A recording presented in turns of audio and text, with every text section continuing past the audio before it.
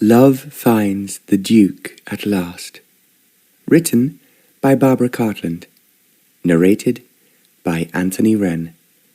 Chapter 1, 1901. The Duke of Lavenham walked slowly downstairs to the breakfast room. His breakfast had been ready for him for quite some time, but he had come home very late from a party which had been extremely amusing. Contrary to his usual rules, he had stayed nearly to the end. He then sat down at the head of the breakfast table, which overlooked the garden at the back of his gracious house in Park Lane, in the middle of Mayfair, the smartest district in London. His large dining room had a view of Hyde Park, but his breakfast room, which was very much smaller and not so impressive, caught the early morning sunshine streaming in through the windows, which he greatly appreciated. The butler and 2 footmen hurried to bring in the dishes which were cooked and ready for him, as well as the special tea from India he always drank at breakfast. As he disliked conversation early in the morning, the servants did not speak to him, and he did not speak to them. After he had sat down at the table, he saw with a sigh that there was a large pile of private letters which his secretary had put ready for him by his place. Anything that was a bill or an official nature was opened by his secretary, and he saw them later in the day, but his private letters were placed on the breakfast table.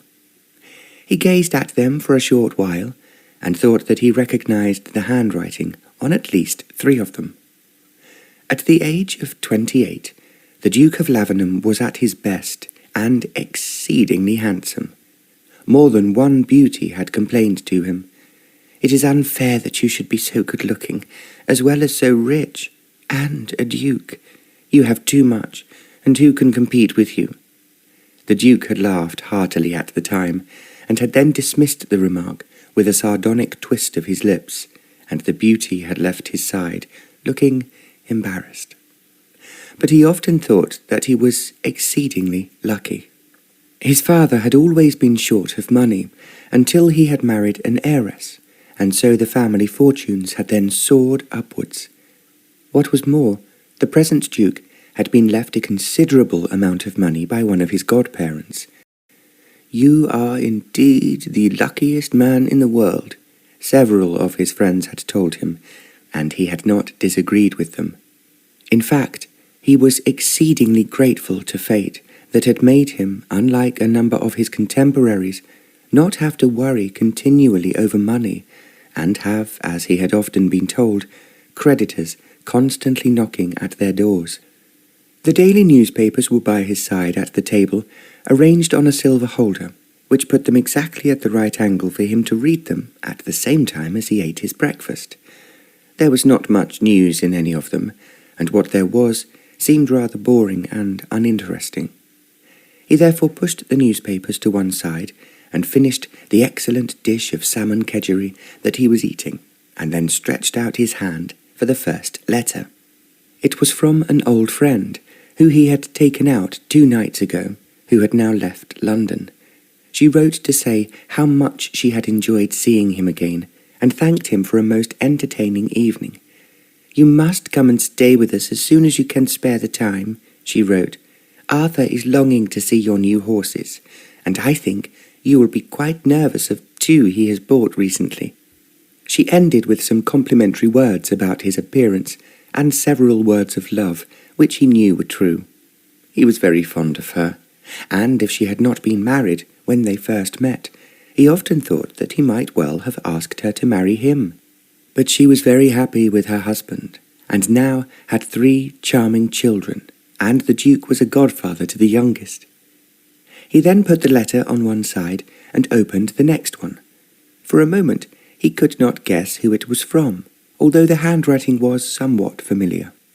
Then, when he opened it, he realized that it was from his cousin, Lady Weston, who he saw as little as possible.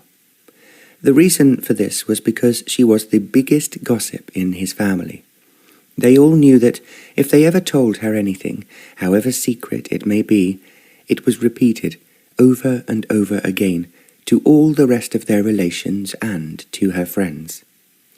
The Duke wondered why she was writing to him, and he was certain that it would not be anything he wanted to hear. At the same time, it would be a mistake to quarrel with her, simply because everyone in the family would be aware of it immediately. He then gave a sigh as he took the letter out of the envelope and commenced reading it. He was quite certain that he would be told the latest scandal about one of his relations, or else be reprimanded as she invariably did, because he had ignored someone who had once been friends of his father or his mother, who had come to London without, as had often happened, being entertained by him. As if to fortify himself, he drank a sip of his tea. Then he was aware that it was not one letter he had taken from the envelope, but two. Without being curious as to why it was there, he started to read the letter from Muriel, which began, "Dearest Ivan, my daughter Charlotte has received the enclosed letter this morning from her friend Penelope Denton. They were at school together, and have been great friends ever since. In fact, Penelope has often stayed here with us, although I never liked her. Nor did I think that she was a particularly good person for Charlotte to have as a friend. However, they have been good friends ever since, and Charlotte often goes to stay with her for some festivity or another. I am, however, shocked at the letter she received this morning, and I think you should read it. I am enclosing it for you to do so. With fondest love, your affectionate cousin, Muriel." The Duke was frowning when he finished reading his cousin's letter. Then he opened the letter tucked inside hers. He realized that it was from someone he had been spending a great deal of time with, who he had found exciting and amusing, as well as being one of the most feted and admired social beauties in the whole of London. He frowned again as he read, "Dearest Charlotte, I have won. I have won. You will hardly believe it, but I told you I would do so. The evasive Duke is on the verge of asking me to marry him, and of course I will fall into his arms and say, yes, yes, yes. You therefore owe me £5, as I told you I would marry a duke, and you told me that it was just impossible to capture one. But I have done it, despite all the difficulties which we all know has made him elude so many traps, and then managed to remain single and his own master, despite the allurement that has always surrounded him. It is now only a question of time until he will say the words I want to hear, and then I will march up the aisle triumphant as soon as possible, just in case he changes his mind at the last moment. It is now up to you, my dear, to capture at the very least a marquis or an earl. But in any case, you still owe me £5, and I also expect a magnificent wedding present from you. You were always positive that I would never land a duke, as I intended to do, but I have done it, and I can assure you that I will be a fantastic duchess, and my tiara at the state opening of Parliament will be larger and better than anyone else's. Do not please tell any of my family about this until the announcement is actually in the newspapers. I want to surprise everyone, and I am exceedingly pleased with myself that, as I said to you all that time ago at school, I would marry a duke, whatever he was like, and however much he tried to evade me. As I have always got my own way, I wanted you to be the first to know that I have won my bet, and as you can imagine, I am very pleased with myself. With so much love, and please tear this letter up as soon as you have read it. Yours, Penelope." As the Duke read the letter, his eyes hardened, and there was an expression on his face that those who served him knew was restrained anger. Because he was very proud of himself and his title, the Duke never raised his voice when he was angry, nor did he when he had to reprimand a servant or someone who had offended him. Yet they were all well aware of his anger, and few men or women made any attempt to retaliate. He had, in fact, been on the very edge of proposing marriage to Penelope, simply because she was so beautiful, and her special loveliness was duly acclaimed by everyone. Not only would their wedding be the smartest and most spectacular wedding of the year, but he would be the envy of all his male friends. Yet, beneath this, there was something else which to him was of tremendous importance. Ever since he had left Eton, he had been pressured to marry because of his elevated social position, and he was an exceedingly charming and gracious gentleman. Equally he knew that it was his title which dazzled the young women around him like a star in the sky. As his mother had once said to him, "Every young woman as she grows up hopes and prays that one day a duke or an earl will drop down the chimney. He will be young, handsome and charming, and she will love him with all her heart.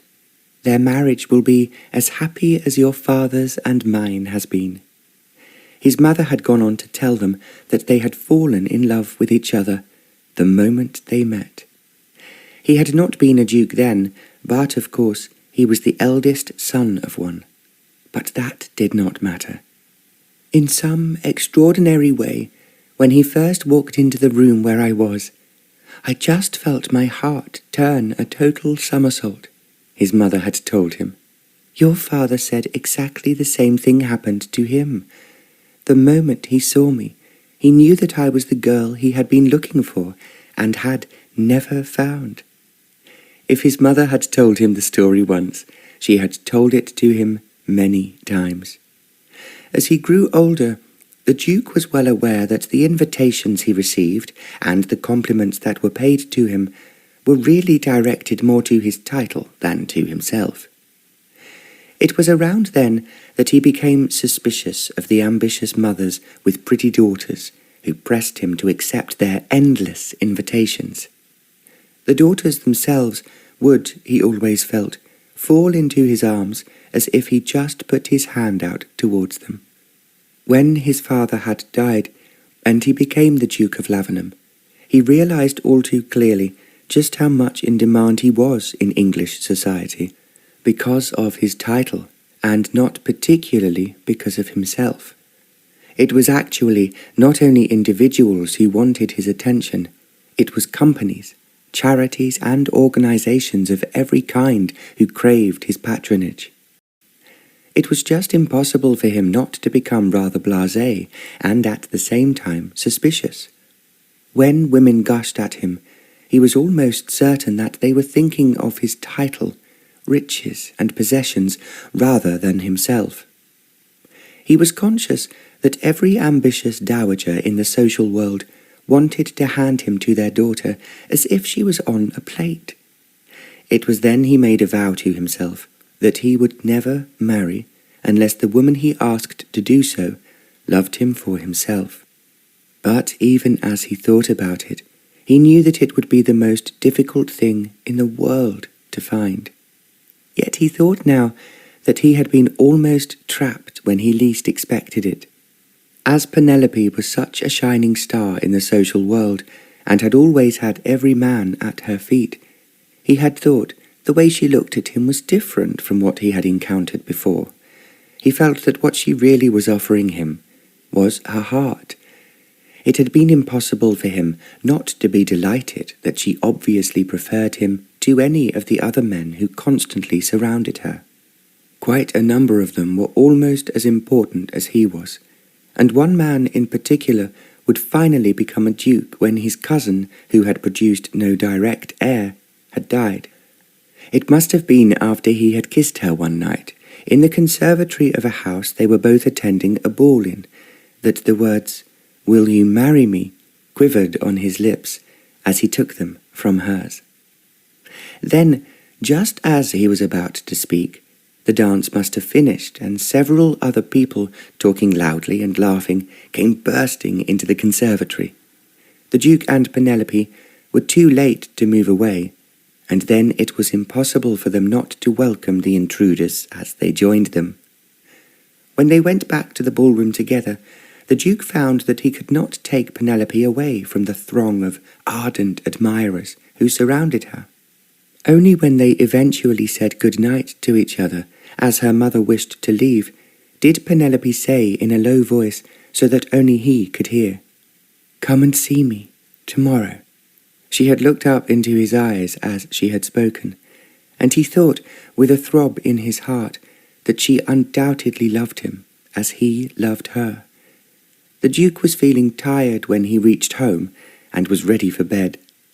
Although he thought that he would stay awake all night thinking about Penelope, he had slept deeply, without dreaming, until his valet came into his room and drew back the curtains. Now, having read the letter, he felt as if the sun had ceased to shine, and he was in a darkness which was all too familiar.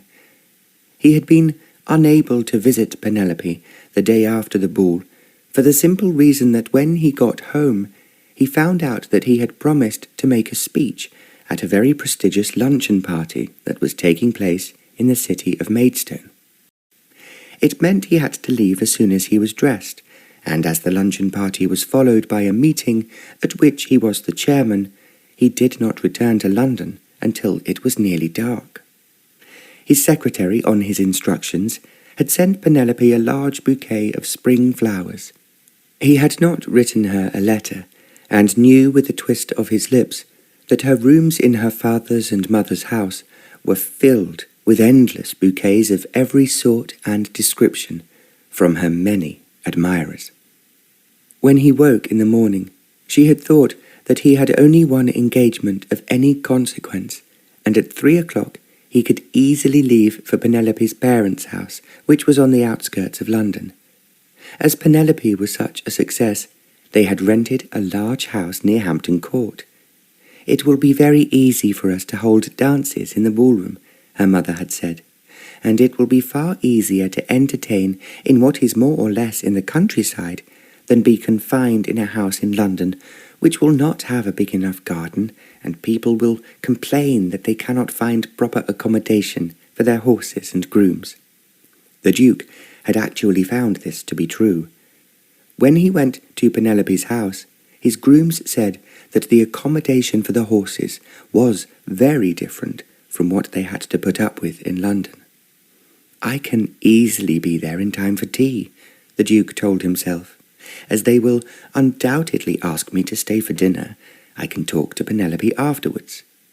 Now he thought, when he read the letter again, that he had been made a fool of, in exactly the same way as his friends he had been at school with were now suffering.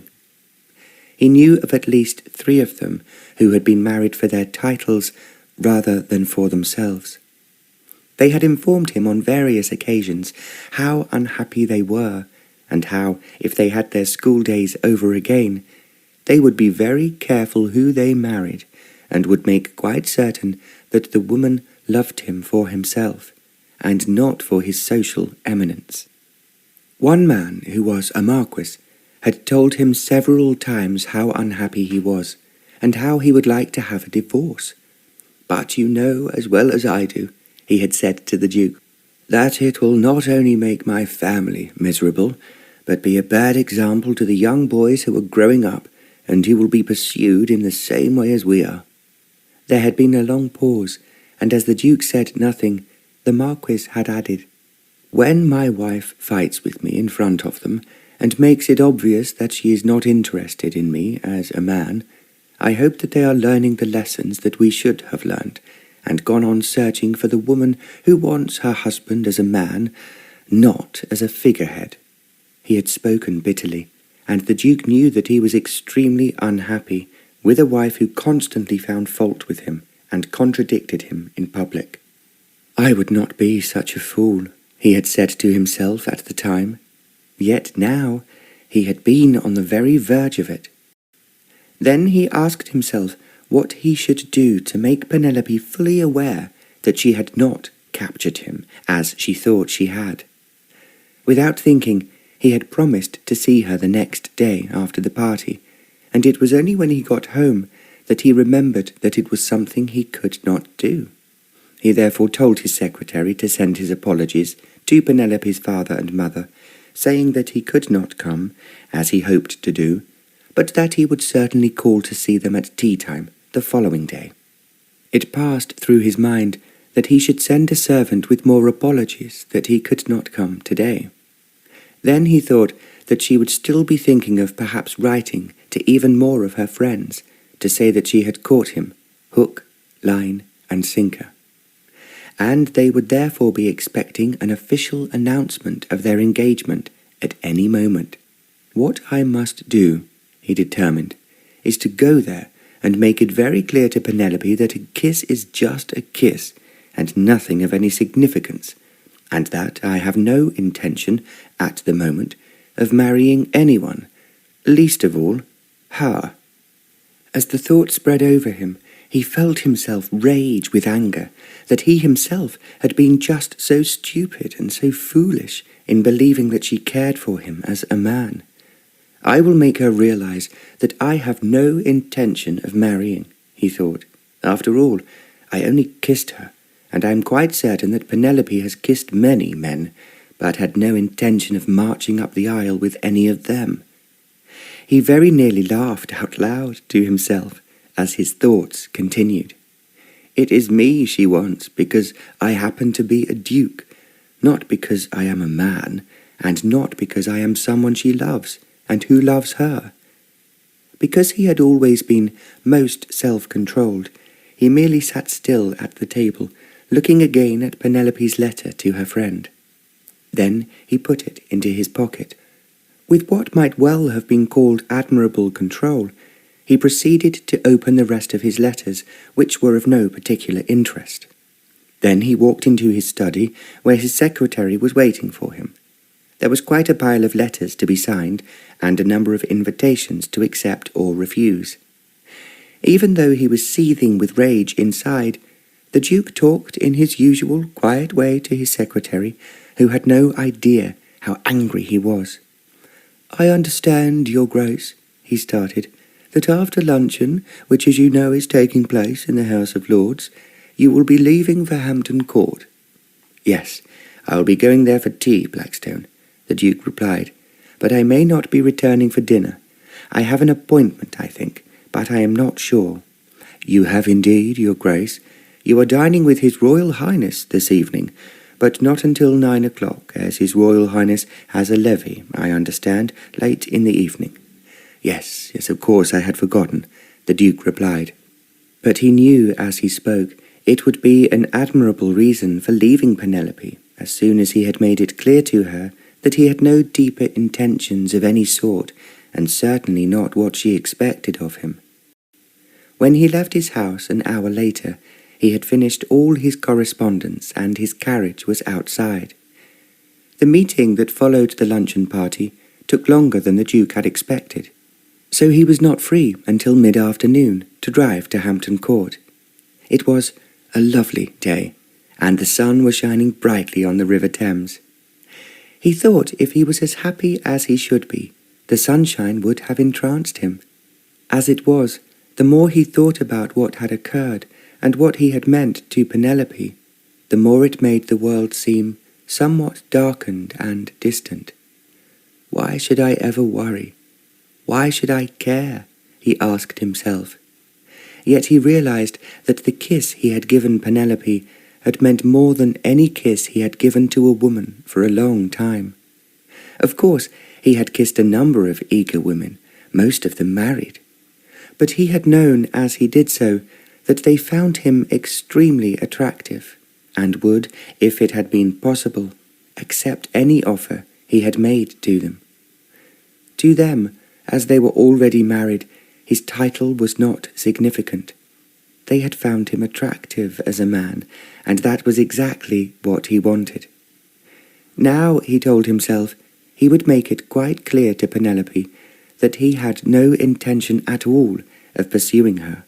Otherwise, the sort of letter she had written to his cousin's daughter might be read to a great number of his relatives and friends. He might, although it did seem unlikely, be forced into offering Penelope marriage just because she could say that he had damaged her reputation. As his horses travelled with such speed, he reached the house of Penelope's father much sooner than he had expected. He turned up the drive and saw the house in front of him, and he had a sudden desire to drive away and leave things as they were. But if he did so, he was quite certain that Penelope would make more trouble than she had already. It was therefore essential, both to him and to her, that he should straighten things out, and the truth should be truth, and not deception. "I hope not to be long," he said to his coachman when the horses came to a standstill, "so don't go to the stables, but wait for me. If I am longer than I intend to be, I will let you know." "Very good, your grace," the man answered. The Duke walked into the house. The butler showed him into the room overlooking the river that the Duke had been in many times. There was no one there, and for a brief moment the Duke thought that perhaps Penelope was not at home. Then, even as he queried it to himself, the door opened and she came in. She was looking very lovely, there was no doubt about that. Because she was smiling and her eyes were shining as she walked towards him, he thought that the letter she had written to his cousin's daughter could not be true.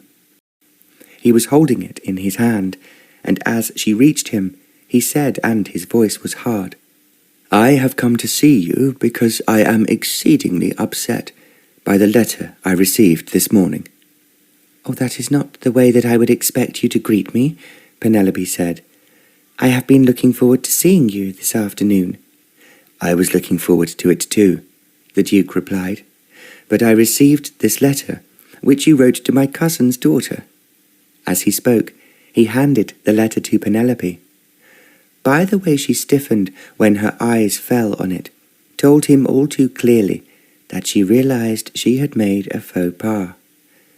"I just cannot understand," she said, "why Charlotte should have sent this to you." "It was her mother who did," he answered, "who, as you know, is my cousin. I brought it to you because I thought that we had both been mistaken over what a happy and joyous occasion the night before last was, and made it into something serious." Penelope stared at him. "What are you saying?" she asked. "I am saying that you were counting your chickens before they were hatched," the Duke replied, "and I think we were both unnecessarily temperamental when we were in the conservatory." There was silence, and then Penelope said sharply, "I just don't understand what you are saying to me, except that you appeared to be wooing me in one way or another." "I was kissing you," the Duke replied, "as you have kissed a great number of men, and I have kissed a great number of women. I do not wish you to make the mistake of taking it more seriously than it was intended." He paused for a moment before he added, "We had a most delightful dance, and the kiss was nothing more serious than we expressed our delight at the way we had danced together."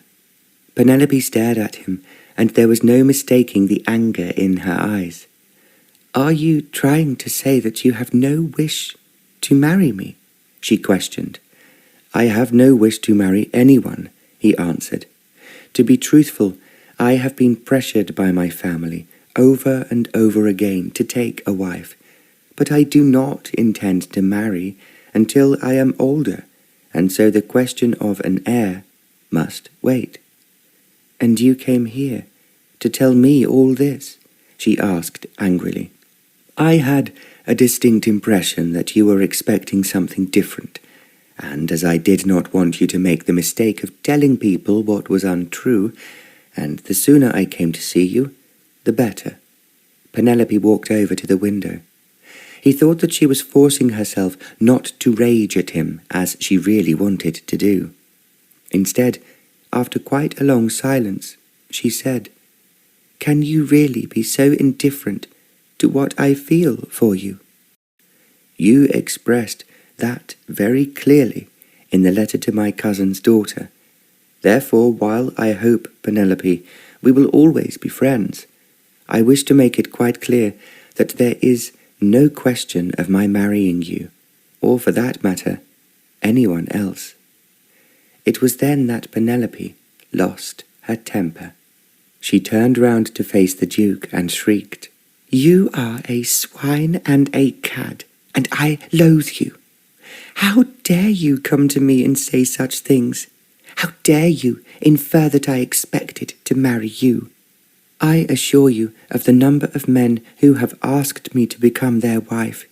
You are certainly not at the top of the list." Her words appeared to tumble over themselves, and the Duke bowed. "You have made it very clear to me where I stand," he replied. "I can only say, Penelope, that I am delighted to have met you, and to have danced with you. But as that is all, I am completely content." He then walked towards the door.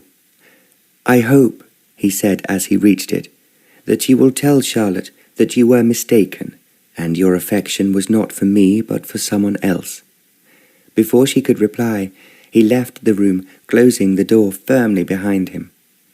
Although he heard a loud scream, he did not know if Penelope was cursing him in language which would have shocked her mother and father.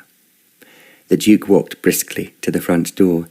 As he climbed into his carriage and a footman was about to close the door, a girl then came running out of the house, and to his very considerable surprise, jumped into the carriage beside him.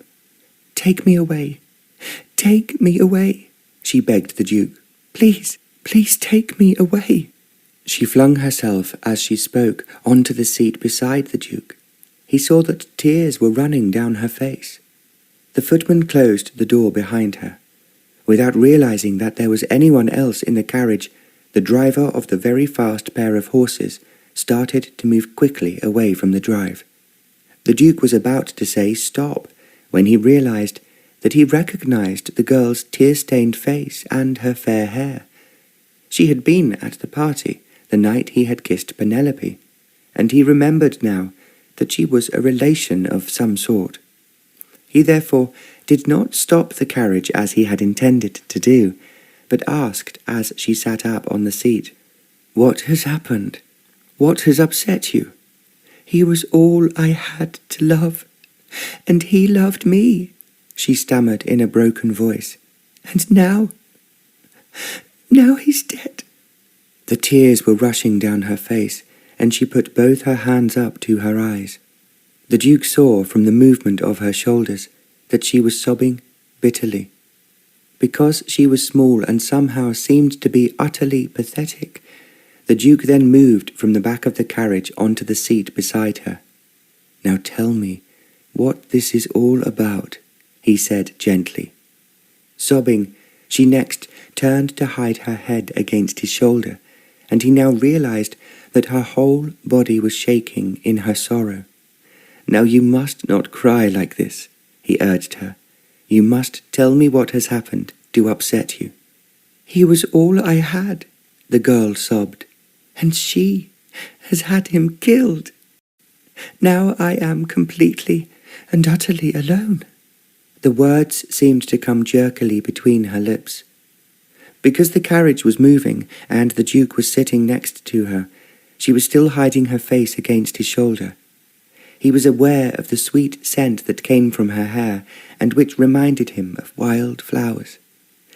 As they turned down the drive, he wondered what he should do with this unhappy girl, but he thought that it would somehow be cruel to take her back to where she belonged. Pulling a large white handkerchief from his pocket, he gave it to her and suggested, "Now wipe your eyes, and if you can stop crying, you must tell me what I can do to help you." "No one can. No one can help me," she moaned. "I only wish I was dead too." The words came stuttering from between her lips. The Duke was wondering again if he should stop the carriage or allow it to keep going. Now they were out of the drive and on the road, and the horses were quickening their pace. "We are leaving your home," he said, "as you have no possessions with you. I don't know where you are going or if I am able to take you there." "She killed him. She killed him," the girl sobbed. "I don't know how to live without him." Now the Duke wondered if he should draw up the carriage, turn it round, and take her back to the house. Then he thought that it might be a mistake to stop so near to Penelope's home, or to have anyone aware of what was happening. She was still weeping hysterically on his shoulder. He thought that never in his life had he experienced anything quite so unusual, and at the same time so difficult to cope with. As they came in sight of Hampton Court Palace, the Duke then had an idea. He had been there so often with his mother and father that the people in charge of the palace knew him. He had often gone into the garden alone, while his father was contributing something. "Stop at the palace," he then abruptly ordered the coachman. A few minutes later, they turned in at the gate, and the Duke said to the girl who was still crying against his shoulder, "We will go and walk in the garden of the palace, and you can tell me what your trouble is, and I can try to solve it. But I think it would be a mistake for people to see you crying as you are now." "I'm sorry," the girl murmured, and wiped her eyes again with his handkerchief. As they drove up to the door of the palace, and one of the attendants came hurrying out, the Duke said, "Good evening. I have a lady with me who wishes to see the garden, and I hope you will not mind if I leave my carriage outside for a short time." "Of course not, Your Grace," the man answered, who recognized the Duke. "The garden is looking fine at the moment."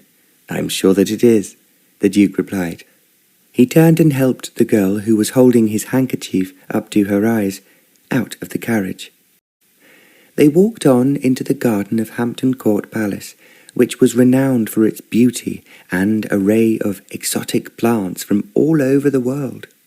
The sun was shining benignly on the River Thames. He thought, as they reached a seat near the river, that they were unlikely to be disturbed. In fact, there was no one else to be seen anywhere in the garden at this moment.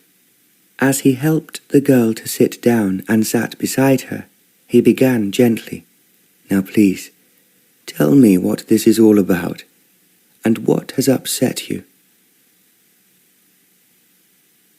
Chapter 2.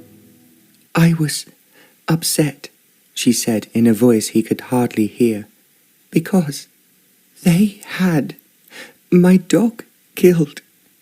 As she spoke the last words, she put the handkerchief that the Duke had given her up to her eyes. He realized that she was now making every effort to keep herself from sobbing hysterically. "There is no hurry," he said gently. "We have lots of time. Just tell me, first of all, why you were staying with Penelope's parents, and why your dog was with you." "He was the only thing I had left, the only thing I had to love," was the answer that came in jerky tones from behind her hands. The Duke waited for her to go on, and he did not continue the conversation. After what seemed a long pause, the girl said, "I'm so sorry, terribly sorry to behave like this. I know men hate to see women crying, but I loved him so much, and he was only playing. He was not hurting the swans." The Duke was finding this difficult to follow, and after a moment he said, "You have not told me why you were staying with the Dentons." With a great effort the girl took the handkerchief from her eyes and replied, "They were the only relations I could think of, who I knew were somewhere near my home." "So they are your relations?" the Duke repeated. It was actually a question, and after a moment the girl said, "My mother was a cousin of Penelope's mother, and she had often said it would be nice for Penelope and me to be friends. So when Mamma died and I had nowhere else to go, I took Jojo and arrived at Cousin Claude's house." "Was he surprised to see you?" the Duke asked. "He was very kind, and felt that it would be nice for Penelope to have a friend with her, and of course, as there was nowhere else for me to go, I must stay with them," the girl told him. The Duke, who had always thought of Penelope's father as a decent sort of man, could only murmur, "That at least was kind." "Yes, it was, but Penelope did not want me. She was angry when her friends, especially if they were men, talked to me, and she was always trying to put me in the background." The Duke thought that this was not surprising, but he inquired, "Yet they gave you a home when you did not have one." "It was a home for me, and I thought for Jojo too, but I soon learnt that Penelope did not like animals, especially dogs, and kept saying he had to live in a kennel outside the house." She gave a little sob, and with an effort continued, "He had always leapt up on my bed. Always." Now the tears were back again. The Duke was silent for a long moment before he quizzed her. "You must tell me what happened today." "Two friends of Penelope's had dropped in to ask her to a party, and she was telling them that she was to be engaged to you," the girl replied. "At that moment, as they were standing by the window overlooking the garden, a man shouted out that Jojo was chasing the swans." "I suppose that the swans belonged to Penelope's father?" the Duke inquired. "Yes, and he was very proud of them. But Jojo was just having fun and making them and the little cygnets, which had been born a month ago, plunge into the water," the girl said. "But he would not hurt them. He has never hurt anything, ever since I have had him." She paused for breath. The Duke was about to ask her a question when she went on. It was then that Penelope shouted, "Kill him! Stop him! Shoot him! He must not hurt the swans." It was impossible for the girl to continue because she was crying again. After some minutes had passed, the Duke said, "So they shot your dog and threw him into the river," the girl sobbed. "I love him, and he has been with me ever since he was born. And now I will never see him again." Because the torrent of tears was shaking her, the Duke put his arm round her. "You have to be brave," he said. "It is a terrible thing that has happened, but if he did not suffer, he would not want you to be unhappy." "I'm trying not to cry," she said, "because Papa always said men hate women who cried. But I cannot help it, because I will never see him again." As she was clearly so upset, the Duke could think of nothing he could do but hold her a little closer. Then, thinking over what she had just said, he asked almost sharply, "Are you really saying that Penelope was telling the visitors that she was engaged to me?" There was a pause before the girl answered. "Yes, she said that you were going to be engaged, but that they were not to talk about it until it was announced in the newspapers." The Duke drew in his breath. He was sensible enough to recognize that if people were talking about his engagement, and if she had written to Charlotte, and also told some visitors, then she was quite capable of telling a great number of other people. Under those circumstances, her father would indeed be justified in claiming that the Duke had now ruined her reputation, and he would be forced to marry her. For a moment, he felt as if he was being seized by giant hands into a position that he could not escape from.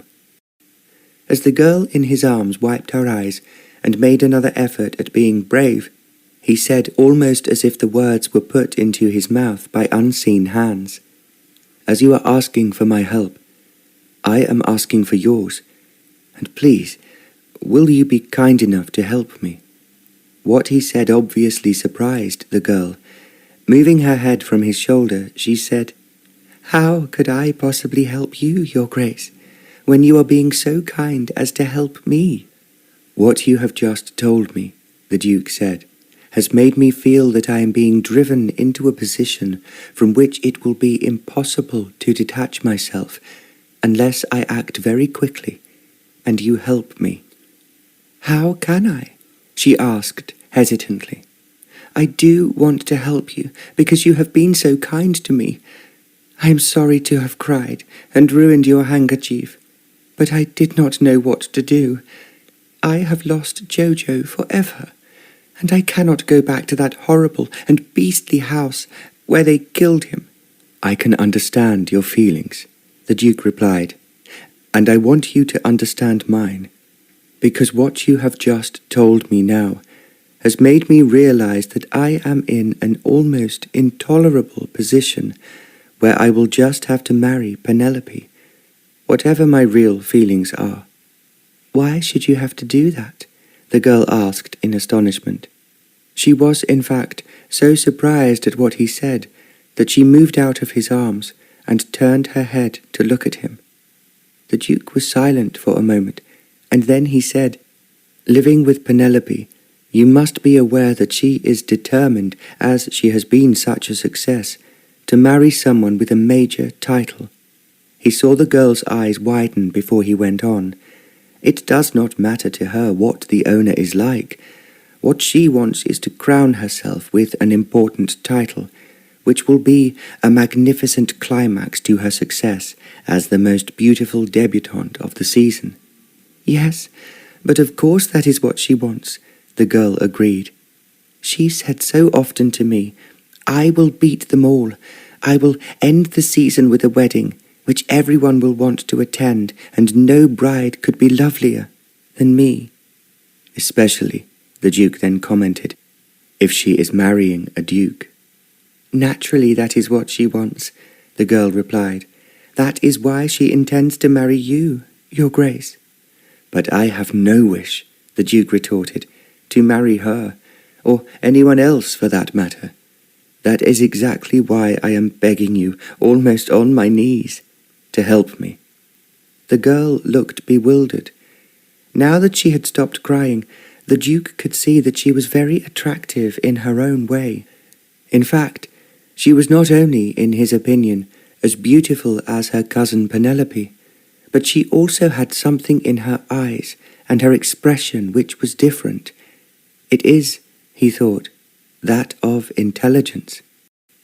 Something that seldom was obvious in the paraded and much talked of debutantes, but which, strangely enough, he could see quite clearly in this young girl's expression. "You asked me how you could help me," the Duke said, "and I don't want to frighten you, but it is the only way I know of how you could do so." "Of course I will help you," the girl replied. "You have been so kind to me in taking me away from that horrible house where they killed Jojo. I will do anything you ask me to do, but I am afraid that you're going to ask me to find somewhere where I can stay until I can get in touch with Mamma's other relatives." The words came slowly from her lips, and after a pause she added, "I know that most of them are far away in the north of England." "What I am suggesting," the Duke said quietly, "is that you allow me to find you somewhere to stay, and more important, still allow me to announce that we are engaged to be married." The girl stared at him as if she had not heard him correctly. Then he explained quickly, "Our engagement will only be a pretend one, and it will only last until Penelope gives up pursuing me. Then I promise to find you somewhere to live where you will be very happy and with people who will love you and take care of you." "That is what I want," the girl answered. "But how can you possibly do that for someone you have just met?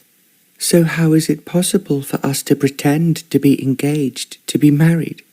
"That is really quite easy," the Duke replied. "We will merely announce our engagement in the newspapers. But we have to do it very quickly, before Penelope's father tells me I have ruined her reputation, and as a gentleman I must make an honest woman of her." He spoke sarcastically, and only when he saw the question on the girl's face did he add, "I promise you, you will not be frightened. We will just behave as an ordinary couple who enjoy each other's company, until Penelope is looking elsewhere for a titled husband, and both you and I will have escaped from her and her family."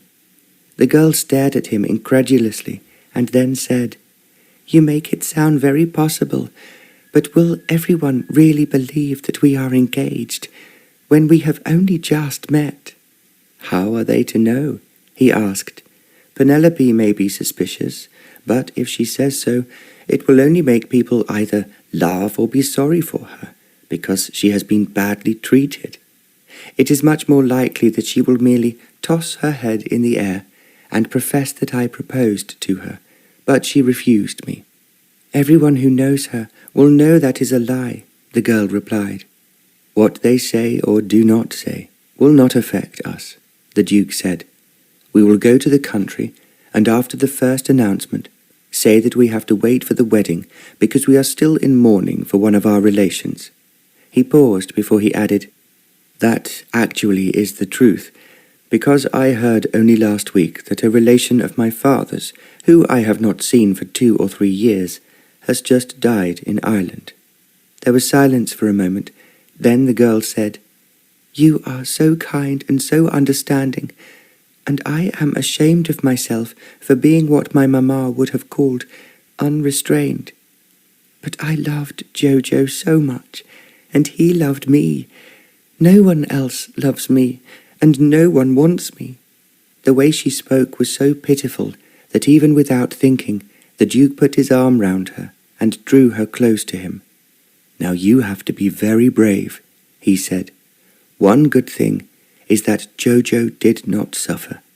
He would have died not only from the gunshot, but from being thrown into the water. He coughed before he went on. Try not to think about it.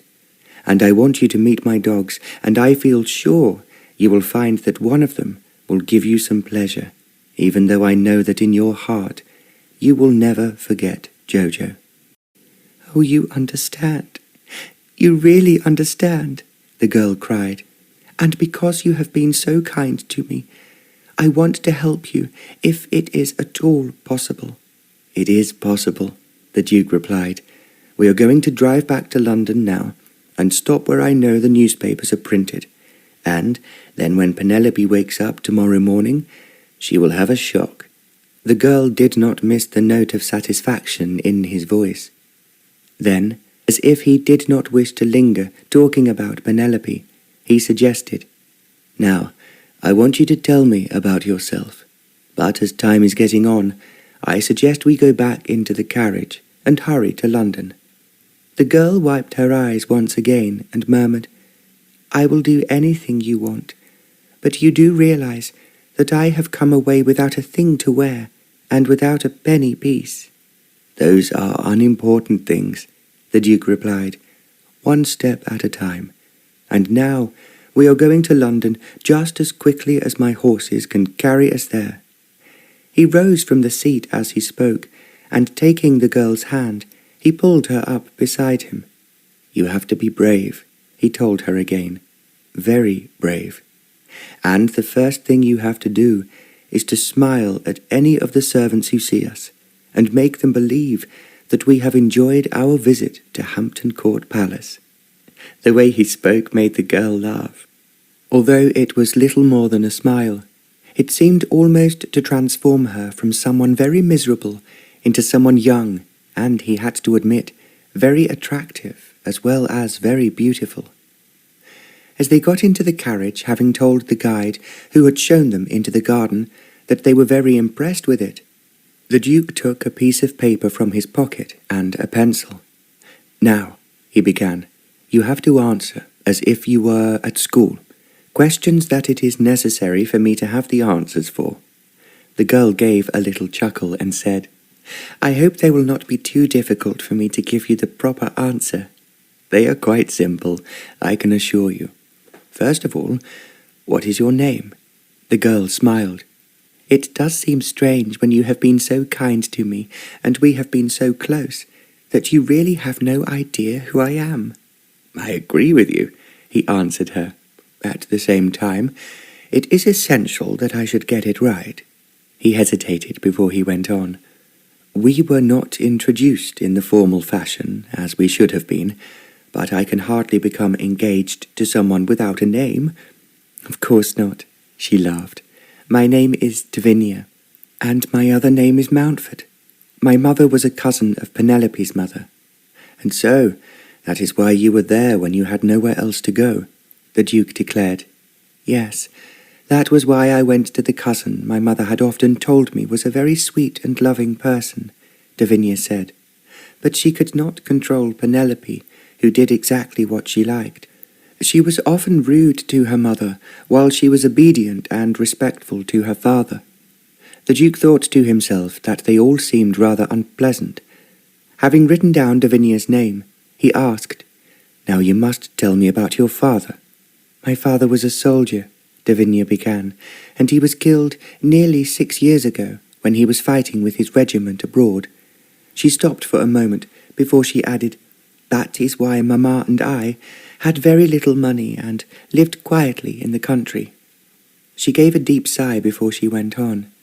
"We were very, very happy, and I had Jojo to talk to when Mamma was busy or visiting friends, who all loved her as I did." "I can understand that," the Duke said. "So your father was a soldier, and what was his regiment?" "He was in the Coldstream Guards," she told him. "He was just going to be made a general when he was so sadly killed." "So, you are the daughter of, shall we say, General and Mrs. Mountford, and that is how it will appear when our engagement is announced."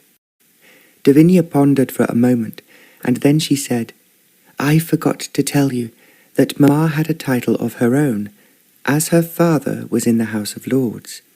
However, he died before I was born, and Mamma often told me that he was so clever she wished that I could have met him."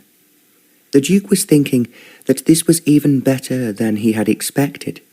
He felt that at least his engagement would sound very respectable. None of his family, at any rate, would be critical or think that he was intending to marry someone who was not accepted socially. It took some time to reach London, as the traffic seemed rather heavier than usual, but eventually the carriage drew up outside a large, ugly building where the Duke knew that the Morning Post was printed. Leaving Devinia in the carriage, he walked in by the front entrance. On informing the man at the door who he was led directly to the editor's office on the first floor.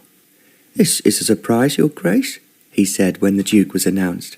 "I never expected you to pay us a visit, even though, as you well know, we have written a great deal about you, one way or another." "I have something more important than usual, which I want you to print tomorrow morning," the Duke told him. "It is my engagement." The editor threw up his hands. "You are engaged!" he exclaimed. "So, those who have been betting, and there are quite a number of them, that you will remain as you have always been, a devout bachelor, will lose their money. Now tell me, Your Grace, who is the fortunate woman to capture your heart, and I will be surprised if I don't guess who it is." "I shall be extremely surprised if you do guess the lady's name," the Duke replied with a smile. "Therefore, I will not embarrass you. But I have written down exactly how I want the announcement to be made, and I would be exceedingly grateful if you could put it in every edition of your newspaper tomorrow. Your Grace, it will be our top news, as the betting against you getting married has been increasing, season by season, and those who are certain that they would select the winner sooner or later have always gone away with their tail between their legs." The Duke laughed. "Well, this time they will win their bets, although I will be surprised if they guess correctly." He put the piece of paper which he had torn from his notebook, on which he had written very clearly in his neat handwriting, "The engagement is announced today between His Grace the Duke of Lavenham and Miss Devinia Mountford. The bride is the daughter of the General Archibald Mountford, who was killed in action in India 6 years ago, and Lady Irene, who was the daughter of the 6th Earl of Tiverton." The editor read it through slowly. Then he turned to the Duke and remarked, "This will most certainly surprise a great number of people. I have not heard of the lady who has won your heart, and although I do remember the death of the General 6 years ago, I'm sure that I am right in thinking that the Marquis of Tiverton died earlier, without leaving an heir." "I expect you are right," the Duke said. "I never worry myself about those sort of things, but leave people to read about them in Debrett's Peerage." The editor laughed. "You would be most surprised at how many copies are under the pillows of debutantes as soon as they leave school. They all want titles, and who could want more than to be a duchess?" The Duke put on a lofty air, as though he was not interested in what the editor was saying, even though he knew that it was surely the truth. "I will be extremely grateful to you," he replied, "if you can print this to appear first thing tomorrow morning. Of course, it will be on the front page," the editor assured him. "But I have to say that what we would really like is a photograph of your Grace and, of course, your fiancé." The Duke spread out his hands. "There, unfortunately, I cannot help you," he said. "My fiancée has been in deep mourning for her mother, and has only recently come up from the country. Then I would hope that you will allow us to take a photograph of you both as soon as possible," he proposed. "You must make contact with my secretary to make the arrangements," the Duke said in a lofty tone, "for the simple reason that we are leaving for the country almost immediately, and it would therefore be impossible for you to photograph us before we leave." "We will surely try, Your Grace," the editor said, "and thank you sincerely for giving us the opportunity of beating our opponents at what will tomorrow be the most sensational news for the ambitious mammas who put a duke at the very top of the list of eligible bachelors, and this will certainly leave a gap." The Duke laughed heartily, as he was meant to do, and walked towards the door.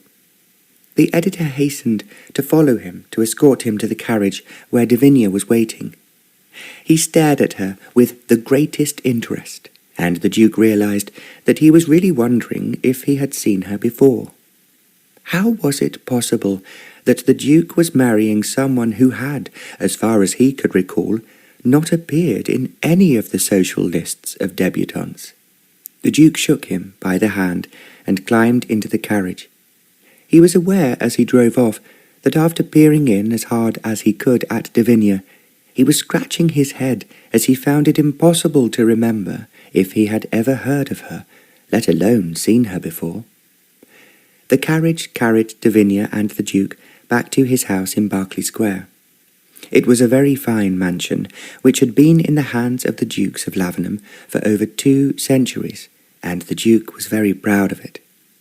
At the same time, he cared more for his ancestral home in the country, which again had been handed down century after century.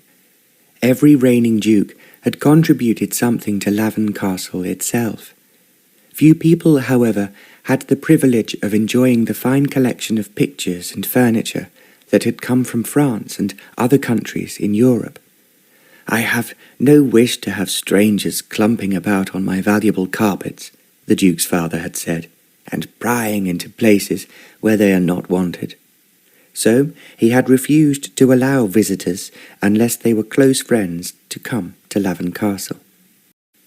The Duke, when he inherited, had been amused at the curiosity that his contemporaries in the social world gave his home. He was allowed, as he grew older, to have a few friends to stay with him at the castle for the hunt ball and for the shoots which took place in the autumn. Otherwise, the Duke's family had very much kept themselves to themselves, and the public, however curious they might be, remained outside. He was sure now that if he took Devenia to the country tomorrow, as soon as the announcement of their engagement hit the social world, there would only be a few friends who would be brave enough to follow them to the country. It would be easy to refuse to open the door to the more curious of the press. What the Duke was thinking about as they drove towards Berkeley Square was that he had taken revenge against Penelope's cruelty. To make her happy again, he must provide Devenia with another dog, which she could love as she had loved Jojo. Just before they reached Berkeley Square, Devenia said again to the Duke, "I suppose you must realize that I have come away without any clothes, and I only have what I stand up in." The Duke laughed. "We have not thought of that," he said. "But it need not worry us. I will tell you why.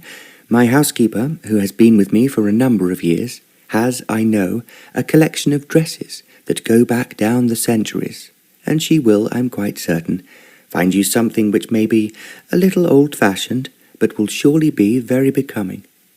He thought he heard a sigh of relief from Devenia, and went on.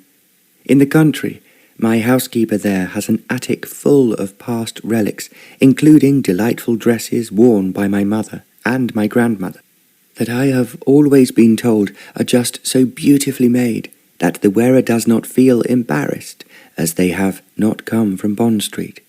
He chuckled as he added, "It makes them appear as enchanting and elegant as if they had just stepped down from one of the pictures." "This is very reassuring," Devinia said, "because I am feeling equally embarrassed at having to tell you that I have no money with me, and I am afraid very, very little in the bank." She paused before she went on. "Mamma was ill for a long time before she died, and I had to pay doctors and nurses, and of course the servants, which left me with practically nothing when I went to my cousin for help. Don't worry about any of those things," the Duke said airily.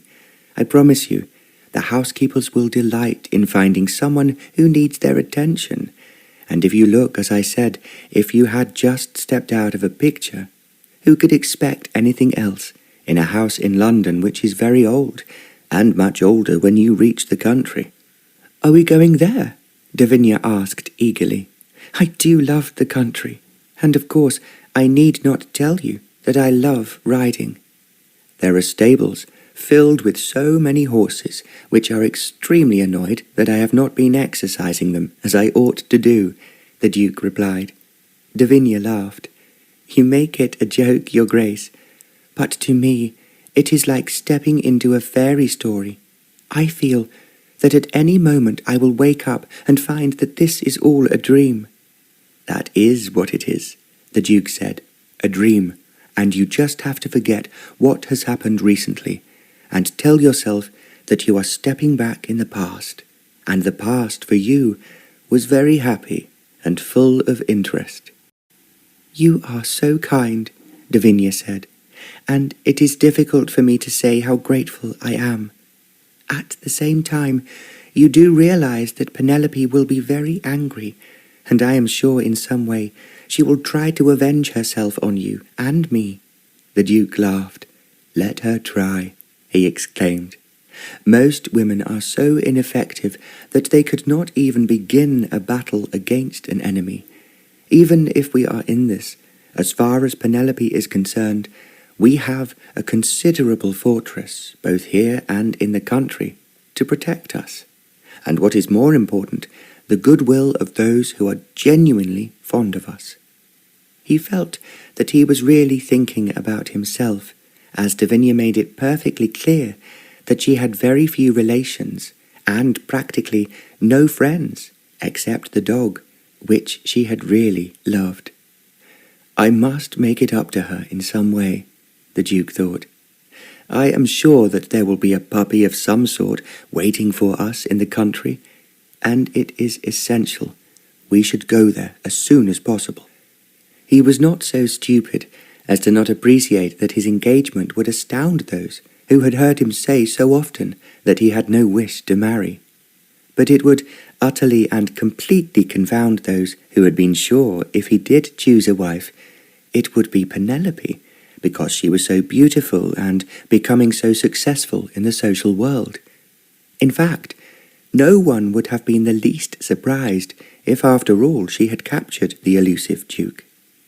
"A bachelor is what I have been, and that is what I mean to remain," the Duke told himself firmly. He knew that he had made it very clear to Penelope and her father that he could not be forced into marriage, which he was quite certain that they intended to do. It was an old story, and a great number of men had been forced to put the ring on a woman's finger, because they had, to most intents and purposes, ruined her social reputation, and he must therefore pay the price by making her his wife. There was a story whispered around London that an ambitious mother had even gone so far as to ask the Prince of Wales to make it clear to one of his friends that he had to marry the girl who he had, at a dance, spent a long time with in the garden, instead of being seen on the dance floor. And the young Marquis of Worcester had to marry a girl after he had been seen talking to her for nearly 2 hours in a conservatory. As Devinia was taken upstairs to her bedroom by a servant, the Duke went into a sitting room. He thought that he had been cleverer than many of his friends and associates had been in the past. "I will never marry," he told himself, "until I fall in love, and marry someone who loves me as a man, and not because I am a duke." He told himself that, as this was almost impossible, he would be most fortunate beyond words if things worked out exactly as he wanted them to do. Perhaps it is too much to ask, he questioned. At the same time, in announcing his engagement to Devinia, he knew that he had put a barrier between himself and Penelope that would be difficult for anyone to remove. With Devinia, he told himself, things would be very different. She was penniless, and she was without a father or a mother, and now, having played the part he had asked her to do, when things were clear and there was no chance of him being forced up the aisle with Penelope, he could find Devinia someone who would look after her and befriend her, and reward her with enough money to be comfortable in the future with.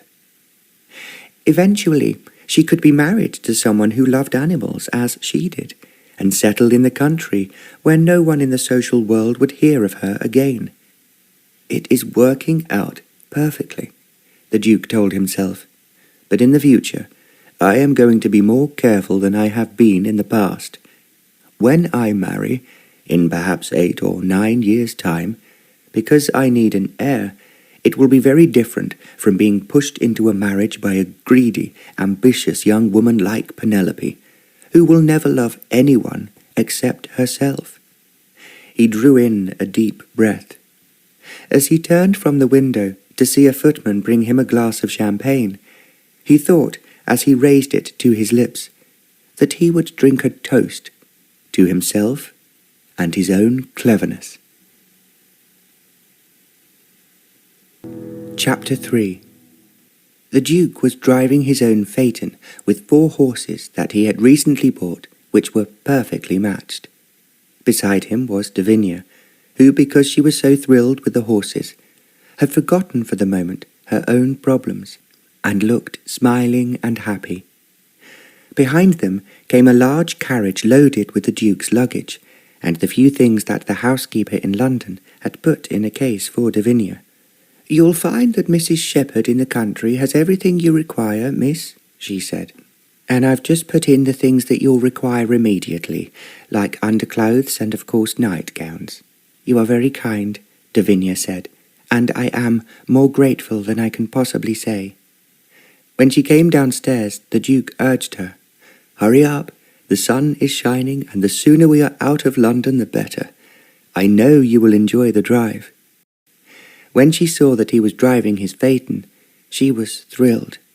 "I have always wanted to ride in one of these smart phaetons," she said, "but it has never come my way. I am so thrilled with your beautiful horses. They are so perfectly matched." "They are very proud of it," the Duke answered, "and so am I. Now, I want to show you how fast they can go. In fact, the driver of the carriage is already muttering that he does not think he can keep up with us." Devinia laughed. "That means he loses face with his fellow workers, and you will have to give him a start so that he does not lag behind us too much." "I will give him one while we have luncheon," the Duke said. "He will either go hungry or gobble it down quickly." She laughed again. "Most people would rather be slow and late," she remarked. "If there is one thing I dislike," the Duke retorted, "it is women who keep you waiting for a long time. But I can see that you are ready in time to leave, and that is what I hoped you would be." Devinia smiled. He felt that when she was smiling and not crying, she looked very lovely. But he had plenty of other matters to think about at the moment. There were some last-minute urgent orders for his secretary, which included instructions that no one was to be told exactly where they had gone. Then he picked up the newspaper, which had been put out for him at breakfast, and carried it with him to the phaeton. He was quite certain that all over London, when the elite of society opened their newspapers, They would gasp with astonishment when they saw the Duke's engagement to a young woman they had never heard of and never seen. How was it possible that he had found someone he wanted to marry, and none of them had been aware of it?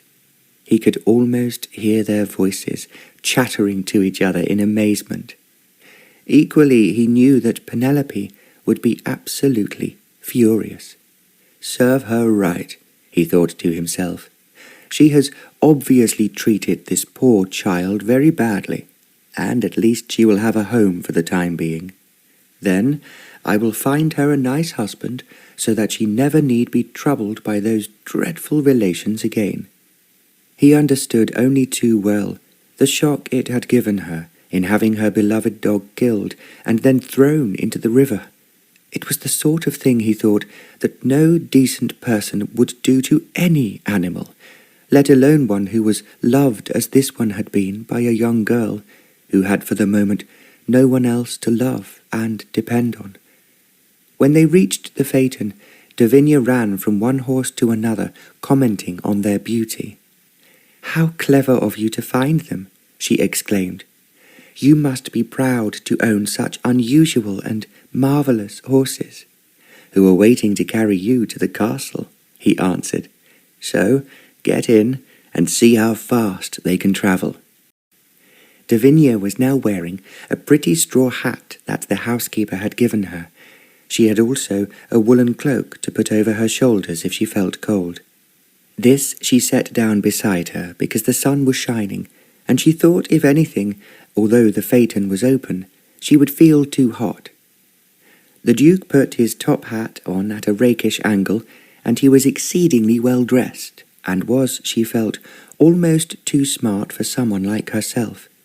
"I am lucky, very, very lucky that he is so kind to me," she thought.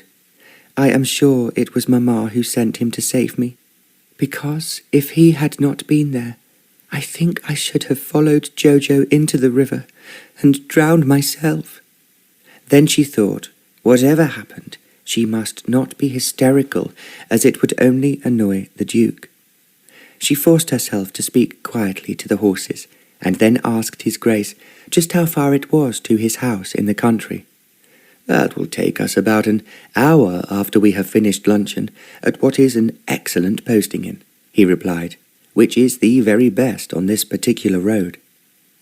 Because she had learned that men, when they were driving, did not want too much conversation, Devinia sat down comfortably on the seat beside the Duke. She thought that this was something she had never expected would happen to her. Her father and mother had only been able to keep 3 horses in their stables that had originally been built for many more, but they were fine animals, and Devinia had loved riding them whenever she had the chance. She remembered now that her father had often said what outstanding horses the Duke of Lavenham owned. When he had won a race, her mother was always delighted that a relation was keeping up with the family reputation of being outstanding when it came to horseflesh. "I never imagined I would get to know the Duke," Devinia thought as she sat there beside him. "I am sure that Mamma is as pleased as I am with him now." She had known from the moment she entered her cousin's house that she was not welcome. While Penelope disliked her and was aggressive the moment she appeared, her parents thought her to be rather a nuisance. They complained audibly when they had to spend any money on her behalf.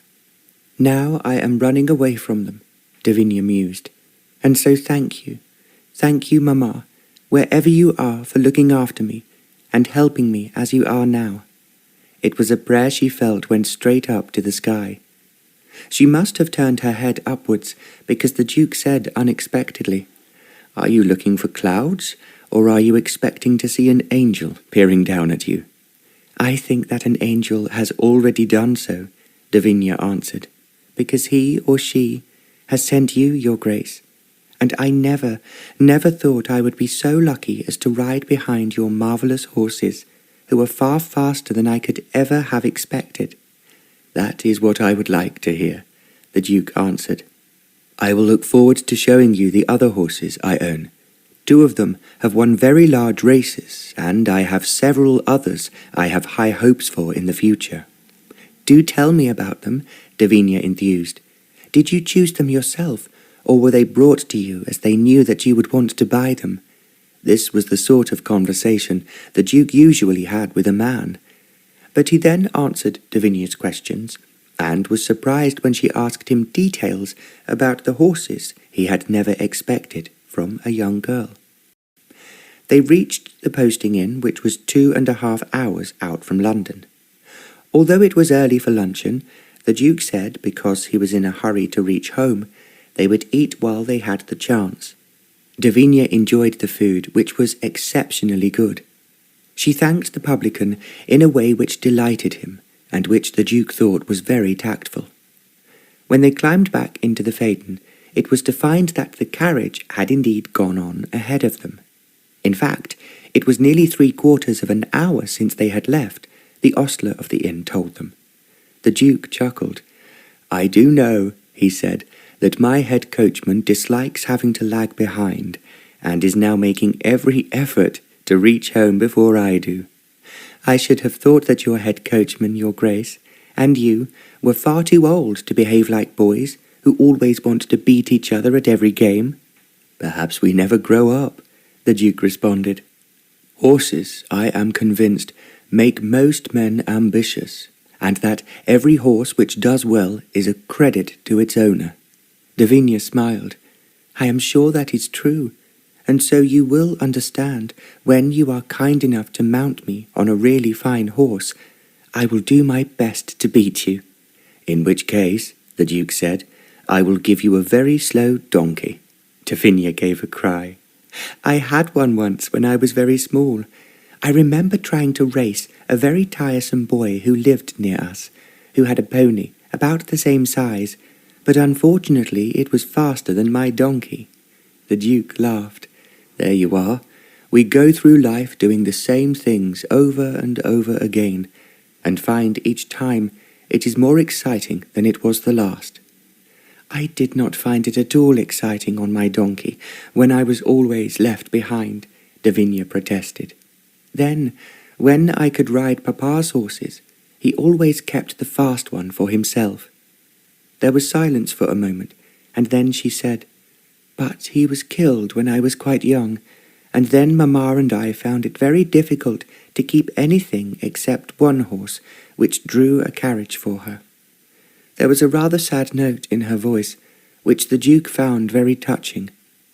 "I will give you a very fast horse to ride," he then promised, "and you may beat everyone on it, but not me." Devinia grinned. "I will try," she replied. "Then I will do my very best to prevent you from humiliating me," the Duke answered. "I would never do that, your Grace. Whenever she had the chance, Penelope always humiliated me in front of her other guests.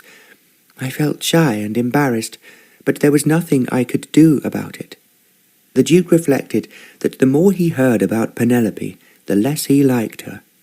He was prepared to thank God on his knees for having saved him from a wife who was everything that he most distrusted and disliked. It was his mother who had said to him when he was very small, "You have to remember, my darling, that people are very easily hurt by those who have, while they have not. Therefore, because you are such a very lucky boy and have much to be thankful for, you have to be kind to everyone else, and never, ever make them feel that they have been humiliated because you have more than them." He had not understood what she had meant at first. Then, as he grew older, he realized that the ordinary people would expect almost a duke to treat them as if they were of no standing, and to assert themselves as their superior with almost every word he spoke. He had, therefore, always remembered to praise the people who served him, and when they were friends, never to boast about the things he possessed which were better than theirs. When 2 hours later they turned in at the huge gates which led to the Duke's house, Devinia gave a little cry of delight. "These are just the sort of gates you ought to have for a big and famous house," she said. I love the touch of gold on them, oh, and of course the 2 cottages on either side, that look as though they have stepped out of a fairy tale book." The Duke smiled. "Wait until you see the house," he replied. "I have always felt that it might have come straight from a fairy story, rather than being, as it is, a castle, which was built in Queen Elizabeth's reign and added to by every member of my family ever since." Devinia was gazing with delight at the huge oak trees on either side of the drive.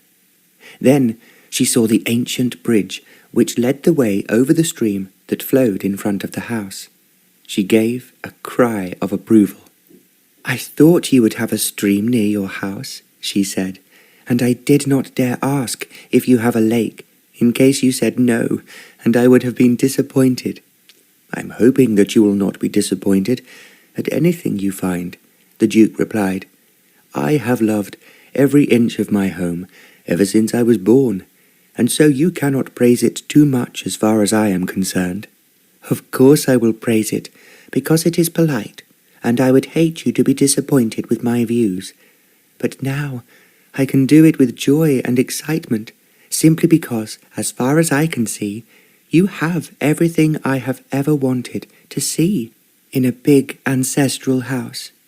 She was looking as she spoke at the tower, which was at one end of the building. Even as she did so, the Duke's standard was run up the flagpole onto the roof to show that the owner was now in residence. It unfurled in the wind, and Devinia clapped her hands. "It is lovely, lovely," she cried. "No one could have a better castle to reign over than you, Your Grace." "Thank you," the Duke answered. "Most people start by being envious, and then by being critical. I'm so delighted that you are so enthusiastic at first sight. I only hope it is something you will not lose when you come closer to the house and then walk inside it. It is a fairy tale castle, and nothing you can say or do will change it," Devinia said.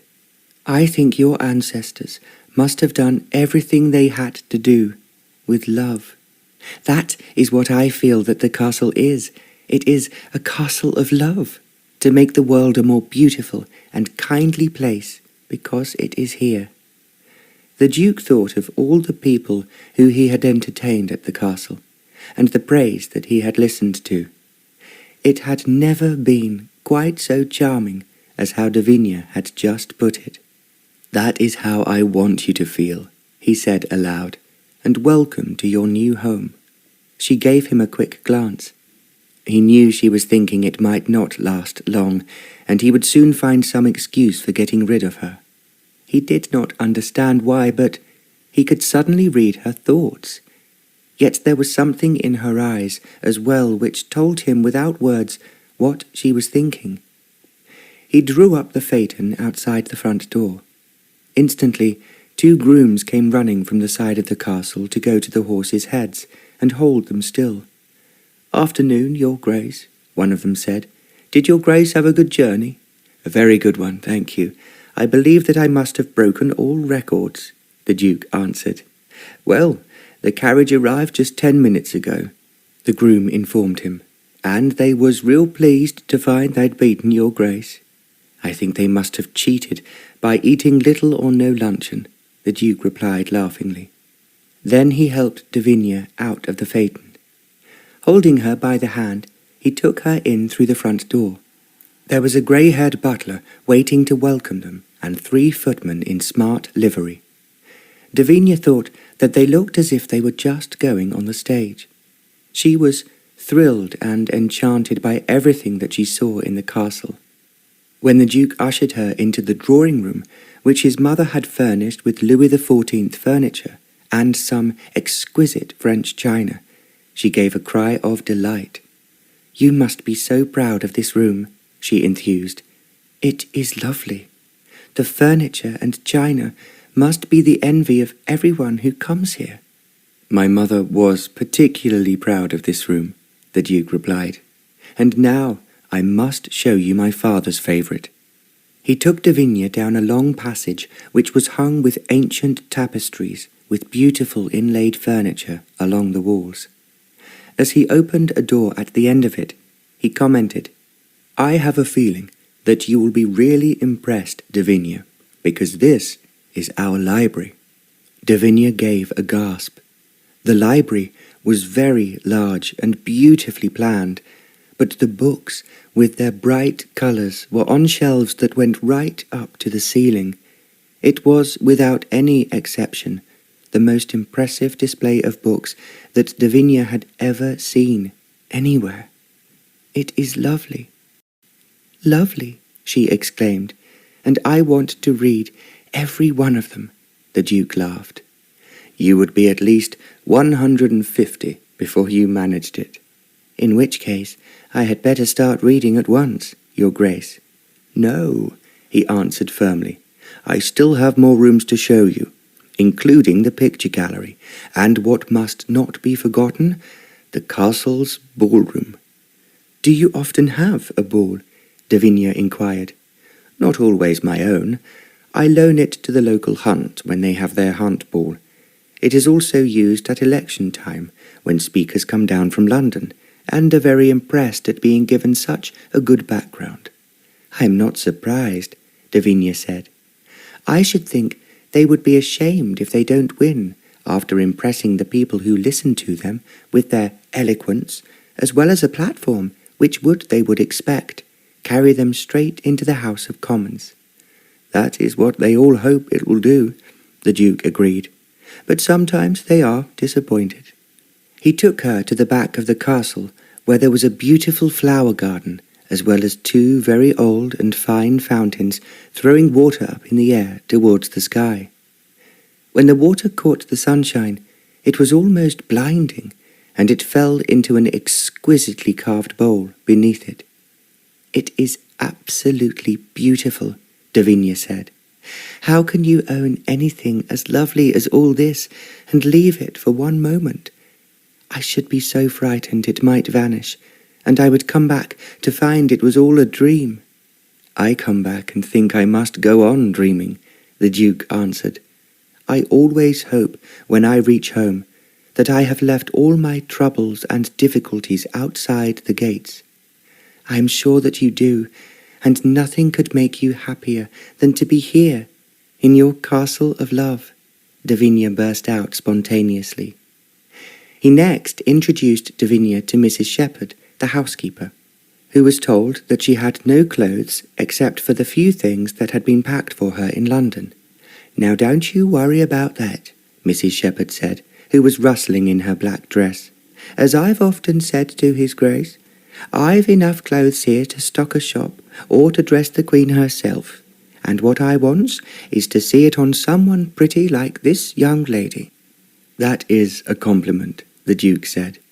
"I suggest, Mrs. Shepherd, we take her upstairs and put her in one of the most comfortable rooms, and see if, after all that you've said, you have enough clothes to dress her so that she looks entrancing." "You leave it to me, Your Grace," Mrs. Shepherd replied. There was a note in her voice which told all too clearly how thrilled she was at this opportunity. A little later, when she was told that tea was ready, Devinia walked into the drawing-room to find that there was a special cake which had been obviously made hastily as soon as the morning newspapers had arrived. On it was written in large letters, "All happiness to you both on your engagement, and every blessing for the future." "We will have to go to the kitchen after that, Your Grace," Devinia said after she looked at it, "and thank the cook. Has she been with you for long?" "Years.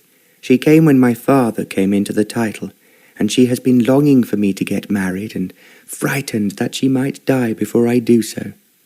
As he finished speaking, it flashed through his mind, and he knew that Devinia was thinking the same thing, that when their engagement was broken off, the staff would feel in some way that they had been to blame.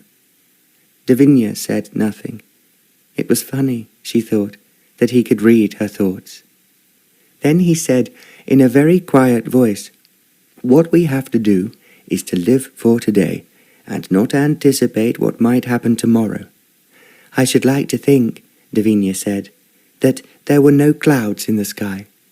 But you know as well as I do, this is only a way to save you from Penelope, and quite frankly, I am afraid of what she might do." "You are not to think of such things," the Duke said firmly. "She can do nothing but accept the situation as it is.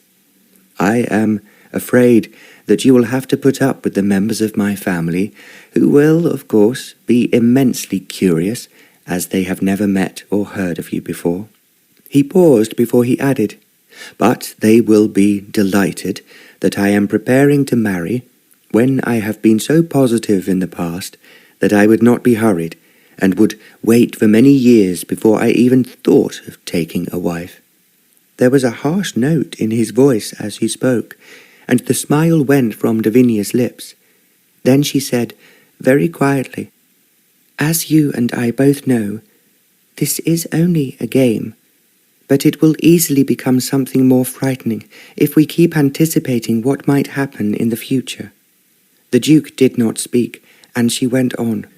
"We are both pretending to be well off, and so it is essential that people should not guess that we are acting a part.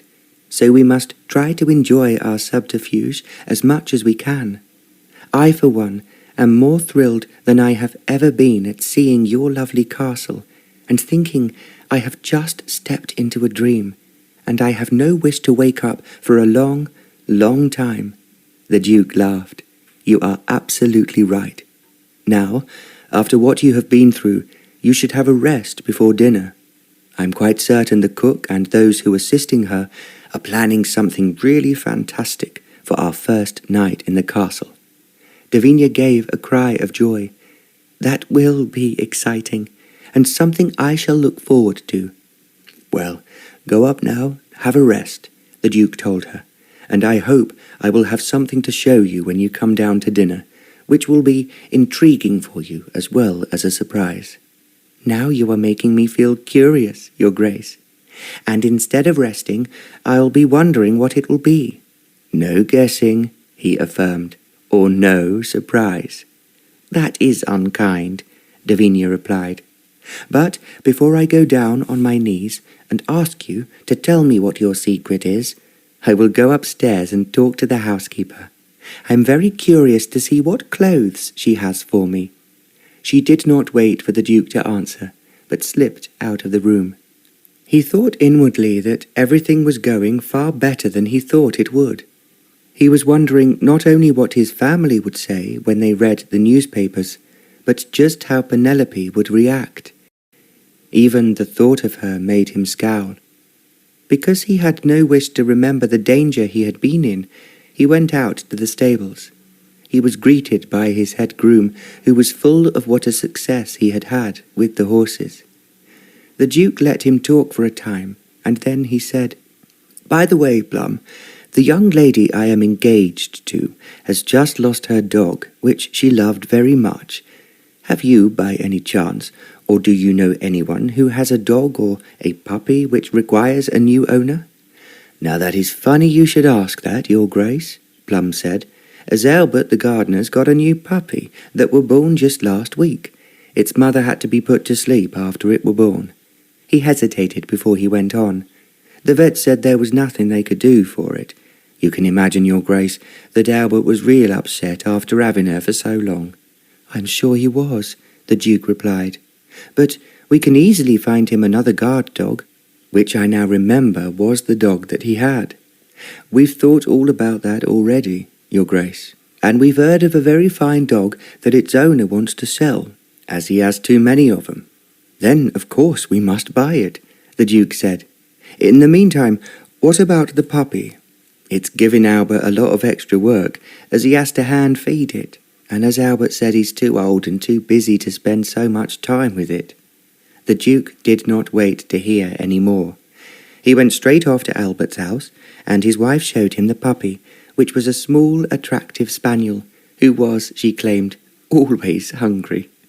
"Well, I have someone who will be very delighted to feed him," the Duke told her. "May I take him back with me now?" "Of course, Your Grace, and to tell the truth, I'll be glad to be rid of him. My husband's had to feed him night and day, and there's been so much going on in the garden. As it happens, he'll be feeding himself very soon." "That's all the better," the Duke replied. Carrying the puppy and saying that he would send a footman back for his food and the basket he slept in, he walked back to the castle. The butler told him that Miss Mountford was still upstairs with the housekeeper. Carrying the puppy in his arms, the Duke went up the stairs, and knowing which room she was in, he knocked on the door. "Come in," he heard Devinia call out happily. As he entered the room, she was wearing what was an extremely attractive dress, and admiring herself in one of the long mirrors. Oh, it's you, Your Grace," she exclaimed. Then, as she saw what was in the Duke's arms, she gave a cry. "A puppy!" "His mother is dead, and he is looking for someone to love him," the Duke said, putting the dog into her arms. "Oh, isn't he just so sweet?" "Absolutely sweet. And of course I do love him already. Can I really have him for myself?" "He's all for you," the Duke answered. "I'm told he's very hungry and requires food constantly, although he might be able to eat on his own in 2 or 3 days.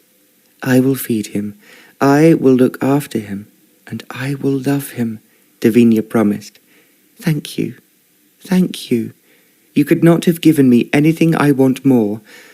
Although no one will really take Jojo's place, this one will certainly come second." The Duke smiled at her. He thought that if he had given a woman a diamond necklace costing thousands of pounds, he could not look more pleased than Devinia was. She was holding the dog close to her and talking to him just as human beings should talk to animals. The Duke realized she had for a moment forgotten everything else, the clothes she had been so thrilled with, and himself as well. She was just giving her heart to the small puppy she was holding in her arms. "Is he really for me?" she asked after a moment. "It is yours completely," the Duke replied. "All you have to do is look after him and love him." "Of course I will," she promised at once. "What is his name?" "As far as I know, he has not been given one, so you can christen him." "Of course I will," Devinia replied. "I will think of a marvellous name for him, because I feel sure he is going to be, when he grows up, a very fine and handsome dog." "That is up to you, Devinia," the Duke reflected. He was just about to say something more when he realized that Devinia was not listening to him. She was talking to the puppy in a way which made him aware that she cared for him already, and now he was snuggling against her. The Duke looked at his housekeeper and smiled. "I see I am not wanted. I expect your lovely dress will now take second place." "She'll look a real beauty in the mall, Your Grace," Mrs. Shepherd remarked. "I am quite sure she will, with your help," the Duke replied. He walked from the room and down the passage to his own bedroom. As he did so, he was thinking again that fortune was on his side. In saving himself from Penelope, he had found by accident the one person who would play the part with great success and without any compliments. Things might well have been so different, he told himself as he walked into his own room. It was now difficult for Devinia to think about the dresses when the Duke had given her this lovely puppy that needed all her attention, her care, and of course her love. However, as he had fallen asleep in her arms, she put him down on the end of the bed. When she saw the frown on the housekeeper's face, she said, "I promise you, he will not make a mess. I am sure I will be able to find him a basket where he will sleep, and of course he will need a bowl for his food." She had hardly finished speaking when there was a knock on the door. A footman came in carrying the 2 items she had mentioned, which had been collected from the little dog's previous home. He was fast asleep, but just murmured a little when Devinia put him into the basket. Then she put the food she was to feed him with in a bowl and some water from her washstand into another. "I realize that you are worried," she said to Mrs. Shepherd, "but I have looked after a dog who I have loved dearly ever since he was born, and he was always clean, and our housemaid at home said he was the best-behaved dog she had ever seen. Well, I hopes this one's the same, Mrs. Shepherd replied a little tartly. I promise you he will be, Devinia assured her, and please help me with these dresses. I don't want his Grace to be ashamed of me when his relatives come to look me over. Also, I would expect his neighbours. I am afraid, miss, you will find they will all come here. They have always been curious about his Grace, that I've sometimes felt like telling them to mind their own business. Devinia was listening wide-eyed as she went on. As they often says to me, who's taken his fancy now? And is he engaged to anyone yet? She paused before she added, Of course, I could not be rude to any of them, as they were friends of his Grace, but I felt like telling them that no man, whoever he might be, wants people prying into his private affairs and pushing their daughters at him, hoping they will end up with a duke in the family, and thinking how much kudos it'll give them. I can understand in a way that it is because a duke sounds so romantic that they would want to have him in their family, Devinia said. But no one has any right to ask questions that concern only the person they are talking about, or the woman they hope he will marry. That's quite right, miss, the housekeeper replied, and what I thinks myself. My mother always used to say, curiosity killed the cat, and I've often thought them who were curious about his Grace should have a sharp lesson. But then, who's to stop them being curious about anyone as handsome and as charming as his Grace? I'm sure you are all very fond of him, Devinia said. We are indeed, miss. We only hopes you'll make him happy. Between ourselves, I never thought he'd marry so soon. He always swore he'd wait until he were older, and then settle down with a wife and family. Devinia felt that she should say nothing to this, so she only replied, Of course you want him to be happy, and I will do my best. That's what I hopes you'd say, the housekeeper said, smiling. Now, I've ordered your bath, and you'll have a real pretty gown to please his Grace at dinner.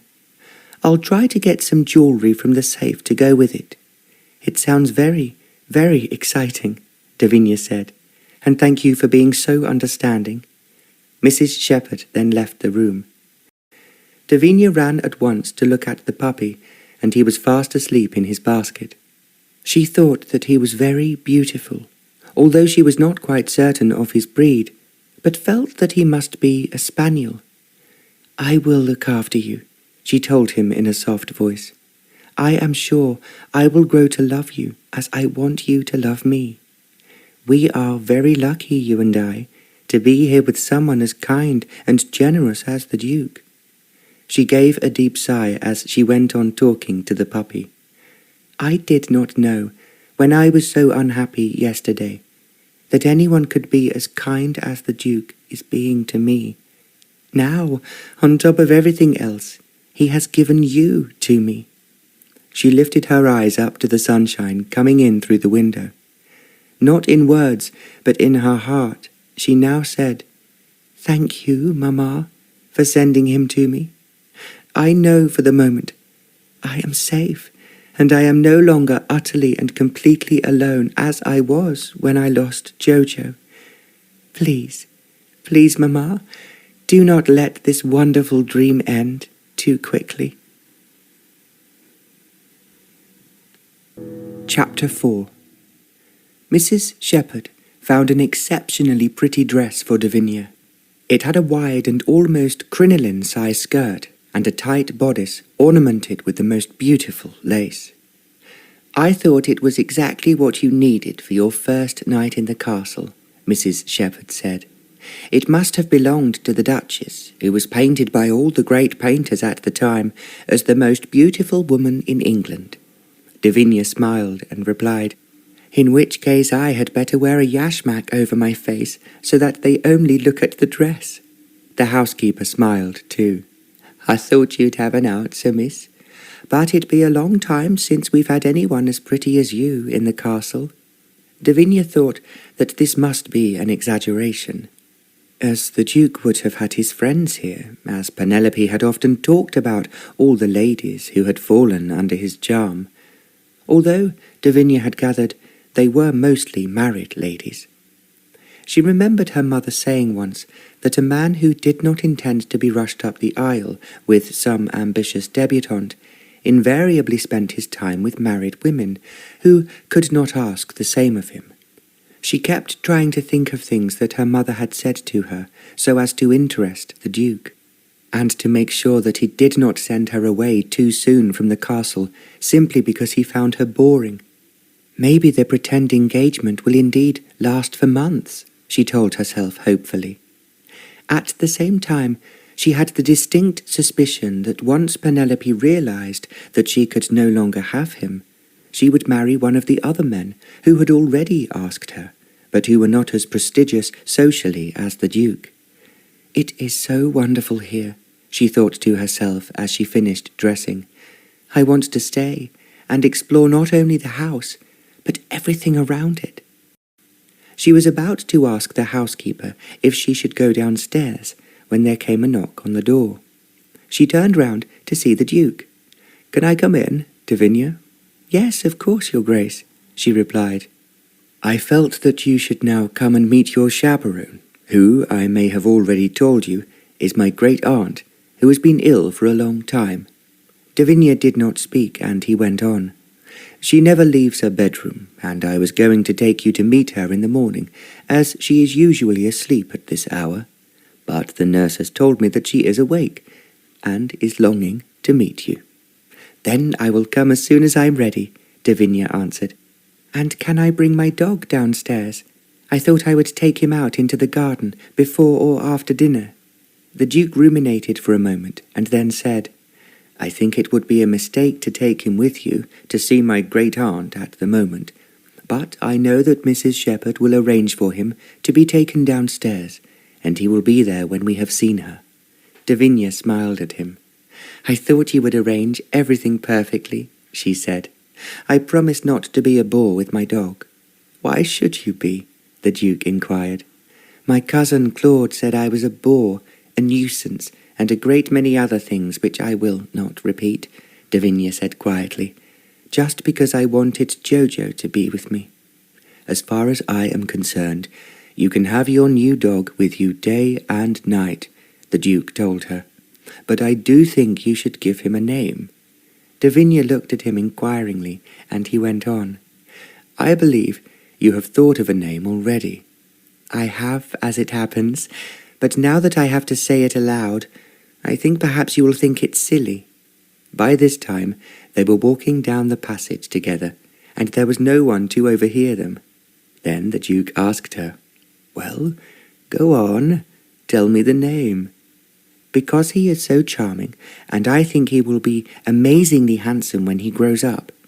I want to call him Prince," Devinia replied. "Or would you think that is a mistake?" She looked at him anxiously, and the Duke laughed. "In other words, your dog will be socially more significant than me, and of course you are right. It will put me in my place, and I will not feel as you think I am feeling, so uppish that girls like your cousin will do anything to join me at the altar." Now the hardness was back in his voice.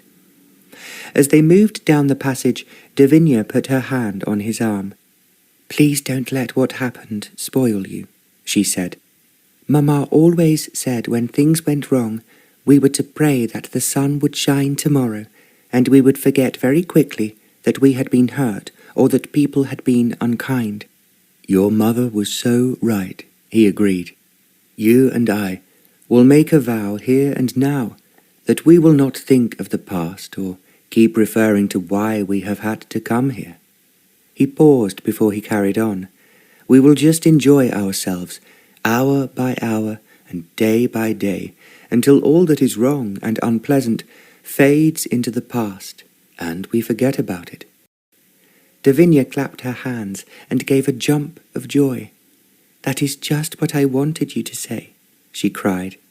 "This house is beautiful, and everything in it is so perfect. I could not bear you and I to spoil it by talking about the things that have made us unhappy.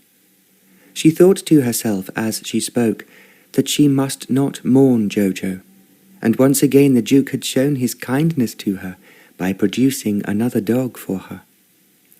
By this time they had reached the end of the long passage, and at a door just ahead of them a nurse appeared.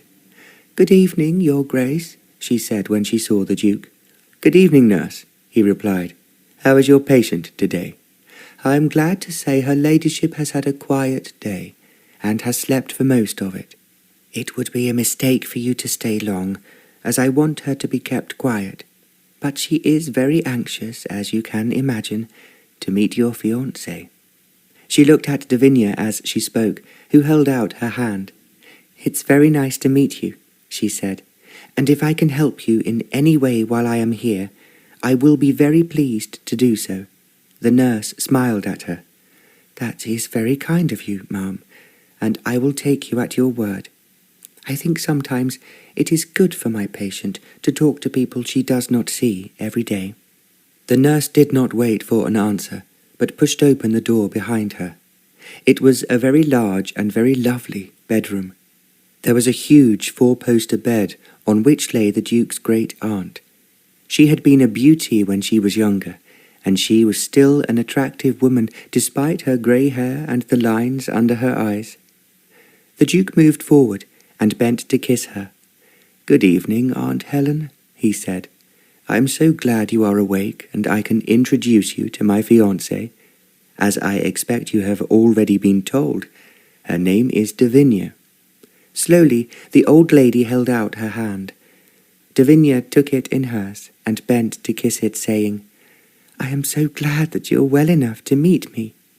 "As my eyes are so bad," the old lady said, "I find it difficult to see you, but I am sure if Ivan has chosen you for his wife, you are very beautiful." Devinia laughed, and then she responded, "I want him to think so, and he has told me that you were acclaimed a great beauty when you were my age." The Duke had not said so, but Devinia knew that it would please the old lady. "That is true. I remember men just like Ivan telling me that I was as beautiful as the spring. They all wanted to take me up to the moon." She spoke slowly, finding difficulty in remembering her words. Devinia thought that they were very touching, and then she said, "I promise you, I will try to make you happy. I am sure that is what you want me to say." "Of course it is. Keep him close to you, and don't let him run away. Today I hear too often of women losing their husbands, and you must never do that." No, of course not," Devinia agreed. The old lady closed her eyes, and the nurse said in a quiet voice, "I think that she is tired, and you should leave her alone now." It seemed strange to Devinia, but almost as she said the last words, the old lady had closed her eyes and almost fallen asleep, and was now breathing quite gently. The Duke took Devinia by the hand and drew her towards the door, and as he reached it, he said very quietly, "Thank you, nurse. Let me know when I can come again."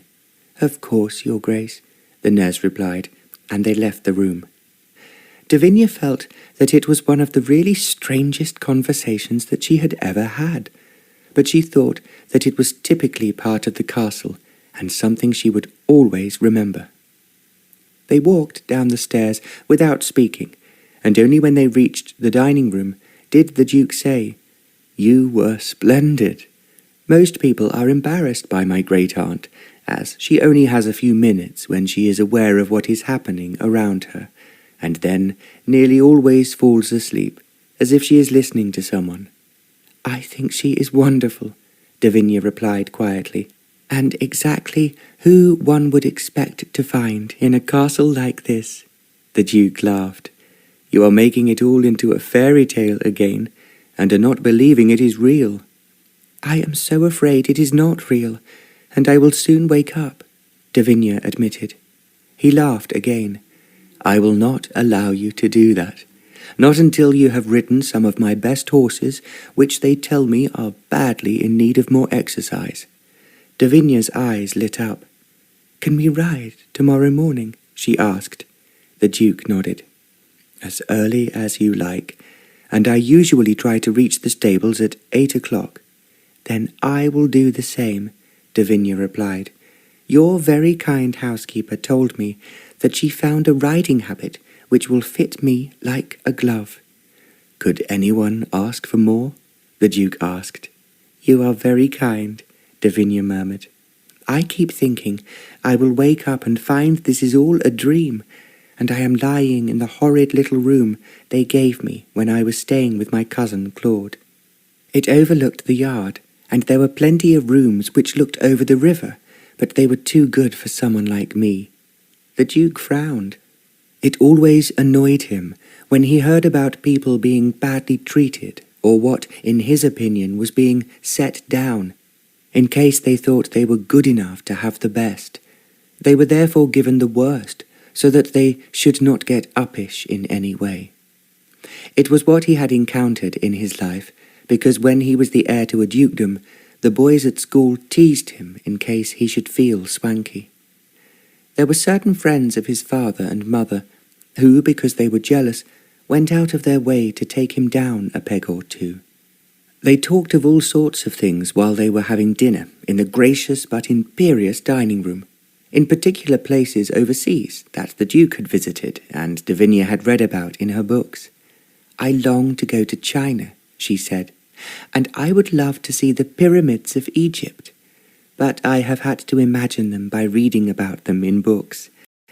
I just hope that one day I will be lucky enough to see them in reality." It was with difficulty, as she spoke so wistfully, that the Duke did not say that he would take her to both places. But he told himself he should not raise her hopes, just in case their pretend engagement came to an end, and there was no chance of her going abroad. The nearest she would get to the pyramids or to China would be to read about them in books.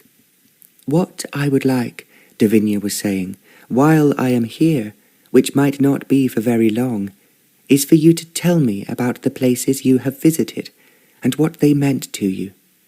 I have always wanted to discuss what I have read in books with someone who has actually been there, but I saw very little of my father because he was a soldier, and when he was at home, my mother wanted to spend every minute she could with him."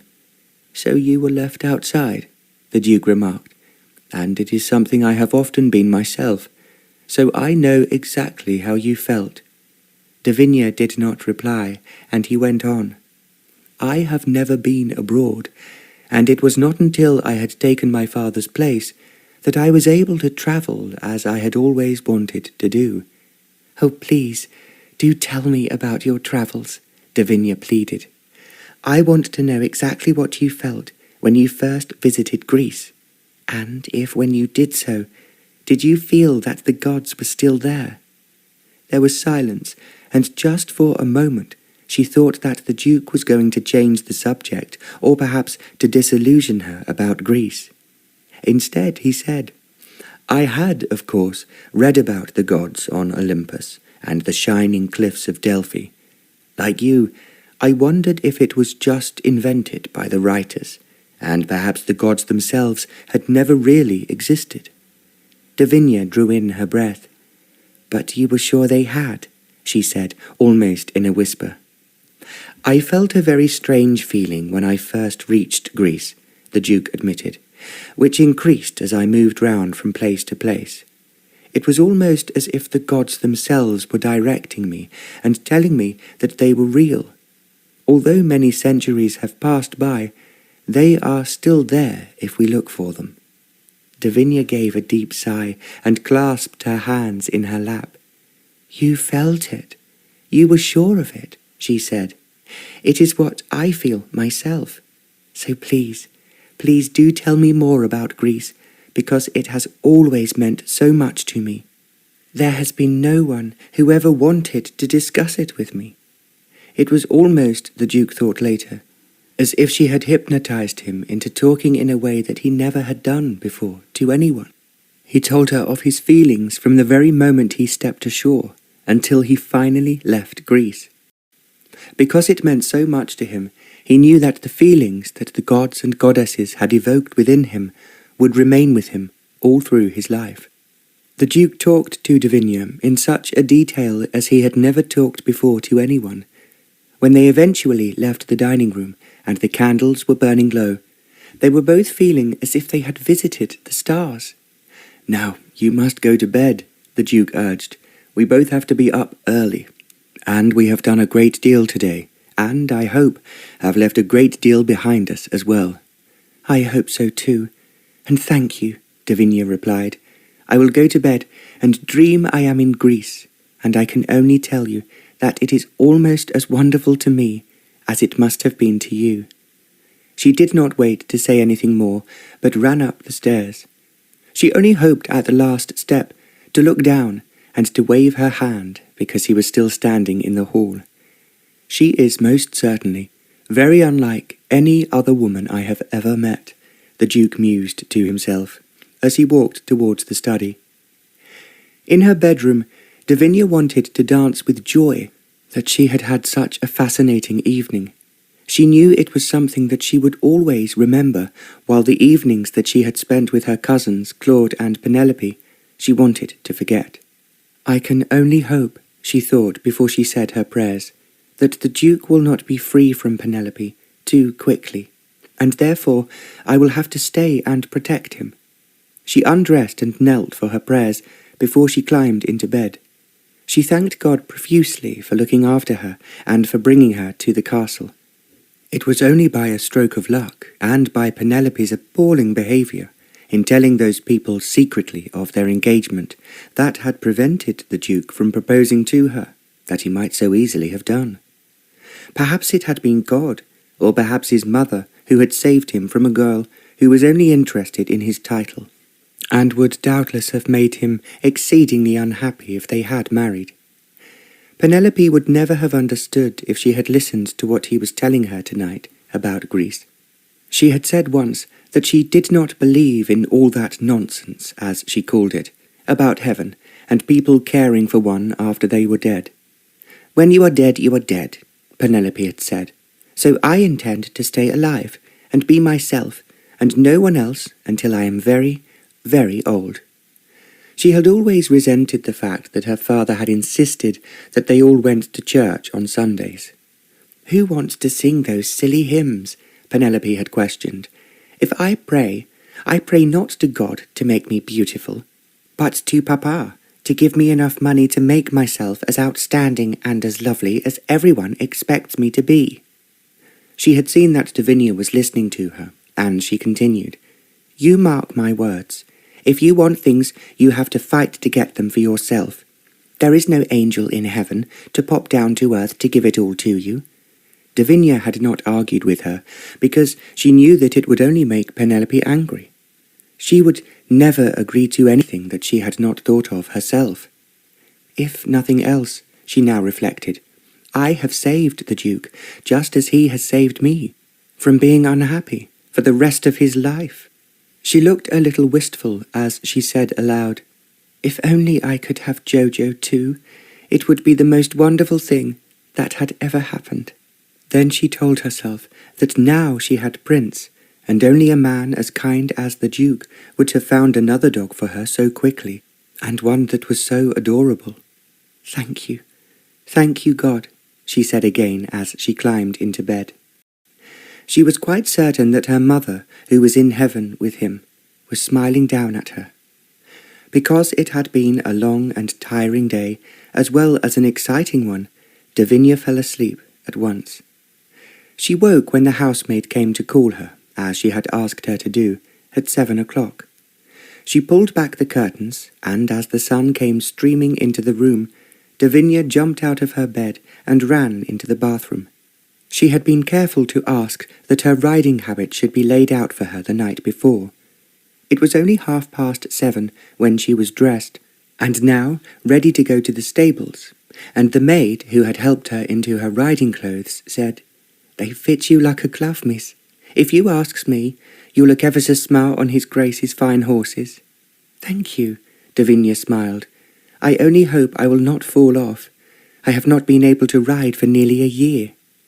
She had asked her step-uncle, almost as soon as she had arrived, if it was possible for her to ride, and he had told her quite firmly, "No, I hire horses for myself," he had told her, "but Penelope does not ride. I therefore see no reason for you to need that amount of exercise, when you will doubtless be dancing almost every night." Devinia did not argue with him, but she had missed riding more than she could possibly say. When there were horses in the stable, she would pat them and talk to them and long to be in the saddle above them. Now she was to ride again. She only hoped that the Duke would think her a good rider, as her father and mother had always taught her to be. She had just reached the stables when the Duke appeared, and he was surprised that she was there so early. "I believe you are here to try to take my best horse before I am on him myself," he teased her. "I have been looking at your horses, and I think they are all wonderful," Devinia replied. "Please, give me one which is almost as fast as yours, as I want to race just as fast as the horses can carry us." The Duke laughed. "You must be careful not to fall off," he warned. "Most women I know are content in trotting slowly down Rotten Row, so that the men there will admire them." "The birds and the bees can do that here," Devinia suggested, "and I am sure they are very critical." The Duke smiled. "I have ordered you a horse," he told her, "and here it comes." It came into the stable-yard as he spoke, and Devinia saw that it was an almost all-white stallion. It was not very well bred, but she was certain a horse that could gallop very fast if he wished to. It is almost impossible, the Duke thought as she ran towards the stallion, for anyone to look as excited and enraptured. She patted the animal and talked to him, as the Duke remembered his father had always told him to talk to any horse that he was about to ride. "She is certainly unusual," he thought to himself.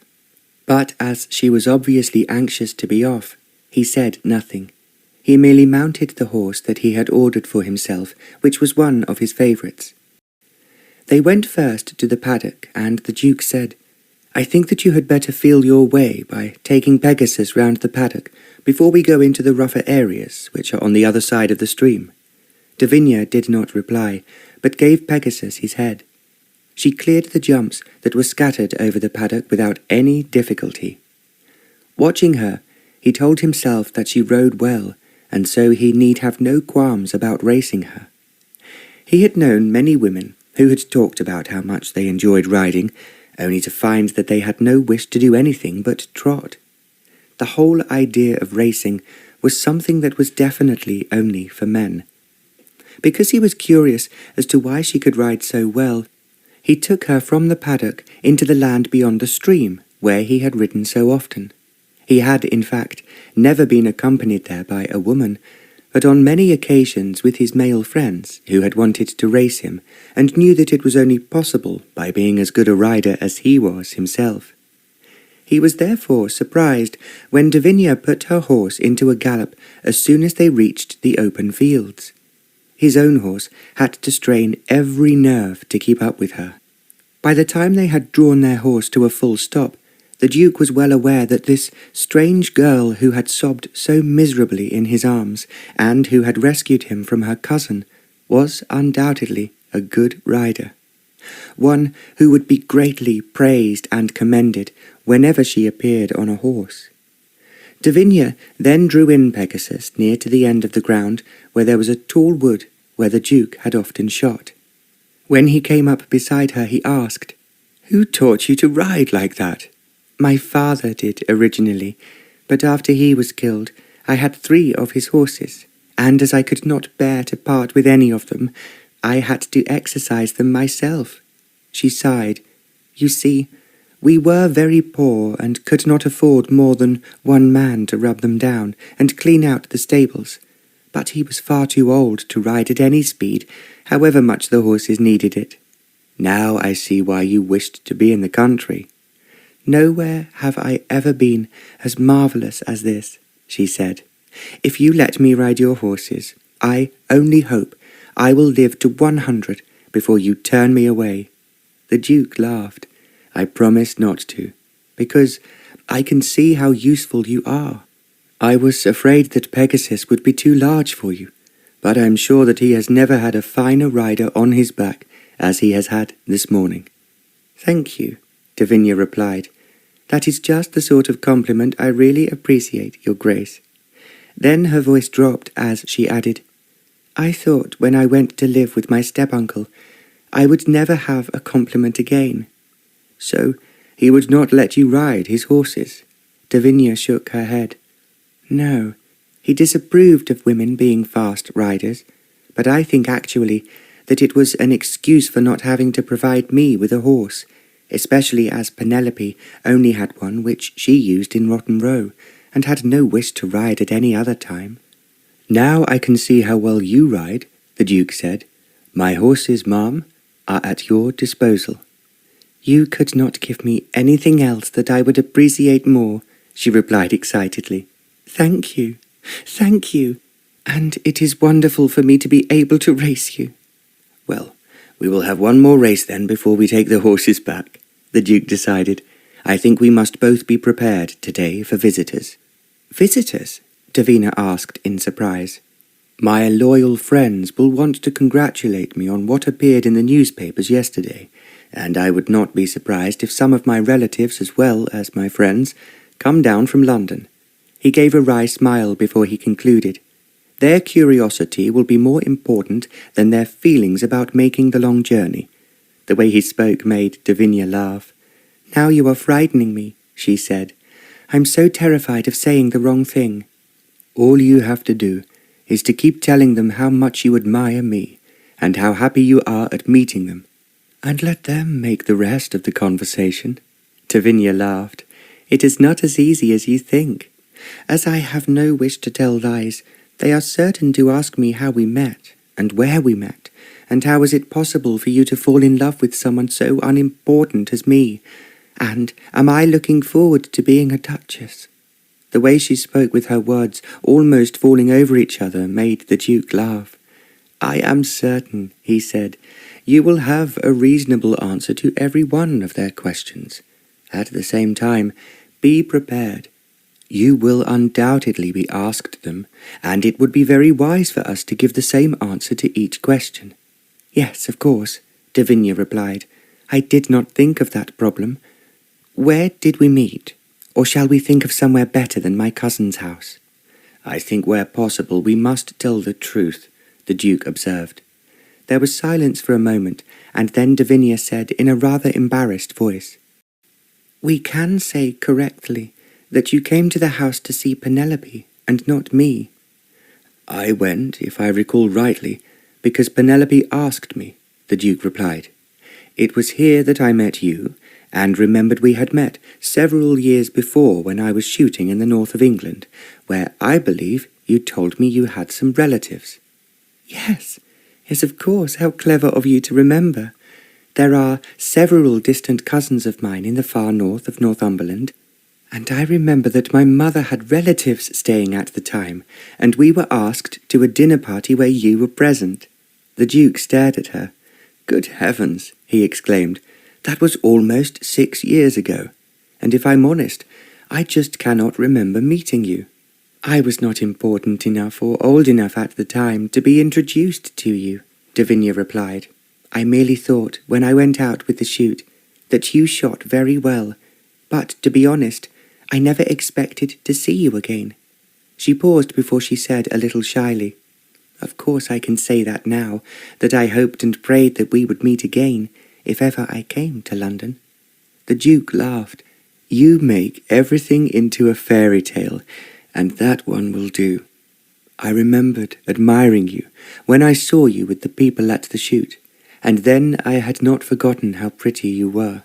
"We must not make the story of our first meeting sound unreal," Devinia replied. "I think if I remember you, that is as it should be." "Nonsense," he exclaimed. "You are very pretty now, and you must have been exceedingly pretty at 14 or 15, or whatever age you were. And I found that no other woman in London was as beautiful as you." "No one is going to believe that," Devinia answered firmly. As you have many people talking about you and what they call your love affairs, they are certain to realize that you are not pining for me." The Duke shrugged his shoulders. "We do have to give them something to think about, and also convince them that I prefer you to your cousin, Penelope. Because she is so outstanding and so pretty, she expected to marry a duke, although, of course, she would doubtless have accepted the Prince of Wales if he had not been already married. Now that is going too far," she protested. "You will spoil it if you make stories sound unconvincing." "I'm only teasing," he laughed. "I promise that I will behave nicely. But you must not forget how grateful I am to you for saving me." "As you have saved me," Devinia replied. "I was so happy last night in the lovely bedroom I have in the castle, and the first thing I did when I woke up was to jump out of bed and see if Prince was there, or if he was also part of a dream." "And was he there?" the Duke inquired. "Of course. He was very good, and did not wake me up all night." "Well, I'm sure our visitors will be too curious to be able to talk about anything except why it is possible for me to find a wife who is someone they do not know and have never heard of." The Duke paused before he went on. "That is the story, and that is exactly why they will be asking you 1,000 questions, and being immensely puzzled as to why I would prefer you to all the other young women in London who have tried to catch me. I suppose there were so many, but you must be modest and not let people realize that you were well aware that they were after your title, and not you." "Now you are being insulting," the Duke protested jokingly. "A lot of women have assured me over and over again that they love me to distraction, and it had nothing to do with my position in the social world." He spoke with laughter in his eyes and a sarcastic note in his voice, which told Devinia that he was joking. "I think we are safest," she said, "when I play the part which I do extremely well, because, of course, it is the truth, that I am only an innocent little country girl, and am astonished by the wonder, the beauty, and the importance of London." She stopped for a moment, and then taking up her reins, she added, "And so, of course, have captured the most elusive nobleman of all time." She was mocking the Duke, and even as he turned to tell her that she must be more respectful, she touched her horse with the whip, and Pegasus sprang away. It was only by really exerting himself that the Duke managed to catch up with her as the field came to an end, and they then trotted into the orchard. As he drew level with her, and before he could say anything, she said, "Please don't be angry with me. It has been such a glorious day, and I will always remember it. You must believe that I am playing a part." She pulled at her reins before she added, "I am not myself, not what you would expect of a rather stupid young woman, but what they would expect of someone clever enough to catch and bind you, as, of course, at the moment, I intend to do." She did not wait for the Duke to answer, but hurried across the orchard towards the stables. He was still laughing when he caught up with her. When they had taken the horses to the stables and then walked back to the house, it was the butler who met them at the door. "I think, your Grace, you'll be surprised," he said, "that no less than 3 messengers have been here from London to inform your Grace that members of your family and friends will be arriving for luncheon today." The Duke sighed. "I did not expect them to arrive so quickly." "The messengers were informed yesterday that they were to be here as early as possible," the butler said, "and one of them left at 4 o'clock this morning. Well, they are certainly persistent, Travers, and I'm sure we can feed them all if nothing else. I'll tell the cook, your Grace, but I think you'll find we have 20 extra for luncheon." He paused, then he added, "Unless others turn up unexpectedly." Because she was feeling nervous, Devinia followed the Duke into the hall. "Who is coming?" she asked when they reached the empty study. "Who can it be?" The Duke held out both his arms. "I have not the slightest idea, but I have a suspicion 1 or 2 of them will be coming entirely out of curiosity. So be prepared, and whatever happens they must not guess for one single moment that we are playing a game." "No, of course not," Devinia agreed. "But I have thought of one thing this morning, when I was dressing, that I think you have forgotten." "What is that?" the Duke asked. "Well, I suppose that if our engagement is to look genuine, I should be wearing a ring." The Duke threw up his hands. "Of course you should. How could I have been so stupid? Well, as I showed you before, there are at least half a dozen of them in the safe, so you can have your pick as to which one you prefer. I will get them right away." "No," Devinia said. "You know if this is real, you would go out and choose an engagement ring for me. Then I would exclaim with surprise at how beautiful it is." The Duke chuckled. "You are quite right. If we are playing a part, we must play it correctly." He disappeared at once. Devinia went to the window and looked out at the garden, and for once she was not looking at the flowers. She was thinking that if this was real, it would be thrilling to have a wonderful ring given to her from the superb antique collection which belonged to the Duke. She remembered them shining when she looked at them, most especially the opal necklace.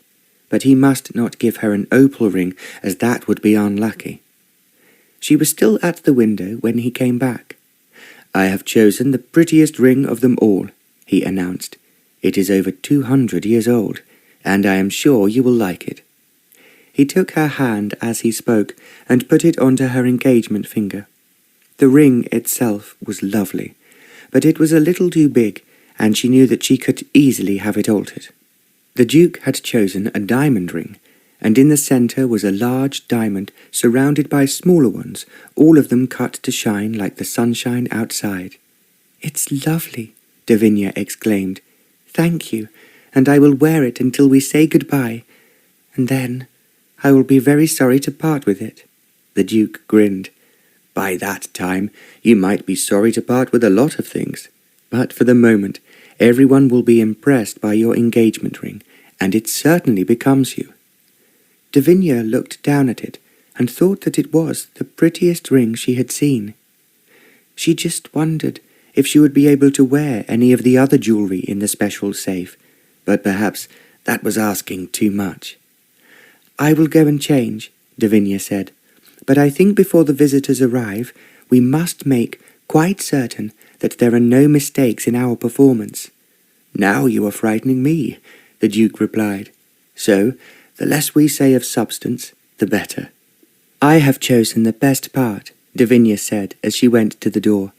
"I will be far too shy to say anything, and you therefore can do all the talking, Your Grace." She left the room before he could answer her, but he was laughing as he walked to his writing table, where the messages from London would be waiting for him. Chapter 5. It transpired that the Duke, if anything, had underestimated the interest that his engagement would create. His relatives, some of whom he had not seen for years, turned up to congratulate him. Others then wrote him long letters that he had to answer as to why, where, and who he had found to marry. After having written out one, he copied the others as they were exactly the same, although he hoped that they would not compare them. As he had anticipated, quite a number of those who called themselves his greatest friends arrived from London to congratulate him, but really because they were intrigued. Devinia, with the deft help of Mrs. Shepherd, was wearing a most alluring and extremely pretty dress. She also arranged her hair so that she wore flowers of the same colour as her dress. It appeared almost as a halo against her golden hair. "You look lovely," Mrs. Shepherd told her, "and there'll be no question as to why His Grace wants to marry you." Devinia hoped fervently that this was true. When she went down to luncheon, she realized that a great number of the Duke's friends were astounded by her appearance. The men fell over themselves in their efforts to pay her effusive compliments, while the ladies present were no less enthusiastic. After luncheon, a number of people who had come from London drove back in their carriages. There were half a dozen who had arrived late for tea, and therefore had been invited to dinner. "I am not going to ask you to stay the night," the Duke told them, because there is a full moon, and so you will be able to find your way back home without the slightest difficulty." "We have not thought of staying," one of them said. "We have only brought what we stand up in. And I don't suppose you want to provide all the bedclothes we would need if we stayed the night." "I have a feeling that more people will be arriving from London tomorrow," the Duke said, "and I have to think of my staff." One of his friends laughed. "I feel sure that they are enjoying every moment of it. After all, the castle has been as dull as a grave for years when your mother was ill, and again when your father was busy with his affairs in London." He chuckled as he added, "There is nothing that servants dislike more than an empty house, and a cook always complains if there is no one to praise her food." "I'm sure you are right," the Duke agreed. "My cook is thrilled at being able to cook the food that you have enjoyed tonight. She is already thinking about what she will put in the wedding cake." "Oh, when is the wedding to take place?" one of his relatives asked. "We have not decided yet," the Duke answered, "because so many of Devinia's friends and relations live in the far north. They would be very hurt if they were not given time to consider how they could come south, and you can imagine it requires a great deal of arranging." They laughed as the Duke spoke sarcastically. The Duke knew that he was being clever in keeping them from being over-curious as to when the wedding would take place. "I am so lucky," Devinia told herself when she was eventually alone. "How could I possibly have come from the misery I endured with Penelope to the laughter, fun, and comfort of this marvellous place?" When the third day, after they had received many visitors, had passed, and those of them who had come early in the day left before tea, the Duke had said, "Enough is enough. If we have any more, I shall lock the gates and say 'not at home' to anyone who comes as far as the front door." "You cannot do that," Devinia argued. "They come because they love you and admire you, and I think it is very touching that they are so concerned with your happiness." "I suppose you are right," the Duke agreed, after thinking it over. "At the same time, we have done our best to cure their curiosity, which is actually why they are here, and now they can talk about your beauty, and how fortunate I am, from Rotten Row to the Houses of Parliament." Devinia laughed. "It is really very serious," she said, "as they are all going to be just as inquisitive when our engagement comes to an end, and we tell them that we have decided not to be married after all." The Duke then looked over his shoulder, just in case someone was listening, and then he said, "Hush! Even the walls have ears, and it is a great mistake for you to say now there is the slightest chance of us being anything but happily married. As the majority of our friends have already pointed out, one must have at least 6 or 7 sons to make quite certain that the dukedom does not end and be lost forever." Devinia looked concerned for a moment. "Is it not a thing to be laughed at? Of course, you must have an heir to the dukedom before you die. But you have plenty of time to think about it, and perhaps when you least expect it, you will fall head over heels in love."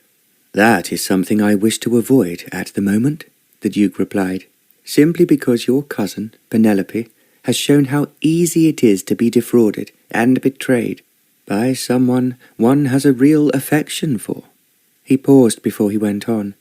"Fortunately, I have found out just how crooked she was. Otherwise I cannot bear to think what my life with her might have been in the future." "Forget it," Devinia exclaimed. "You are free, and the whole world is spread out in front of you, and if you are bored with London, there are a great number of places in the world which you would enjoy when they brought home to the castle so many treasures from many different lands." The Duke smiled. "Of course, you're right, and what happens to them could happen to me. As I have a very comfortable yacht, I think it will be expected that we will use it." There was silence for a moment, and then she said, "I think it would be a mistake for you and I to go abroad without being properly chaperoned. You know as well as I do, that would be a bore because we would have to think before we spoke." Again there was silence. "She, like everyone else," Devinia continued, "must know that we are playing a part, and not, as they believe, really in love with each other. Before the Duke could speak, she added, "I am perfectly content at present with your horses, and I love being here. So please don't be in a hurry for us to set off somewhere else, which, as you well know, might cause a great deal of gossip that will not particularly be to our advantage." "The trouble with you," the Duke answered, "is that you are too sensible. At your age you should be leaping with joy at the idea of visiting China or Japan, but I have to admit that you are right and I am wrong, and we must stay here until the excitement dies down." Devinia nodded. "I will do, and they will soon have someone else to talk about in a few weeks or perhaps a month. Then we can make plans." She gave a sigh before she said, "But for the moment, let me live in this entrancing fairy story that I am enjoying so very much." The Duke laughed. "You make everything seem real," he replied. "I am quite certain that not a single person of those we have just entertained is not completely convinced we are not madly in love with each other." "I am sure you are right," Devinia agreed. "But we must be careful not to let anyone guess the truth, or be suspicious that we are acting a part, however well." "I promise not to play the villain," the Duke said. "You must warn me if the halo round my head becomes a little rusty." "You are too clever for that.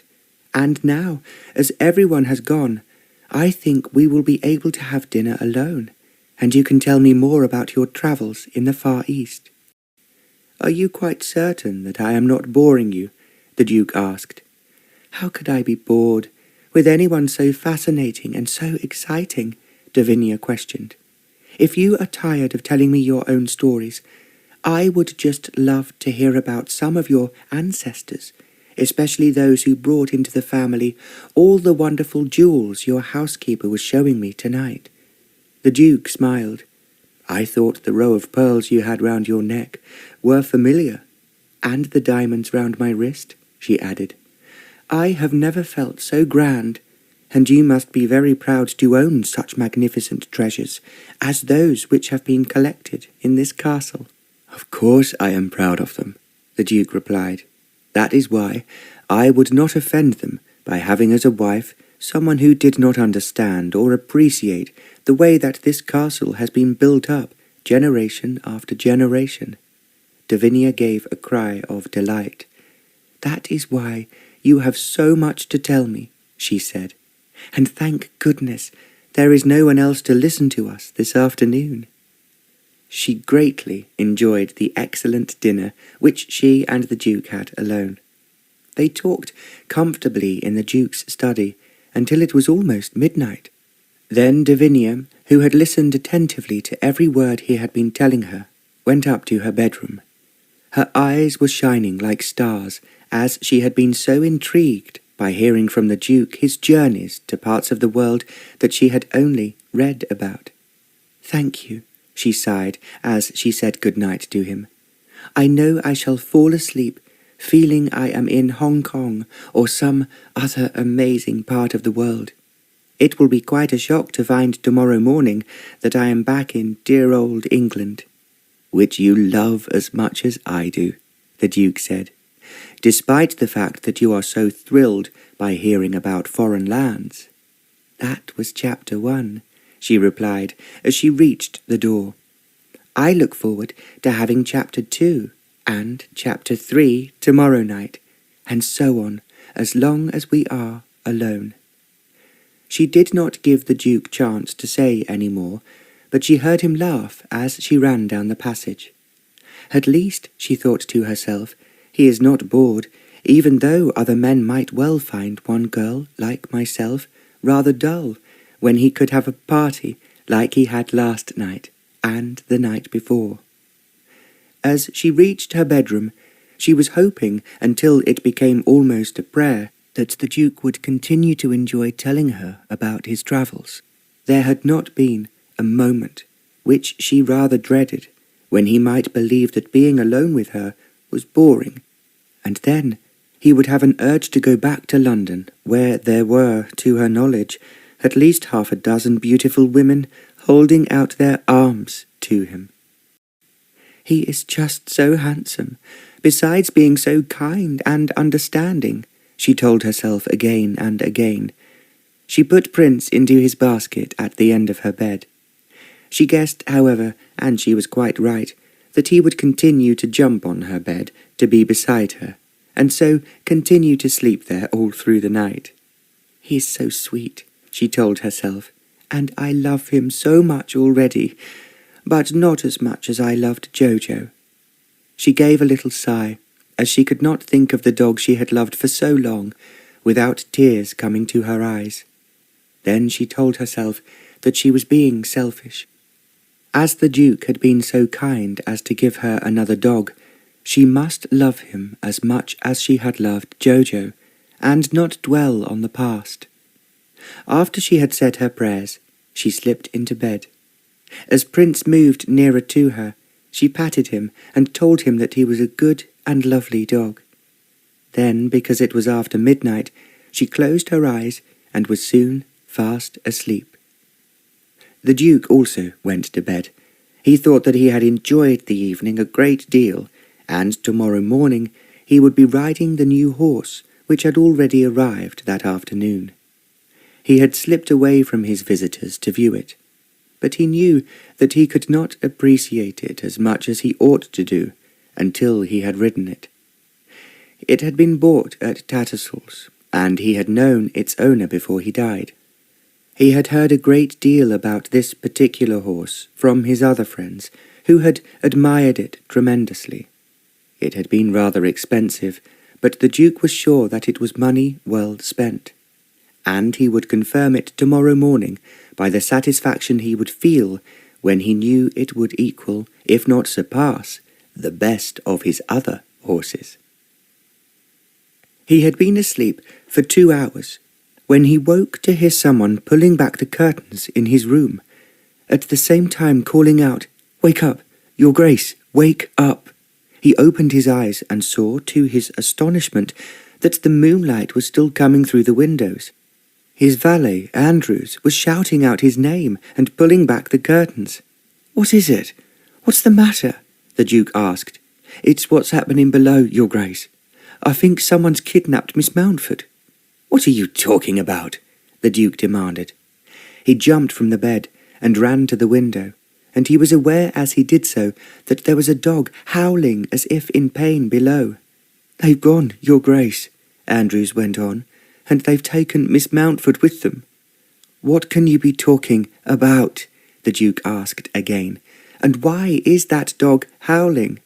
"I wasn't asleep," Andrews said, "because I had a bit of a toothache. Then I suddenly hears a dog whining and then barking as if it were hurt. I thought at first it were none of my business. Then, remembering just what Miss Mountford feels about dogs, I thought it best to wake her, and she would do something about it." He paused for breath, and the Duke said impatiently, "Go on." "I went to the window, Your Grace, which, as you know, is above yours. I sees in the moonlight a man holding a dog in his arms, and punching it until it screamed." "Who was he?" the Duke asked sharply. "I don't know, Your Grace, but he be a foreigner. Even though it were only in the moonlight, I could see it was not a white man." The Duke stared at him. "Are you sure?" "Quite sure, Your Grace. Just then I thinks Miss Mountford must have heard the dog, because she came out in her dressing gown and went towards it." The Duke was listening, and he could see now the dog which he did not recognize as being one of his. It seemed, although it was difficult to see clearly in the moonlight, that it was a rather rough, common sort of dog which might be seen in any poor street. "What happened when Miss Mountford appeared?" he asked, as the valet had stopped speaking. "I don't know how to tell you, Your Grace, and I'm sure you'll find it hard to believe." "Believe what?" "Well, 2 men who must have been hiding by the door steps forward and throws several blankets over Miss Mountford's head, takes her up in their arms, and carries her away." The Duke stared at him. "What are you saying, Andrews?" he asked. Are you telling me the truth?" "Of course I'm telling you the truth, Your Grace. I know it's hard to believe, but that's what they did. I could see them for a moment struggling to get the blankets over her head." He coughed before he went on. "Then, as soon as she was covered, they disappeared with her round the side of the castle to where, I suppose, they had a carriage waiting." The Duke put up his hand to his forehead. "I can't believe that this has happened," he exclaimed. "What about the man, holding the dog?" "He puts the dog down, still whining from what he had done to him, and runs after the other men. That was all I saw of them. Then I came running up here to tell you what had happened." "I will see now for myself," the Duke replied. He put on his dressing gown, slipped his feet into his slippers, and ran across the room. He pulled open the door, ran along the passage, then down the stairs to the front door. The door was open, and he supposed that was the way that Devenia had left the house. There was no one to be seen outside. If it had not been for the dog lying on the ground and moaning in pain, the Duke would have thought that his valet had been imagining it or suffering from a nightmare. A glance at the courtyard told him that if there had been a carriage waiting, it was no longer there. As Andrews joined him, he quizzed him. "Are you quite certain that the men who carried off Miss Mountford were foreigners? They were all dark-skinned from what I could see of them. From their clothes I would have thought them to be natives." The Duke drew in his breath. Then, as though he was being helped, he found his brain telling him what he wanted to know. Someone, and it was not hard to think of who that person was, had wanted to get rid of Devenia. There was only one person who would know better than anyone else that, if she heard a dog suffering in pain or anguish, she would run to its assistance. That she had been kidnapped and carried away by some foreigner might have been just the imagination of his valet, but the dog was still groaning and moaning from the way it had been treated. As he could now see clearly that it was not a dog belonging to him, or, as far as he knew, to anyone on the estate. Because he had been trained to use his brain and to make a decision quickly, as a soldier would have done, the Duke ordered sharply, "Tell them in the stables I want my phaeton and the chestnut team to be ready as quickly as possible." Before Andrews could answer, he added, "Then come back here, help me dress, and tell the butler I have instructions to give him before I leave." He was gone before Andrews could reply. The Duke had learned to dress quickly when he had been at college, and he was just putting on his waistcoat when the valet returned. "They're bringing the phaeton round as soon as it's ready, Your Grace," he said a little breathlessly. "And do you want me to come with you?" "No, but have you woken Travers?" "Yes, Your Grace, and so he'll be downstairs when you are ready." "I'm ready now," the Duke said. "Bring me my shoes and tell my secretary that I will let you know where I will be after I reach London." He did not wait for an answer, put on his shoes, and ran towards the door. He left Andrews wondering what he ought to have said before the Duke reached the top of the stairs. Travers, in his dressing gown, was in the hall. "You sent for me, Your Grace," he said, looking surprised at his appearance. "I'm leaving for London, now," the Duke told him. "Send a man to Dover at daylight to tell the captain in charge of my yacht that I expect to come aboard tomorrow in the early afternoon, and we want to move out of port at once." Travers stared at him as he walked to the door. "See to that dog," he ordered, "and if he is badly injured, send for the vet." Before he could reply, the Duke turned. Instead of going out through the front door, as they thought he would, he went down the passage to the door to the safe. No one spoke, but Travers smiled. Both he and Andrews thought that the Duke was picking up a revolver to take with him. In point of fact, when he reached the safes, the Duke passed the one which was filled with weapons, as well as the one which contained his ancestral silver. He went to the one which contained all the jewels, from which he had recently taken the engagement ring for Devenia. When he opened the safe door, he saw, as she had the first time she had been there, the flashing light coming from the opals. He hesitated for a moment, and then he pulled out the large opal necklace and placed it in his pocket. He closed the door, and just a few minutes later was hurrying towards the stables. As he expected when he got there, the 4 perfectly matched horses were already in front of his phaeton. The groom, Hopkins, who was on duty at night, was just fastening the last of their harnesses. "We're nearly finished, Your Grace," he said as he saw the Duke swiftly coming towards him. "I want you to come with me," the Duke told him. Hopkins stared at him. "I haven't got my smart livery with me." "That doesn't matter," the Duke answered. "Get in as you are, and Travers will tell everyone we have left." As he spoke, he slipped into the driver's seat and picked up the reins. There was just time for Hopkins to snatch up his coat and hat, which was certainly not smart livery, when the Duke started moving the horses. As they had not been out for the last 2 days, they moved immediately into a fast pace and went down the drive with the dust swirling up behind them. Fortunately, the gates were open, and the moonlight showed clearly that the road to the village was empty. The Duke therefore set off at a pace which made Hopkins gasp for breath. As they sped along, he wondered what could have happened to make the Duke drive faster than he had ever known him drive before. As it was late at night, and the road to London was almost empty, they arrived in what was record time. The last star was fading in the sky, and the first rays of the sun were appearing in the east. It was 7 o'clock in the morning when the Duke reached Penelope's house. Handing the reins to Hopkins, he hammered on the door until it was opened by a surprised-looking housemaid. "I wish to speak to Lady Penelope at once," he said, walking in through the door which was only half open. "She ain't been called yet, sir," the maid told him. "That doesn't matter," the Duke said sharply. "I know the way."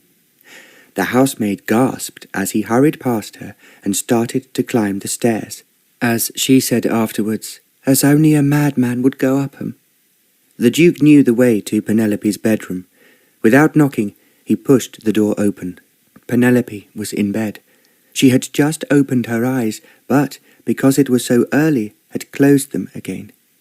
Now, as she heard heavy footsteps and someone approaching the bed, she opened her eyes and screamed when she saw it was a man. "Who are you? What are you doing here?" she shrieked.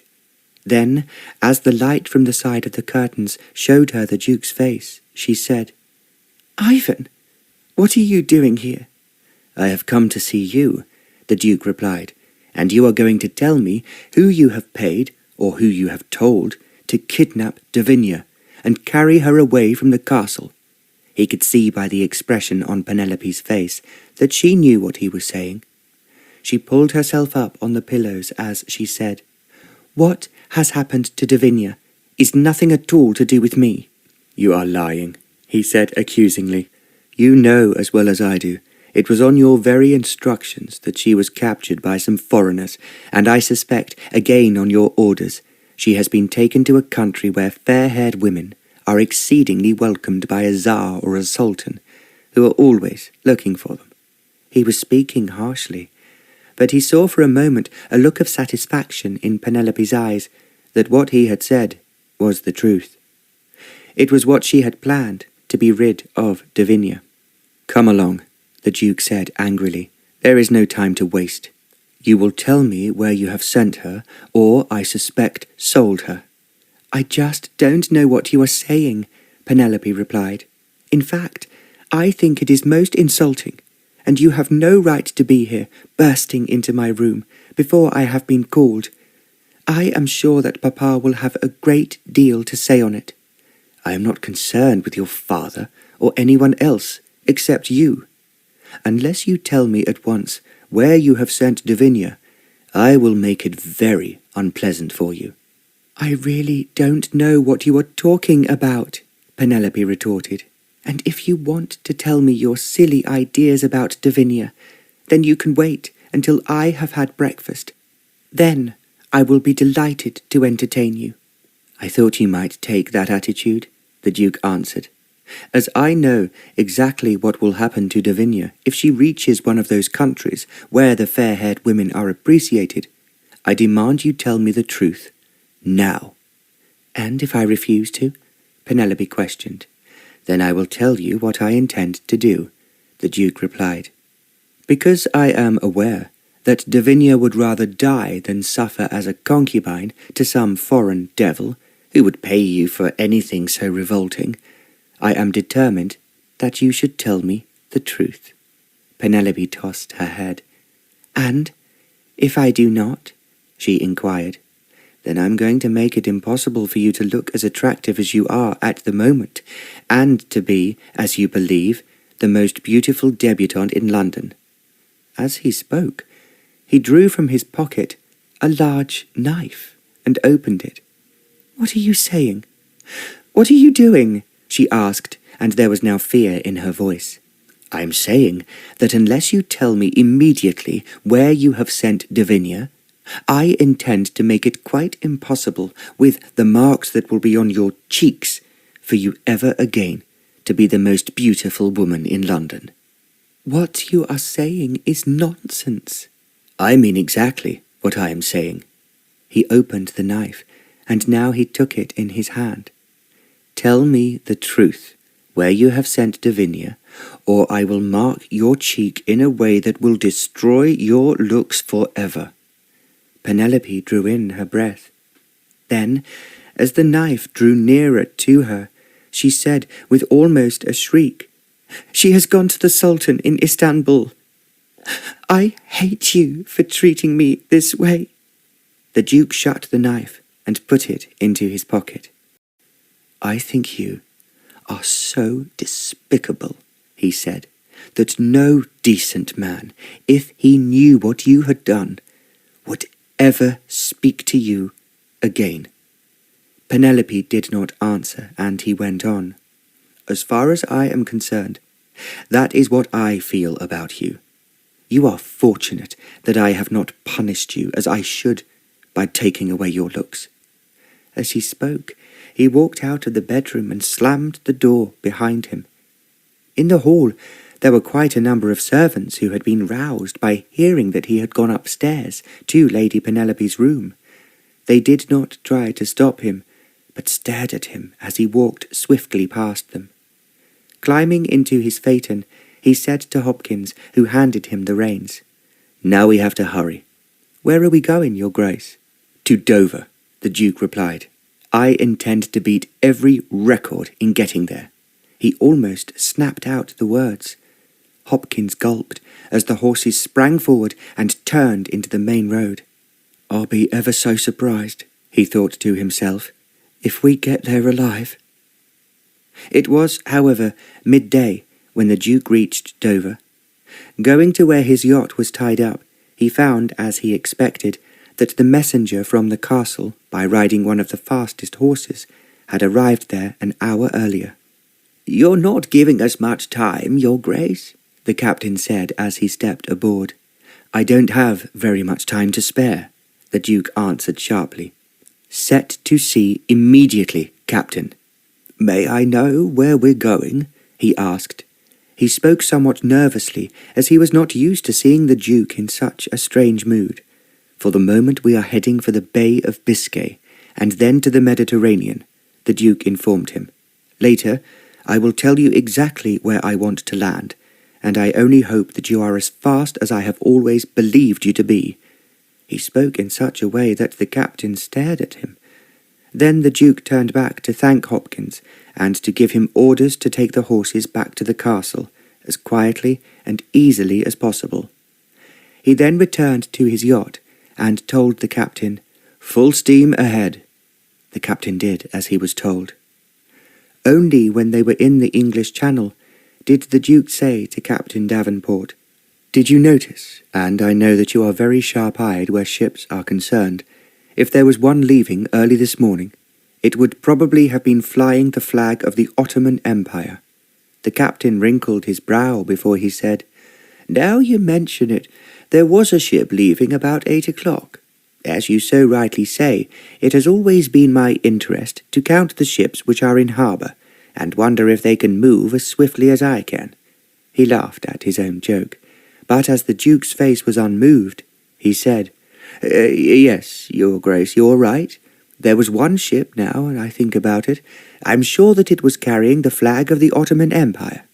He hesitated before he added, "I also seem to remember it had a crew of natives."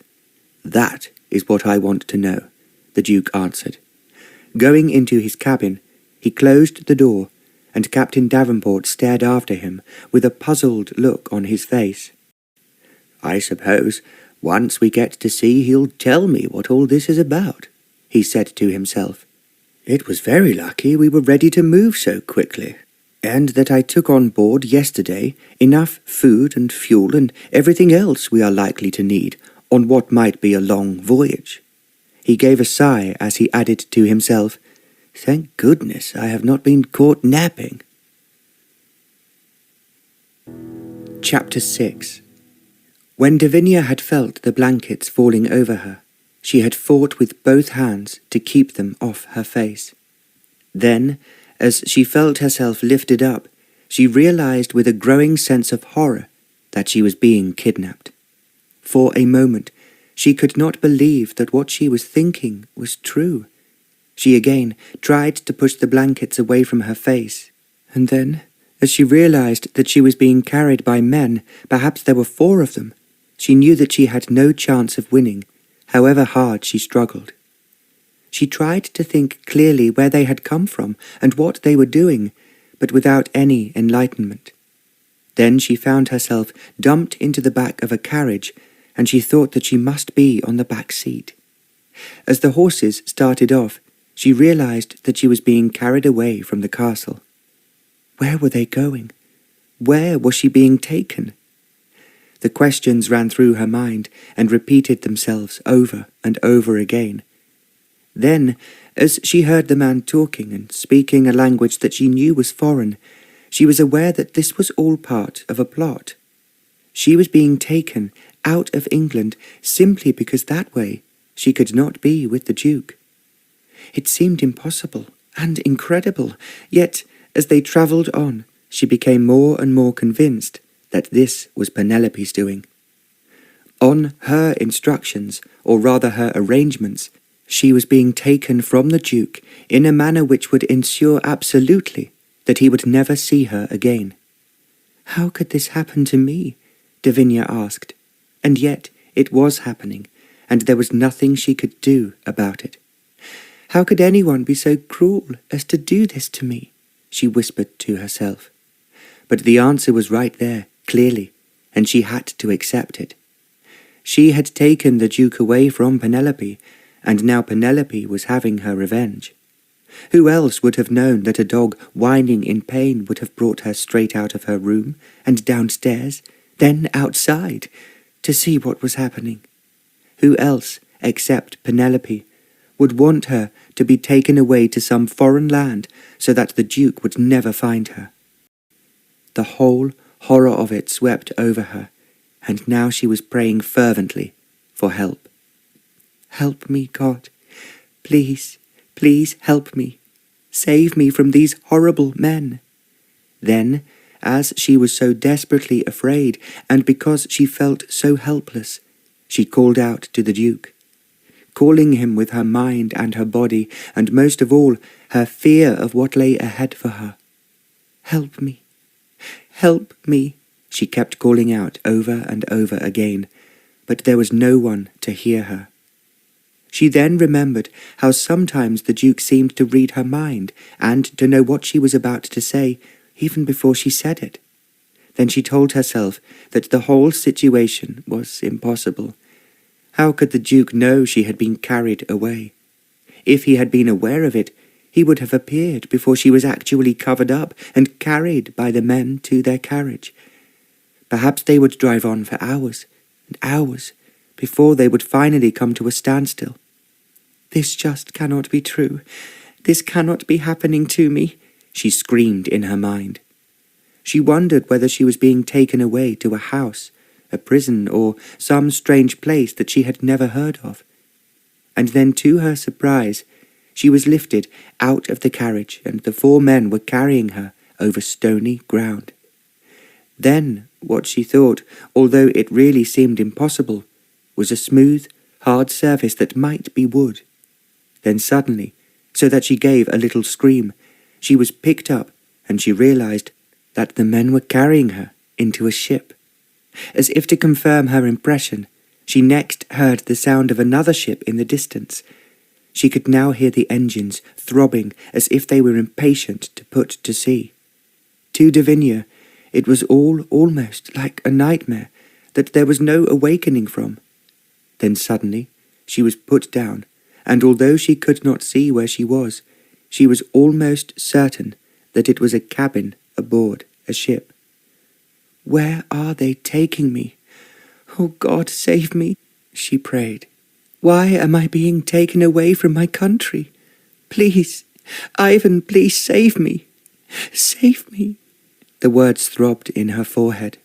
Then she kept repeating them, although now when she was aware that the ship was moving beneath her, it was hard to breathe. The weight of the blankets which covered her had made her breathless ever since she had left the castle. Now she hoped that they would be removed, or else she might suffocate and die. For a few moments she thought even that would be better than being kept a prisoner of these people, whoever they were, who had carried her away. Then, as if her mother and father were speaking to her, she recognized that she must be brave. Whatever was happening, she must meet it with her usual confidence and belief that, if she was in danger, God would send someone to help her. "Help me. Please help me." Again she was crying out in her mind to the Duke. It was then that she heard footsteps near her, and was aware that 2 people, she thought they must be men, were removing the blankets covering her. Because she thought it was wise, she lay very still, and did not try to move, even when the last blanket was pulled away. She found herself lying, as she had thought that she was, in the cabin of a ship. Then she was aware that the 2 men at her head and the man at her feet were natives. She tried to guess what nationality they were. She knew that they were not French, nor Italian, but came from the East. She stared at them, and then realized that they were staring at her. The one man, who seemed to be older than the others, and had, she thought, something about him which made him appear to be better bred or more educated, said, "You all right? You not hurt?" He was speaking to her in broken English, and she answered him by saying, "No, I am not hurt, but I want to know why you have carried me away, and who you are looking for." She spoke slowly and distinctly, as she was sure that otherwise he would not understand what she said. To her surprise, he replied, "You will be told everything later, but not now." Now that she could see him more clearly, he was dark-skinned and came from a country that she still could not put a name to. With an effort, she sat up, and the man asked her, "You hot? You want drink of water?" "Yes, please," she replied. "I was very hot under all those blankets." She looked at what had enveloped her, and saw that they were Eastern-looking, as the material was rough. But she had to admit that they were clean, and had not, she thought, been used before she had been enveloped in them. Slowly and a little unsteadily, she rose to her feet. By this time, the ship was out at sea, and moving roughly through the waves. To save herself, she caught hold of the bed, and realized that it was not a berth and attached to the wall. It was actually a bed in the middle of the cabin. This told her that she was in the main cabin of the ship, and she was travelling in, or, as the English would call it, the master cabin. She stood against the bed as she demanded, "Where are you taking me?" "The captain will tell you all later," the man who spoke English answered. Then, picking up the blankets that had covered her, they went from the cabin, closing the door behind them. Then Devinia was aware that the key had been in the lock. By this time, the ship was moving quicker and still quicker, and she went to the basin to wash her face and her hands. There were clean towels, and after she had washed, she felt a little better, but she was still desperately afraid as to where she was being taken. The cabin, although it contained a bed, was not that large, and she thought that it was furnished and decorated in a foreign fashion, and not one that she would have expected from an English owner. Because it was hot, she took off her dressing gown. Feeling that there was nothing else she could do, she got into bed. It was clean, but the bedclothes were rough and smelt musty, and certainly would not have been accepted by any English owner of a ship. She was thinking how desperately thirsty she was, and hoped that the man who had asked her if she would like a drink had not forgotten, when the key in the lock was turned, and someone knocked on the door. "Come in," Devinia called out. A man who was obviously a servant came into the cabin carrying a tray, a jug, and a glass of what she hoped was lemonade. He set the tray with its contents down beside her on the bed, and said, "You want more? Ring bell." He spoke hesitantly, as if each word was difficult. Then before she could reply, he went quickly out of the cabin, shutting the door and locking it behind him. Devinia found that the drink was indeed lemonade, and she drank a little of it, which took some of the dryness from her throat. By now, the ship was well out to sea. She could only wonder apprehensively where it was going, and who had snatched her away from the castle, and from everything she knew and loved.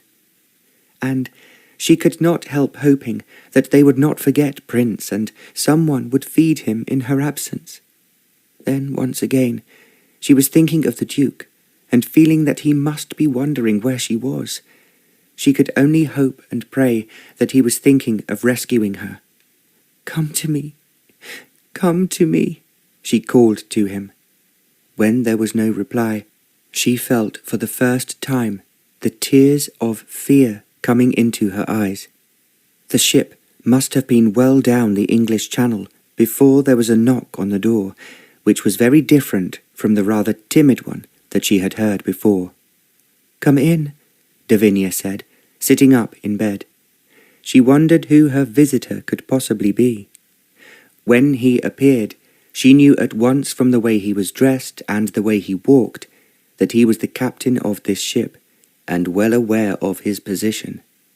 As he came to the bed, she realized that if she was eyeing him anxiously, he was doing the same. "Are you comfortable?" he asked abruptly, in a way that showed he spoke English well and could understand it. "Yes, I am comfortable, thank you," Devinia said. "But you will understand that I wish to know where I am going, and who this ship belongs to." The captain smiled. "You be quite safe," he said. "We look after you well. You are present for His Highness." "And who is His Highness?" Devinia asked. For a short moment there was hesitation, and then the captain answered, "He very great man, the Sultan of Istanbul, and you a present to him." Devinia drew in her breath. Now she understood exactly what had happened to her. There was no doubt as to who had arranged it. When Devinia had been with her mother's cousin, Penelope's father was negotiating on behalf of the Sultan of Istanbul over a ship he was having made in England. Apparently, although she had not heard of it before, Penelope's father was an acclaimed expert on the building and equipping of cargo boats, and had received orders from many countries for those made in English shipyards. Because she had been interested, he had told her of the number of ships he had built for different countries, and the many ways that they had been furnished if they were to carry passengers. The majority, he had told her, require only ships that convey what they buy in one country to their own, but occasionally the Sultan, or whoever is important, wants one for his own personal use. He paused for a moment and then continued. That, I can assure you, makes a lot of difficulties, because, although he admires our furniture and our form of decoration, He only wants it to be partially Eastern, and that, of course, causes problems, not only where he is concerned, but for the guests of his country." Devinia had listened attentively, because anything new was interesting for her. She particularly wanted to know how the countries that had a sultan differed from those that had a king. She was therefore surprised when the captain said, "This ship belongs to the Sultan of Istanbul, and he uses it to bring the English to his country, and to make them comfortable during their journey." The way he spoke made Devinia understand all too clearly that the Sultan of Istanbul had copied the English in some ways. However, there was definitely a foreign touch where the bedclothes were concerned, and Devinia was to find out later that the majority of the food and furniture on board was very oriental. But what she had heard already was enough for her to realize all too clearly what Penelope had planned for her. She was quite certain that, as her father's daughter, it would be easy for her to have someone carried aboard the Sultan's ship if it was in harbour at Dover, and there was no reason for her to consult her father. Devinia guessed that, while he was busy inspecting the ships that were being made under his orders, Penelope had sent the men from the ship to kidnap her, and to take her aboard without her father having the slightest idea of what was happening. There was no need for Devinia to ask the captain why she should have been taken for the Sultan of Istanbul. Her father had often talked about the present Sultan, who he saw quite often. On more than one time, he had teased his daughter by saying if she became even more famous than she was already as a beautiful debutante, the Sultan would hear of her beauty, and as he had a penchant for blondes, would undoubtedly send a ship to carry her to him in Istanbul. She really could not believe that any Englishman, especially one accepted by the most influential people in London, would capture an English girl and then, because she was fair, send her to the Sultan. But that was exactly what Penelope was doing. While she was using her father's name to make it possible, it was very doubtful if he would learn what had happened, at any rate not until it was too late to rescue her. "We make you very comfortable," the captain was saying. "You just ask for anything you want, and we go straight to Istanbul and not stop anywhere." Devinia knew that it was no use appealing to him to save her from the fate that had awaited her when she arrived. But he was well aware that she was a present for the Sultan, and so she would be added to his harem, which, according to Penelope's father, was already a large one. When the captain left, after again saying that she had only to ask for anything she wanted, Devinia lay down. She told herself that if she was not rescued, then she must die before she made one of the Sultan's many concubines, simply because she was so fair and fair-haired women were more to his liking than dark girls who were of the same blood as his own. "Help me, God. Oh, please help me," Devinia prayed. But she could not think how God could do so, or how once they had passed through the Mediterranean and reached Istanbul, there would be anyone she could appeal to save her. As the ship seemed to go faster and faster, she told herself that if neither God nor the Duke heard her prayers, then she must die. When finally that night she fell asleep, she felt as if the devil himself was carrying her towards a hell she had not thought existed until this moment. The Duke, having ordered that his yacht should sail night and day as fast as it possibly could, was calculating that, as far as he was concerned, Devinia had left 10 or more hours earlier than he had done. He had, of course, lost time when he had gone first to London to see Penelope. He had then driven at what was an amazing speed to Dover, only to be quite certain that Devinia was several hours ahead of him. As he had travelled so much in the past, he was well aware of the fascination that Eastern men felt for fair-haired, blue-eyed English girls, who often, when they went abroad unprotected, found themselves in a most unpleasant situation. They had, of course, no idea how they could save themselves. He had been friendly with the Sultan of Istanbul, who he had met on several occasions, and found him to be a well-educated and, on the whole, intelligent man. At the same time, he was well aware that he boasted a very large harem. It was talked about not only in the East, but in many other countries where the Sultan was not only a visitor, but accepted by a great number of other rulers as being a man who was making Istanbul, over which he ruled, far more advanced physically and intellectually than a good number of other Eastern countries. But they had remained somewhat hostile towards Europeans. It was well known that the Sultan of Istanbul had a penchant for fair girls, and it was no secret that he collected them as other rulers might collect weapons or jewels. But to think of Devenia being a concubine of the Sultan was something that made the Duke's blood boil and want to kill anyone who prevented him from saving her. But he was clever enough to realize that it was not going to be an easy task to save Devenia from the Sultan. He would need to use all his brains as well as his charm, unless he was not only to lose her, but every respect he had for himself. How could I have possibly thought, how could I have guessed, for one moment, he asked himself 1,000,000 times, that Penelope would punish me in such a manner for insulting her? And how could Devenia have thought it dangerous to go to an injured dog outside my castle? All these questions kept forcing themselves into his mind, until he thought that he would go mad if he could not catch up with the Sultan's ship ahead of him. He was well aware, as the captain had pointed out to Devenia, that the Sultan's ship was a larger vessel. Thanks to the company who had built it under the supervision of Penelope's father, it had engines which, if required, could go very fast, especially with a small cargo, and much faster than the Duke's yacht. "You just have to move quicker than you are at the moment," the Duke said to the captain, "simply because it is a matter of life and death.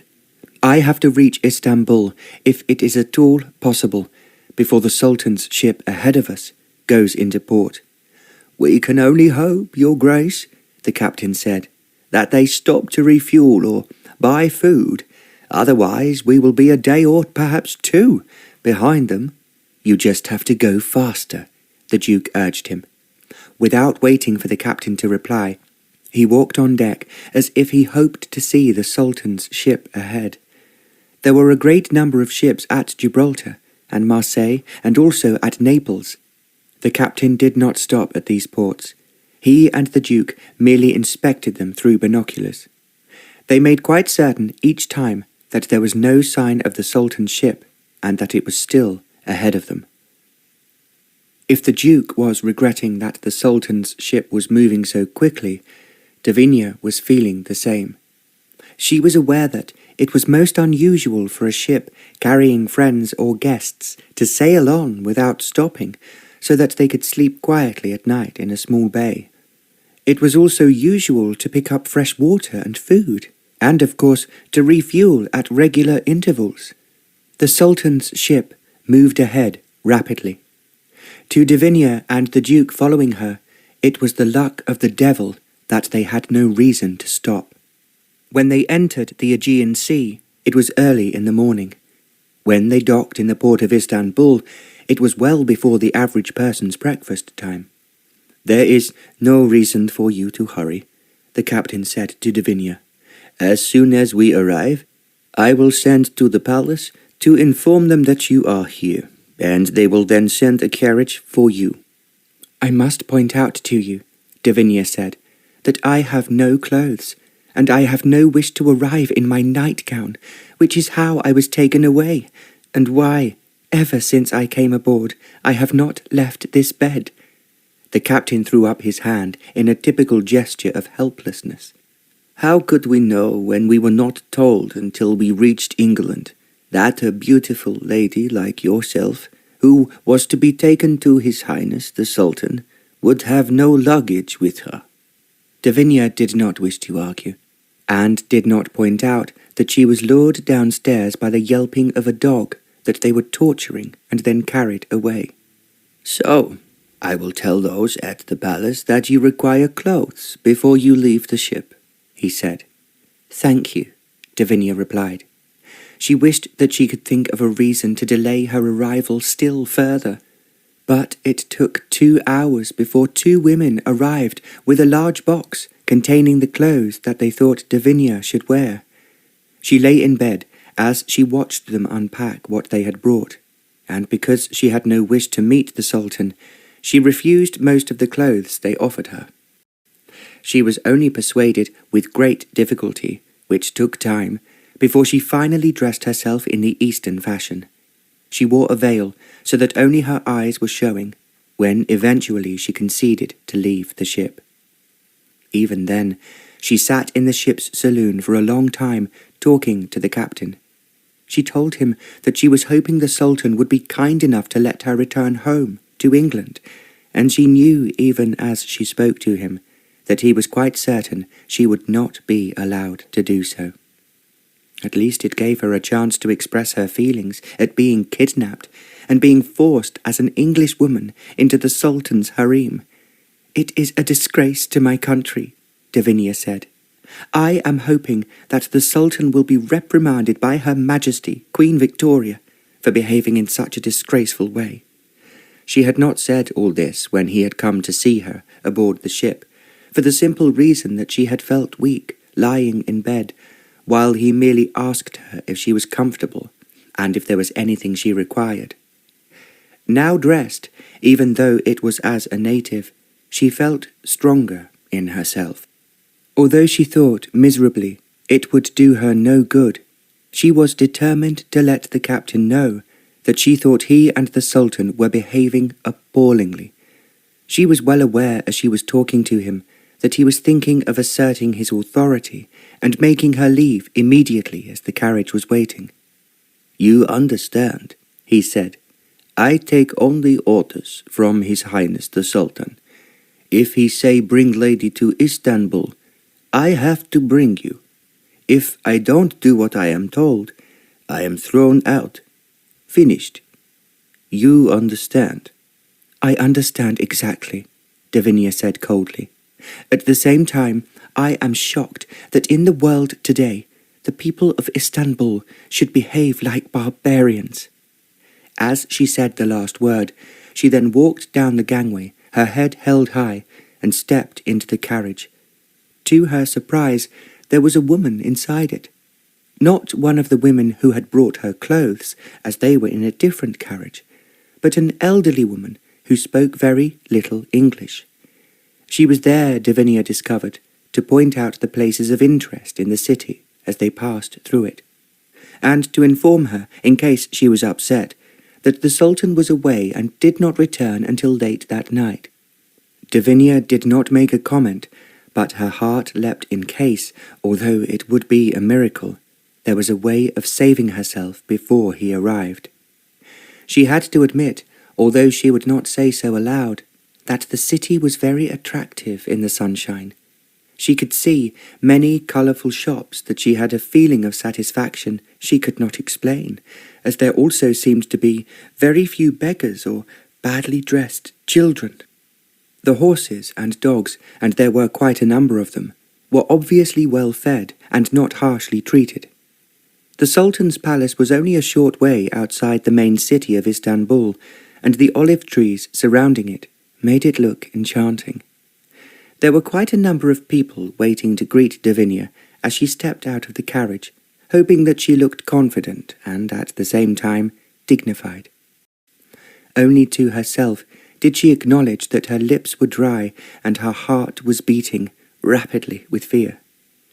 With much bowing, she was led into the palace, but not through the main door, but one which she soon realized was used by those who were the Sultan's concubines. As she knew that the Sultan was away, she was not so frightened as she would have been otherwise. she was also well aware that the elderly women who were to look after her were bowing and scraping as if she was an English princess, rather than just a girl whose most important attribute was her golden hair.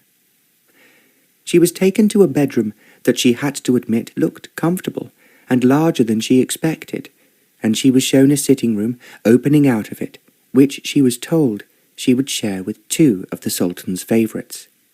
One of them was German, who was fair, and the other, Devinia gathered, was from southern Russia.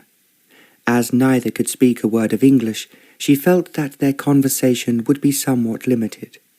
But they were obviously anxious to be pleasant, and they bowed and smiled in a manner which made it very obvious that they were anxious to welcome her. She went into her bedroom and found, as she might have expected, that the wardrobe was full of clothes, all of Oriental style. They were attractive and not in any way degrading. When she was asked if she had any jewellery, she replied that she had been taken away at night and brought to Istanbul with nothing of her own except her nightgown. This was explained by a woman who spoke good English. She had been, Devinia learned later, a governess at one of the universities, where some of the pupils required foreign languages as they hoped to work with companies in England and America. "You are very lucky to come here," the woman told Devinia. "Our Sultan like English girls very much."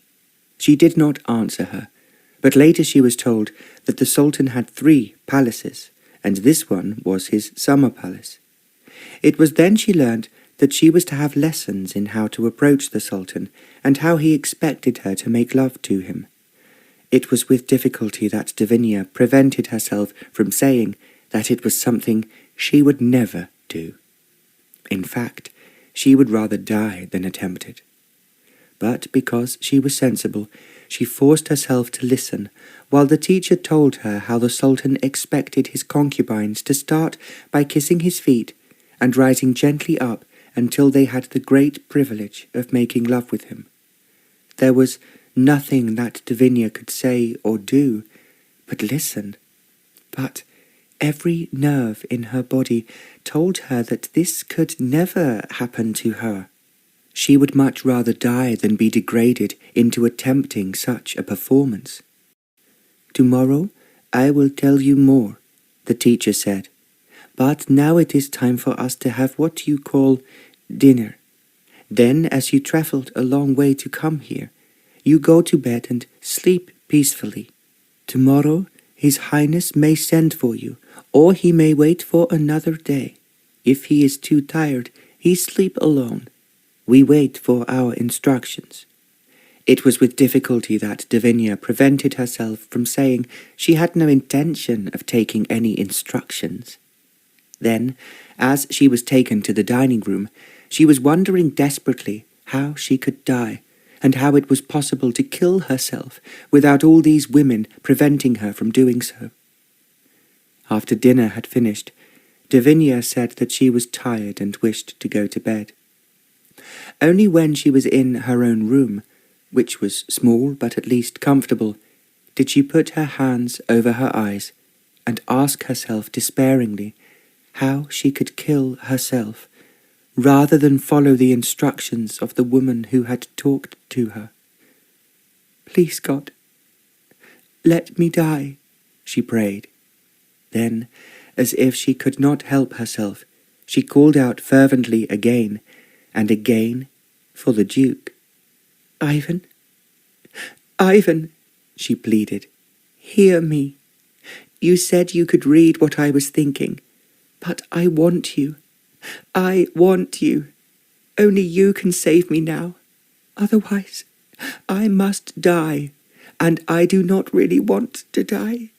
I want to live, and to be with you. Ivan, please hear me." Her tears prevented her from praying any more. As she lay in darkness, she felt that there was no future for her. Only death could ever save her from the horror and misery that was waiting for her. As it happened, the Duke's yacht was only a little way behind the ship carrying Devinia. As they moved into port, he saw it a little way from where they were dropping anchor. Without waiting for protocol or going, as he might have done, to the British embassy, the Duke went straight to the palace and demanded to see the Sultan. The equerry who attended to him was impressed by his title, and he was also aware that the Duke had called on the Sultan on previous occasions. "His Highness will be back tonight," he said, "and I know he will be delighted to hear that your Grace is in Istanbul. In the summer, he has breakfast very early at 7 o'clock, and usually deals with his post afterwards." "Very well," the Duke said. "I will call just before 8 o'clock. As you might know, this is the summer palace," the equerry went on, "and he spends a great deal of time here." "Very wise. I will be sleeping on my yacht tonight, and I will, as you suggest, call on His Highness tomorrow."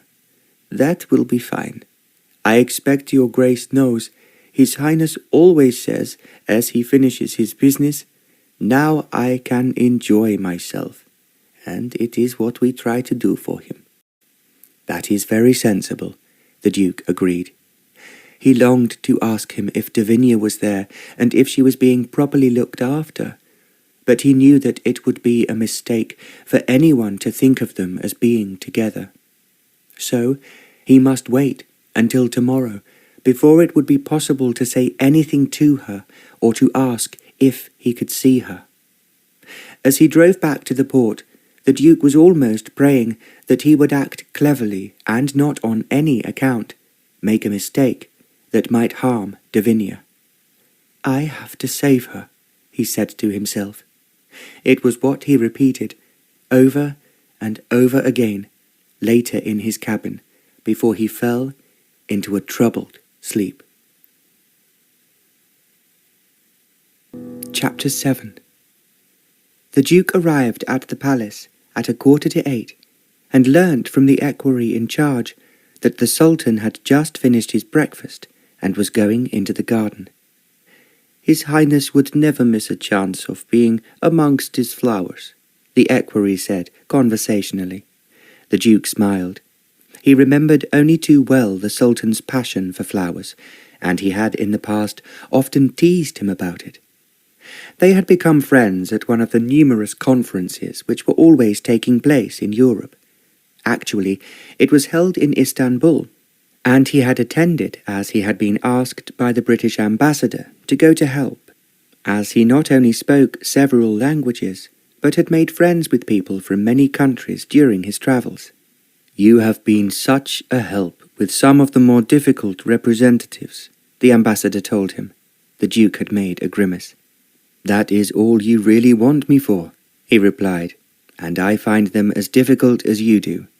"Yes," the ambassador agreed, "but you can speak their language, and you have visited their countries. Quite frankly, I cannot do without you." As the Duke had always been great friends with the ambassador, he knew that he was not exaggerating when he said how difficult the world's rulers could be. He had indeed attended not one but quite a number of meetings with various countries, and each of them fought for what they believed was their rights. At the same time, the Duke enjoyed himself simply because he did know a great deal about the less significant countries concerned. He thought it only fair that they should have their chance of expressing their thoughts and feelings, as well as the bigger and more powerful countries. Because he enjoyed visiting Istanbul, he had a large knowledge of its history, and he had enjoyed meeting the new Sultan and learning of the improvements he meant to make in the country that he now ruled over. They had, in fact, become friends, and on his journey from England, the Duke had thought over and over again that the only hope of him saving Devenia was the fact that he knew the Sultan personally. Had it been any other country, he was quite certain if she had been carried off in such a blatant manner, with the permission of one of her relations, it would have been extremely difficult to ask for her to be given back. He might have to come up against a blank wall where they protested firmly that what he was saying was untrue, and there was no question of him saving her. All the same, He realized that it was an exceedingly difficult situation, as he was certain that Penelope would have used her father's name to give them permission to kidnap Devinia. What was more, she was, as he knew only too well, exactly the fair, blue-eyed, golden-haired beauty who every man in Istanbul would admire and wish to possess. The equerry brought the Duke a cold drink while he was waiting, and he told him about the improvements that the Sultan had already made in Istanbul. "We are getting larger every year," he said. "More people come to buy products from us, and His Highness is very pleased that there are so many English visitors." "I'm glad to hear that," the Duke replied. "I am delighted to be here in Istanbul, as I have always thought it to be one of the most attractive countries I have ever visited." The equerry smiled, and then he said, "I will go and see if His Highness is in the garden, and tell him that you are here, Your Grace. I am sure that he will be very pleased to hear of it." He left the room, closing the door behind him. As if he could not keep still, the Duke rose from his chair and walked to the window. He could not see the trees in the garden, because he was concentrating with all his heart and soul on winning the battle that he was well aware lay ahead of him. "I have to be clever, and I have to be sensible," he told himself, "and I must not, in any way, incur his anger." Then, as he heard the equerry return, for a moment he did not turn round, he only drew in his breath. In his heart he said the same prayer as he had said all the way as he sailed down the Mediterranean. He knew that once a woman had passed into the keeping of the Sultan, it was almost impossible for her to leave or be taken back into her family. "If you would like to come this way, Your Grace," the equerry was saying, "I told His Highness that you are here, and he is delighted to welcome you." The Duke turned and walked behind the equerry, who took him to the door that led into the garden. He threw open the door, and there was no reason for the equerry to take him any further, as the Duke had seen on his last visit where the Sultan would be sitting. It should have been a tent, but it was more like an elaborate canopy bed. Now, as he had expected, the Sultan was lying back against his silk cushions. He was wearing so little clothing that it was quite obvious what was expected later on. As the Duke appeared, the Sultan lifted both his arms and exclaimed, "Your Grace, I did not expect to see you here." "I came to see you, Your Highness." There was a chair at the Sultan's side, and the Duke sat down in it, saying as he did so, "I must apologize for my unexpected visit, but it is of great importance to me. I am extremely grateful to Your Highness for seeing me at such short notice." "Of course I want to see you," the Sultan replied. "I have often thought about you, and how we used to laugh at that last meeting. You made that stupid and idiotic man from France look more of a fool than he was already." The Duke chuckled. "That was true enough. Of course you won, as I remember, exactly what you wanted at the time, and I heard from your equerry that things are going extremely well in Istanbul at the moment." "We are now making good money," the Sultan said, waving his hands. "And who could ask for more?" "Who indeed?" the Duke questioned. "They must be very proud of you. As I recall, when you took over, things were very bad, and people were leaving the city because they could not afford to stay in it." "Now they are coming back," the Sultan said, "and we have had many visitors, including some from England." There was a pause, and then the Duke said, "It is about someone who has been brought to you from England that I wish to talk to you about. She did not intend to come and visit you, but there is every likelihood that I would have brought her here later on." The Sultan looked at him in surprise. "What are you talking about?" he inquired. "I'm talking about a young girl who your people were asked to kidnap and bring to you against her will and against mine." The Sultan stared at him. "Of course I know who you are talking about," he said, But I had no idea that it concerned you in any way." The Duke smiled. "It concerns me for the simple reason, and I know you will understand, we are engaged to be married, and I intend to make her my wife." The Sultan glared at the Duke and replied, "This cannot be true. I cannot believe what you are saying to me. It must be a joke which I do not find funny." "Nor do I," the Duke answered. "The situation is quite simple. You know, as we both discussed it on my last visit, that I had no intention of marrying. I intended to be getting on for 40 before I gave up my freedom, and then only because I needed an heir." "Yes, yes," the Sultan replied. "I do remember you saying that. We both agreed that the bonds of matrimony could be very tiresome." He paused before he went on. "I remember relating to you that my predecessor suffered terribly with an older woman, who he took as his consort, and he bitterly regretted her doing so." "I have not forgotten," the Duke replied. "That is why, when I learnt of the terrible and ghastly trick that had been played on me, I have to come to you for justice and understanding." The Sultan waved his hands. "I don't understand. Tell me what happened." "You remember buying your private yacht from a man who specializes in providing them in Great Britain?" the Duke began. "And, in fact, I think I told you to ask for his help when you wanted English furnishings and engines that would move faster than any other private jet in this part of the world." "Yes, yes, I remember," the Sultan answered rather impatiently. "Unfortunately," the Duke went on, "the maker you employed has a beautiful daughter who was much admired and applauded when she became a debutante last year. In consequence, she became very sure of herself and decided that she would marry a title." The Sultan laughed. "So her eyes rested on you, Your Grace, and she wanted to be your wife?" "Exactly," he replied. "But as you know only too well, because you and I discussed it, I had no wish to marry, and I decided, and I think you said the same, we would both wait until we were older and wiser."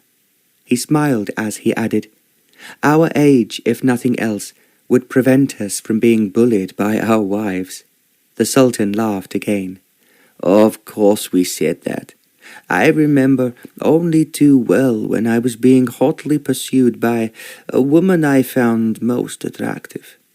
"I might say the same. I had no wish to marry that particular lady, but then by chance I met a young, unspoilt girl who was being very badly treated." "So, you broke your resolution," the Sultan said. "I thought you would guess it," the Duke laughed. "She is young, unspoilt, and not in the least demanding." He sighed. "So, I gave her an engagement ring, and thought that I was at last marrying a woman who would not want to order me around, or to be more interested in my title than in me." "What happened then?" the Sultan asked, as if he was eager to know the whole story. "The woman who wanted to have her own way, and that included me," the Duke went on, "asked your men to kidnap my beautiful fiancée and carry her away, which she least expected, so that she could become a member of your harem." The Sultan stared at him. "Is that true?" he demanded. "Is it possible that this girl you are engaged to has been kidnapped by my men?" "She is here, in your palace," the Duke confirmed, "but I have been told, as you have been away, that you have not yet seen her." The Sultan did not reply, and he carried on. "But I must beg you, as a friend and as a man who understands these difficulties where women are concerned, to let me have her back." The Sultan put his hand up to his forehead. "It all seems to me impossible. How would they dare to kidnap an English girl and bring her here without causing a great deal of trouble? Are you quite sure that she was not anxious to join me?" "She did not know what was happening, the Duke replied. She was enticed from her bed because a dog was whining in apparent pain beneath her window. He paused for a moment before he continued. She is very fond of all animals, as you know most English women are, and she went down in her nightgown to see what was happening. And what did she find? The Sultan asked. Before she could speak, and before she could even find the dog, the Duke told him. She was covered with blankets, until it was almost impossible for her to breathe. She was carried away by 4 men to a carriage which was waiting just around the corner from my castle. The Sultan was listening, but he did not interrupt. She did not know why it was happening, nor was she able to speak until she found herself aboard your ship. So I have followed her as swiftly as I could, because she is to be my wife." The Sultan did not reply, and the Duke went on. "If it is learned by the diplomatic service, or indeed the government, that she has been kidnapped, then it might lead to difficult relations between our 2 countries. That is a situation I know, my friend, is what you and I would wish to avoid." "I still cannot believe that my people would be so stupid as to steal your fiancée," the Sultan asserted. He spoke in French because at their last meeting there had been many French officers, and they had often conversed with them in their own language. "I think," the Duke said quietly, "that your people believed that the order came direct from the man who built your ship. Therefore they did not query it." He hesitated slightly before he added, "Equally, it was a dangerous thing to do, and I think, if you will forgive me saying so, it would be wise if you told them that, in the future, they must not kidnap English women, however much they are paid to do so, unless they have instructions from you or an officer on your behalf." "You are right. Of course, yes, you are right," the Sultan agreed. "But now she is in my harem. What can I do about it?"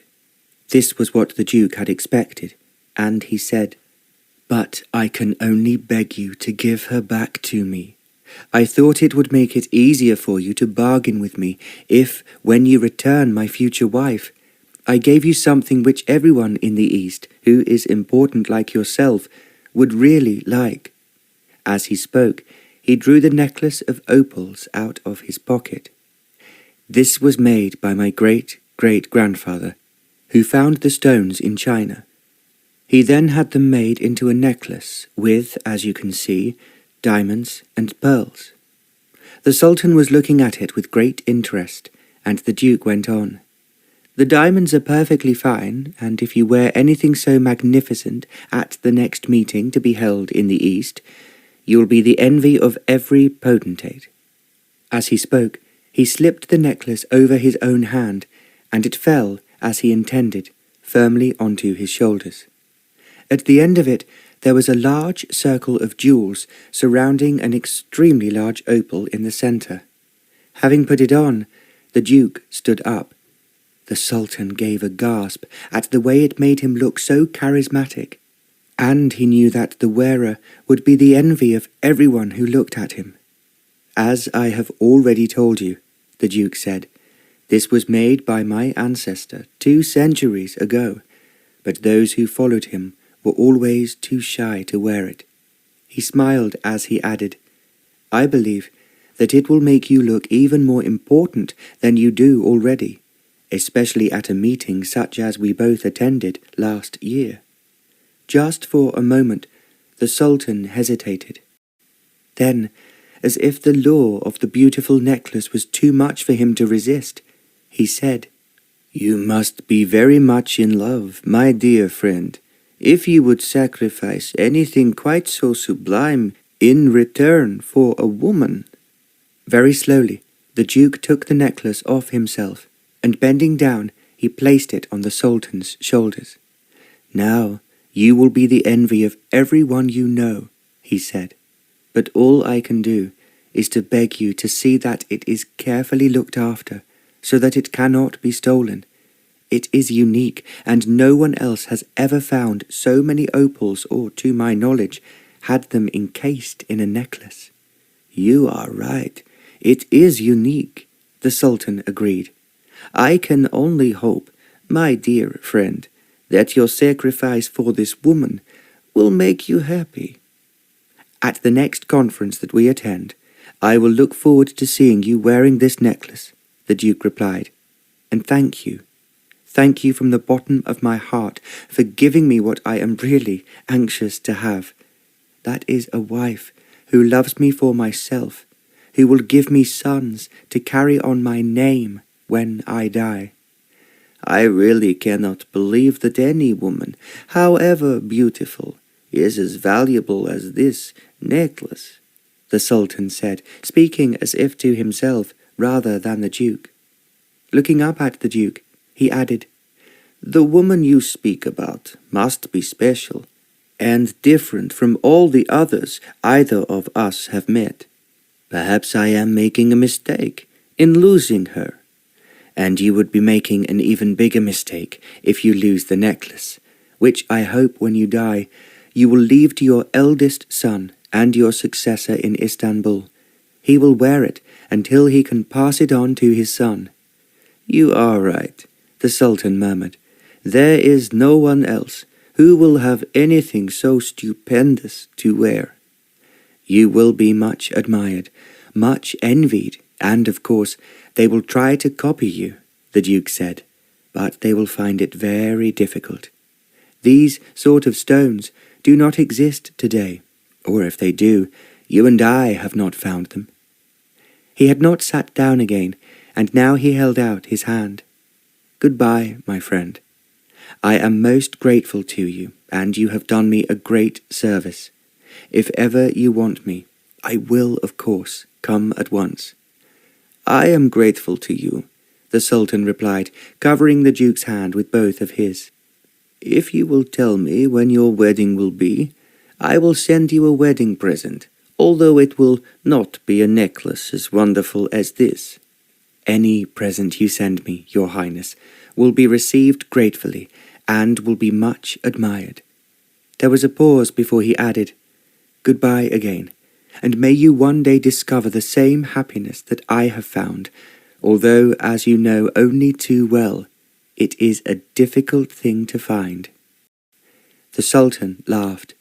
"Goodbye, Your Grace, and I will tell my equerry that the last arrival from England is to return with you." "I am more grateful than I can say in words," the Duke responded. He then bowed, as was expected of him, and walked to the door. It was opened by the equerry, and the Duke said, "His Highness has some instructions for you." He went into the palace without looking back, and waited until the equerry returned. "I will tell the English lady," he said, "that you are waiting for her." "We have to leave in a hurry," the Duke answered. Without replying, the equerry then hurried down the passage. The Duke drew in his breath. He realized that he had achieved the impossible in getting Devenia freed once she had actually been accepted into the Sultan's palace. Yet, as he waited, he glanced at the closed door into the garden, in case he was being too optimistic and things were not as easy as he thought they were. Finally, he heard voices and knew that Devenia was coming to him. He looked out and saw that his carriage had been brought round to the front and was waiting outside. Everything was going smoothly. Yet the Duke knew that no one could be certain of anything in the East. Rulers like the Sultan changed their minds as swiftly and as often as the air changed. Then, when he was becoming somewhat anxious that something had gone wrong, Devenia appeared. She was wearing the clothes that she had been dressed in to meet the Sultan. Although they were very pretty and colourful, they hardly covered her body. They were, the Duke knew, deliberately seductive to accentuate the fairness beneath them. Even though she was looking extremely pretty, the Duke knew by the expression in her eyes that she was very frightened. As she saw him, she gave a cry which seemed to come from the very depths of her soul. She ran towards him and threw herself against him. "Ivan? "Ivan, is it you?" she cried. "I just cannot believe it." The Duke put his arm round her. "We are in a hurry," he said loudly enough for the equerry to overhear, "and we have to leave immediately. The carriage is outside." Even as he spoke, the double doors were opened up, and then, taking Devinia by the hand, he drew her down the steps. He pushed her into the carriage and told the driver in his own language to go to the port as quick as possible. Then he shook the equerry by the hand and got into the carriage, pulling the door closed behind him before the servant could do so. As the carriage then started to move, Devinia flung herself against him. "You have come! You have come!" she cried out breathlessly. "I never thought you would find me. Oh, how are you here?" There were tears in her eyes, and at the same time they were shining. As the Duke put his arms round her, she seemed to melt against him. Then, as his lips found hers, and he kissed her, he knew as he did so that this was the greatest moment of his life. He loved her as he had never loved anyone before. They had gone quite a way before Devinia gave a gasp and whispered, "You have come, and I thought I was lost, forever." "Of course I followed you, once I knew what had happened," the Duke replied. "Now you are safe, and I will never let you go again." "Hold me," she cried. "I have been so frightened and so terrified, and now, like a miracle, you are here. How can you be so clever? How can you have saved me when I thought that no one would be able to do so?" She was speaking excitedly and was almost in tears. As he had no words to express his own anxiety, the Duke could only kiss her and keep on kissing her so that neither of them could speak. Only as they reached the port did Devinia say, "I must look very strange, but you do realize that I have no clothes except these that I'm wearing." "We will buy you plenty of clothes when we reach Athens," the Duke promised. "Are we going to Greece?" Devinia asked him excitedly. "I would love that." "I thought that you would want to be married there, rather than anywhere else," the Duke said quietly. Her eyes opened wide, and she stared at him. "Married?" she whispered. At that moment, the carriage came to a standstill on the quay, and the Duke's yacht was waiting for them. The Duke stepped out of the carriage and paid the driver, and when he was ready to board, he helped Devinia out of the carriage and up the gangway. The captain was waiting for them on the deck. If he was surprised at Devinia's appearance, he was too polite to show it. "Move out to sea as quickly as you can," the Duke ordered. "Aye, aye, your grace," the captain saluted. Devinia, more to hide her appearance than because she wanted to sit down, had moved into the saloon, and the Duke followed her. "Is there anything I can get you, your grace?" one of the stewards asked him. "We would both love a glass of champagne," the Duke told him. "We have won a great victory, and we want to celebrate it." The steward smiled. "Very good, your grace." He disappeared, and Devinia slipped her hand into the Duke's. "How could you have been so clever?" she asked. "How could you have been so wonderful as to find me? I prayed all the way here that you would read my thoughts and would know where I had been taken." "Forget it," the Duke said. "You are free now, and you are mine.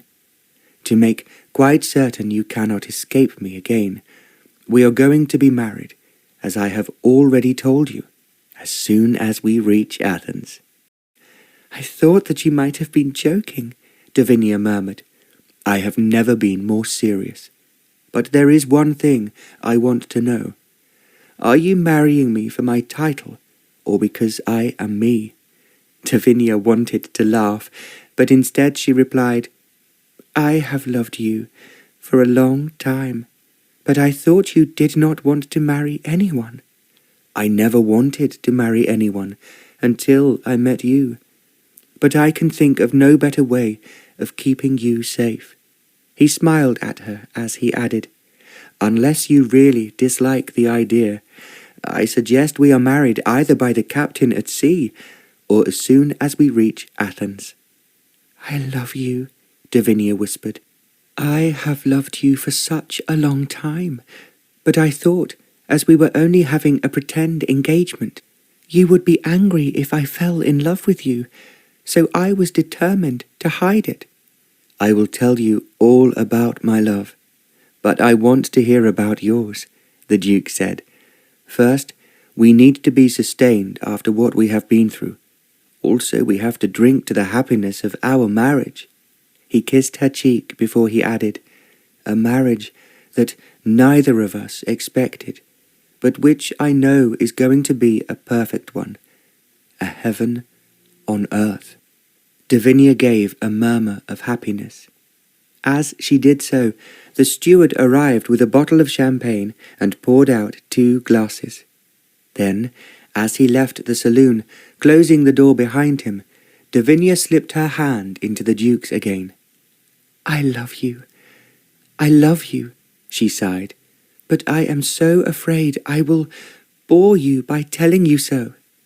"I want you to tell me every moment, and I want you just as you are, and I love you as I have never loved anyone before. I thought when I lost you that I had lost everything that mattered, and nothing I was or possessed was of any consequence, because you were not with me." He spoke with a deep sincerity that she could not misunderstand. Because she was so happy, she hid her face against his shoulder. "I love you, I adore you," she whispered. "I feel that this is all a dream, and I will wake up to find I am still a prisoner." "If you wake up anywhere, it will be in my arms," the Duke answered. "And just as you love me, I love you as I never thought it possible to love anyone. I hope never again to go through the agony I had when I realized what had happened to you, and that I might not be able to save you." "I lay awake all last night," she answered, "thinking how I could die, and knowing it was impossible, because in the harem they do not even have table knives in case a girl tried to use one on herself." Forget it, the Duke said firmly. "It was all a terrible mistake, which should never have happened in the first place. But it made me realize how much you meant to me, and the only way I can protect you is by making you my wife." "I will try to do everything you want me to do," Devinia promised. "But you must not be bored if I go on saying, 'I love you, I love you.'" She just managed to say the last words before the Duke was kissing her again, kissing her until the engines began turning beneath them, and she knew that they were leaving Turkey. They were sailing into a heaven of their own, which would be unlike anything that had ever happened to either of them before. When they reached Athens, it was very nearly 3 o'clock in the afternoon. The Duke told Devinia that he wanted her to visit the church where they were to be married, as he knew the priest in charge. "I must have something decent to wear," Devinia said. "Anyone seeing me would be horrified at the lowness and transparency of this dress that I'm wearing." "You look lovely," he told her, "but I understand what you're feeling, and we will stop at a shop in the town which has the best clothes in Athens." Devinia borrowed from the captain a shawl which he had worn when he had a cold, and it at least covered her shoulders. She and the Duke drove off in a covered carriage, and it was not very far to the shop he had told her about. The first thing she noticed when she climbed out of the carriage was that in the window they were exhibiting the most beautiful wedding dress that she had ever seen. It was on a wooden model, and she could not help thinking that it was just by luck, or perhaps a gift from the gods, that it should be there at this particular moment. As she and the Duke walked to the door, she said, "I want that wedding dress." I want it because it is the prettiest one I have ever seen, and I want you to remember our wedding, as I will, for the rest of our lives." "Then of course you shall have it," he replied. Inside, he told the owner that his fiancée had been unfortunate to have her entire trousseau stolen, while she was in one of the eastern countries. "So, we have come here to supply her with a new trousseau, and most of all, she wants the wedding dress in the window." The owner was silent for a while, and then he said, "I will do my very best to supply the beautiful lady with everything she requires. But there is already a lady hesitating as to whether she will buy the wedding dress or not, and she is going to let me know this evening." "I will let you know now," Devinia said. "If it fits me, which I am sure it will, I will take it with me." And turning to the Duke, she said, "I think it would be wisest if they took the dresses and the other clothes I need to the yacht tomorrow. I can then try them on without boring you." The Duke smiled, and she went on, "However, I do need a dress to wear now." And both the Duke and the owner thought this was an excellent idea. The owner took Devinia into a changing room, and one of his saleswomen produced 3 pretty dresses, which they were sure would fit her. She chose one in a very soft shade of blue, because she knew it would match her eyes, and made her fair hair look even lovelier. She made up her mind quickly, and did not bother to try on the other dresses. "Please, take them to the yacht," she said. "I don't want to bore my fiancé by waiting for me while I try on dresses here." She then told them she needed underclothes and pretty nightgowns as well. In fact, a whole trousseau, she insisted, as I have nothing except this dress that I wore last night for a fancy dress ball. "I wondered why you were wearing it, madam," one of the saleswomen piped up. "It was only when we arrived back where we were staying that we found everything had gone," she went on. "You can imagine how upset I was. So, we will make you the most beautiful trousseau any bride has ever had," the saleswoman promised. Devinia, however, was thinking of just how boring this was for the Duke. She had known all her life that men always found that women's shopping was tiresome. The mere fact they could not make up their mind over which article they were buying made them say, as her father had once, that he would never go shopping again. When she joined the Duke, he had actually left the shop and was talking to a man outside about the horses he owned. He was telling the Duke where he had bought them and the price he had paid for them. Devinia said quickly, "I am finished, and I have everything with me." The saleswoman was just behind her, carrying the wedding dress in a large box. "Did you put in the veil?" Devinia asked, as she suddenly remembered that she had not seen her doing so. "Yes, it is there safely, and I promise you, madam, you will not be disappointed. It is the most beautiful dress we ever have had in our shop, as quite a number of ladies have told us." Devinia thought that she was extremely fortunate in finding a wedding dress that she really loved. The Duke helped her into the carriage, and he told the coachman to take them to the church. As they drove off, the Duke commented, "You are the fastest shopper I have ever known, and I cannot believe anyone has ever managed to buy an entire trousseau in less than 15 minutes. "Men are always bored with women who fuss about their clothes," Devinia said. "This is what Papa told me, and Mamma was very clever never to make him wait for her if she was out shopping." "And I thought you have been extremely well brought up," the Duke remarked. "But I want you, my darling, to have everything you want, even if I do have to wait for it." "At the moment, I have you, and that is everything I want," Devinia whispered. "And I can say the same. Now, I want you to be as delightful with this church as I was when I first saw it. I think you will understand how much it means to me when I tell you it was built on a site which once held a temple of Aphrodite." Devinia gave a cry. "She was the goddess of love." "That is what I was told," the Duke replied. "I think you will find, as I did, that it is and always will be a place which inspires love." Devinia was fascinated. "You must give me a book all about it," she said. "And of course, as you told me how much Greece means to you, it is only right that it is where we should be married. I thought when I was last here that if I was ever going to marry, I would bring the woman I love here." His voice deepened as he carried on. "Because this is the country of love. I felt so deeply moved by everything I saw, and love seemed to be in the very air itself."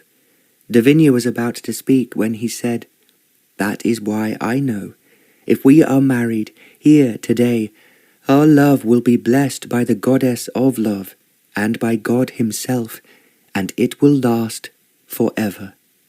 He spoke in a serious tone which Devinia had not heard before, but felt deeply moved by his words. Because she could not think of how to express her feelings, she bent and kissed his hand, which he had on his knee. "I love you. I love you," she said.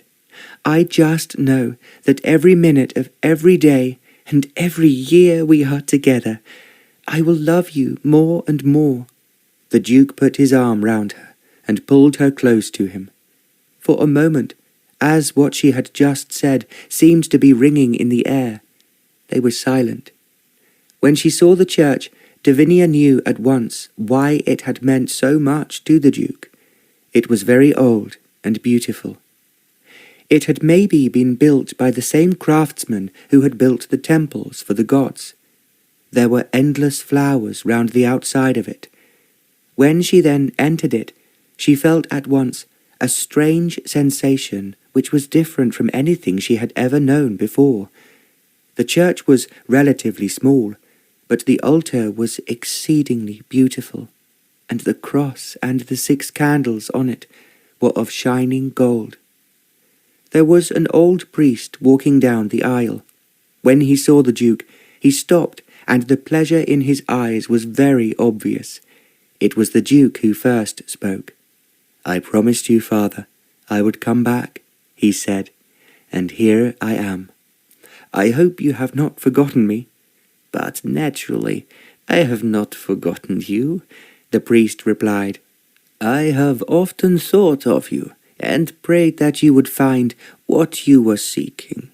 "Only you, Father, knew just what I was seeking," the Duke replied. "But I have found her when I was certain that my searching was impossible, and now I want you to marry us, tomorrow morning." "I can imagine nothing I would want to do more than marry you," the old priest said. "But I have a very large funeral tomorrow morning, and so it would be better if you were married today." The Duke turned and gazed at Devinia. "Why not?" he asked. For a moment she did not reply, and then she said almost in a whisper, "Please, I do so want to wear the wedding dress we have just bought." The Duke looked at the priest. "I am sure, Father, that your wife would allow her to change in your house, which I know is only next door." "Of course," he replied. "She would be delighted, as she too has often spoken about you, and wondered if that handsome boy, as she called you, has ever gotten married." The answer was no, until this moment, the Duke answered. "And that is just why, Father, I have brought my future wife here, the moment my yacht came into port." "If that is where you are," the priest replied, "then there is no reason for you to go back. Your fiancé can change in my house, and my wife will be pleased to help." He smiled before he added, "I must find my 2 sons, who will take part in the wedding, who can help me prepare the church." The Duke merely nodded, and the priest went on. "It is now, I think, getting on for 5 o'clock.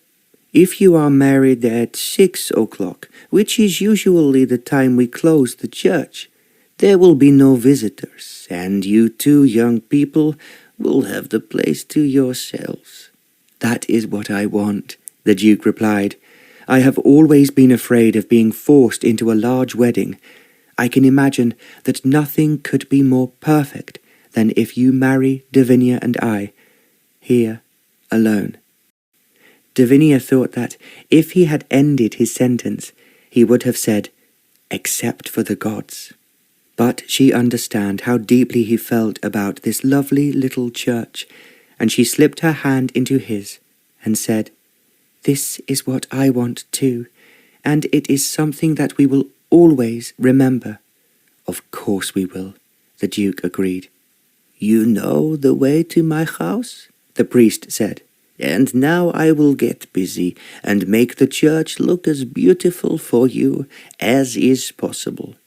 "You know, Father, that I don't need to express my gratitude," the Duke told him, "but you are aware how truly grateful I am."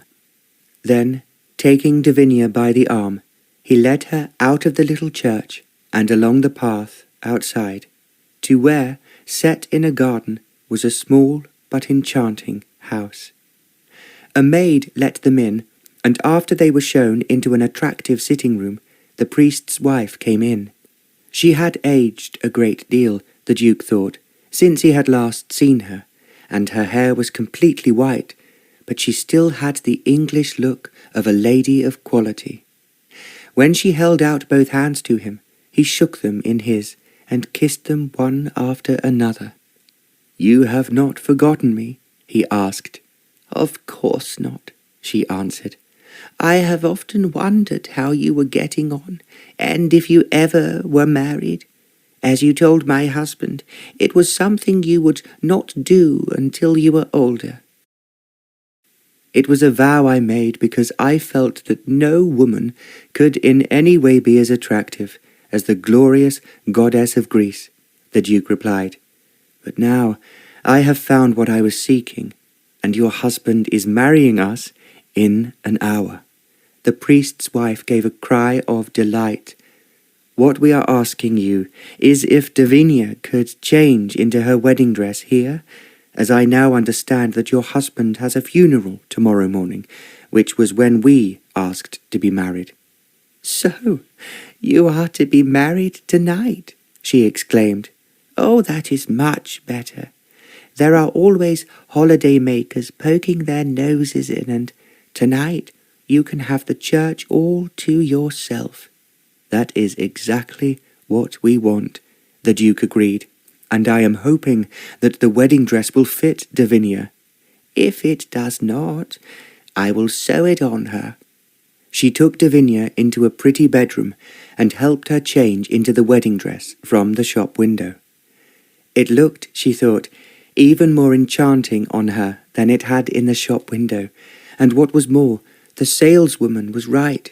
It fitted her exactly.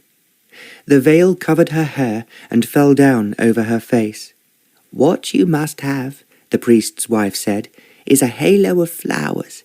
Your hair is so lovely, but it will, of course, be hidden until you throw back the veil after the ring has been put on your finger." Devinia was only too willing to let her arrange her hair as she wished. She then disappeared into the garden to come back with a large number of small white roses for the garland of flowers for Devinia's hair. She said, however, she could not bear to hide the beauty of her hair underneath the veil, so Devinia gave her permission to cut the veil in half so that it fell on either side of her face. "You are too pretty, my dear, to hide your face, and I know that the Duke will want to look at you while you make your vows, and so will my husband. He has never liked veils which hide from him what he wants to see." "What is that?" Devinia asked her.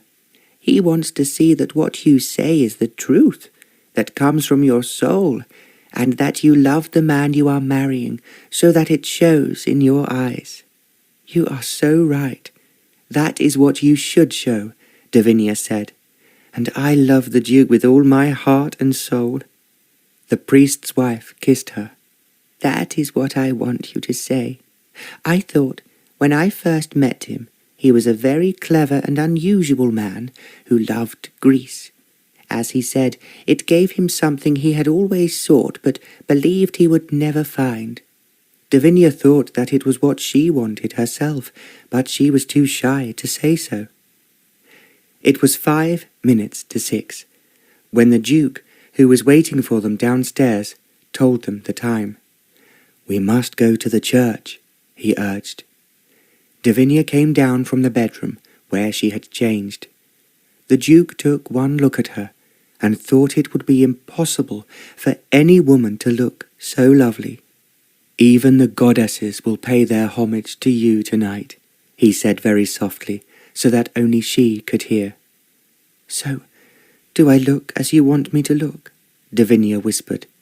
"As I hope and prayed my wife would look when I found her," the Duke replied. "Now I have found her, I can only tell you that you are perfect in every way. Not only with your amazing beauty, but because you have given me your heart. It is yours, completely and absolutely yours," she answered. They walked a short way to the church, and as they drew nearer, they heard the organ playing. "The 2 boys have been helping their father," the Duke said, "to arrange the church, and one of them always plays the organ when there is a service." When they went through the church door, Devinia gave a gasp. In their absence, someone, and Devinia thought that it must be the sons of the priest, had put flowers in every window, and in the centre of them there was a candle lit. There were also flowers all over the altar. As the 6 candles were lit, the whole place seemed to vibrate with beauty and the strange feeling of holiness which she had known when she first entered. Wearing the vestments, the priest was waiting for them, and as they walked slowly up the aisle towards him, the organ was playing softly. The service was short, but the way the priest read it made it seem just as if an archangel himself was marrying them. When they made their vows, Devinia was sure that her mother was looking down at her, and she was happy and content that she had found a man who loved her as much as she loved him. "I love him. I love him," Devinia thought to herself when she knelt to pray. Then, as the priest blessed them, she was sure that she and Ivan were receiving the blessing of all the angels of heaven. As well, they were being blessed by the gods and goddesses of Greece, who had lived and brought the secret of love to the world. When the service was over, Devinia and the Duke climbed into their carriage and drove away. "It was a wonderful, wonderful service," Devinia said. "I did not have time to thank the priest." "I did," the Duke answered. "I gave him a large sum of money, which I knew he would give to the church. I gave a present for his wife and his children too, which he will enjoy as much as they will." Devinia moved nearer to him. "You are marvellous," she sighed. "You think of everything." "I think of you," he said, and took Devinia's hand in his. They were silent, and it seemed as if the holiness of the service had carried them into another world, a world where there was only love, and it was quite impossible to think or feel anything else but love. The moon and the stars were coming out when they reached the yacht. It was because of the Duke's orders. Devinia learnt later that there was no one waiting for them. The Duke drew Devinia into the saloon, where their dinner was laid out for them, and there was champagne in a gold ice cooler. In the centre of the table was a cake iced in white, with their initials engraved on it, and encircled with white roses. There were flowers everywhere on the whole yacht, making a kaleidoscope of intense colour. "It is all so lovely," Devinia exclaimed. "How did you manage to arrange all this to make me so happy?" "I sent a messenger to the yacht while you were dressing yourself in your wedding gown, and the captain has followed my instructions as I knew he would." did you tell him that we were being married?" she asked. "I told him we would be married when we returned, and that we wished to see no one," the Duke replied. "The crew are drinking our health in champagne." "I must thank the chef tomorrow for what he has produced for us in such a short time," Devinia told him. The Duke nodded his agreement. "How can you be so wonderful as to think of everything that makes me so happy?" Devinia asked. "I love you," the Duke answered, "and we will spend our honeymoon here in Greece, where the gods have brought love to the world that will last for millions of years." "I love you with all my heart and my soul, Ivan, but I am so afraid that it is not enough for you." "It is all I want," the Duke replied. "I know that our love will go on increasing day by day and year by year." "We must be sure of that," Devinia whispered. Then the Duke was kissing her lips gently at first, and then wildly and demandingly, passionately, as if he was afraid of losing her again. When the Duke finally made her his, she knew that they had both found a heaven of love that would always be theirs. "I love you. I love you," Devinia sighed softly. She felt, as the Duke pulled her ever closer to him, that she had never been happier. "I love you so very much, my darling Devinia," he breathed. "You are mine, now and forever." The flowers whispered the same message, and the stars shining through the porthole said it too. "I love you. I love you." The love they had found together on this earth came from God, was part of God, and was theirs for eternity and even beyond. Love finds the Duke at last. Written by Barbara Cartland.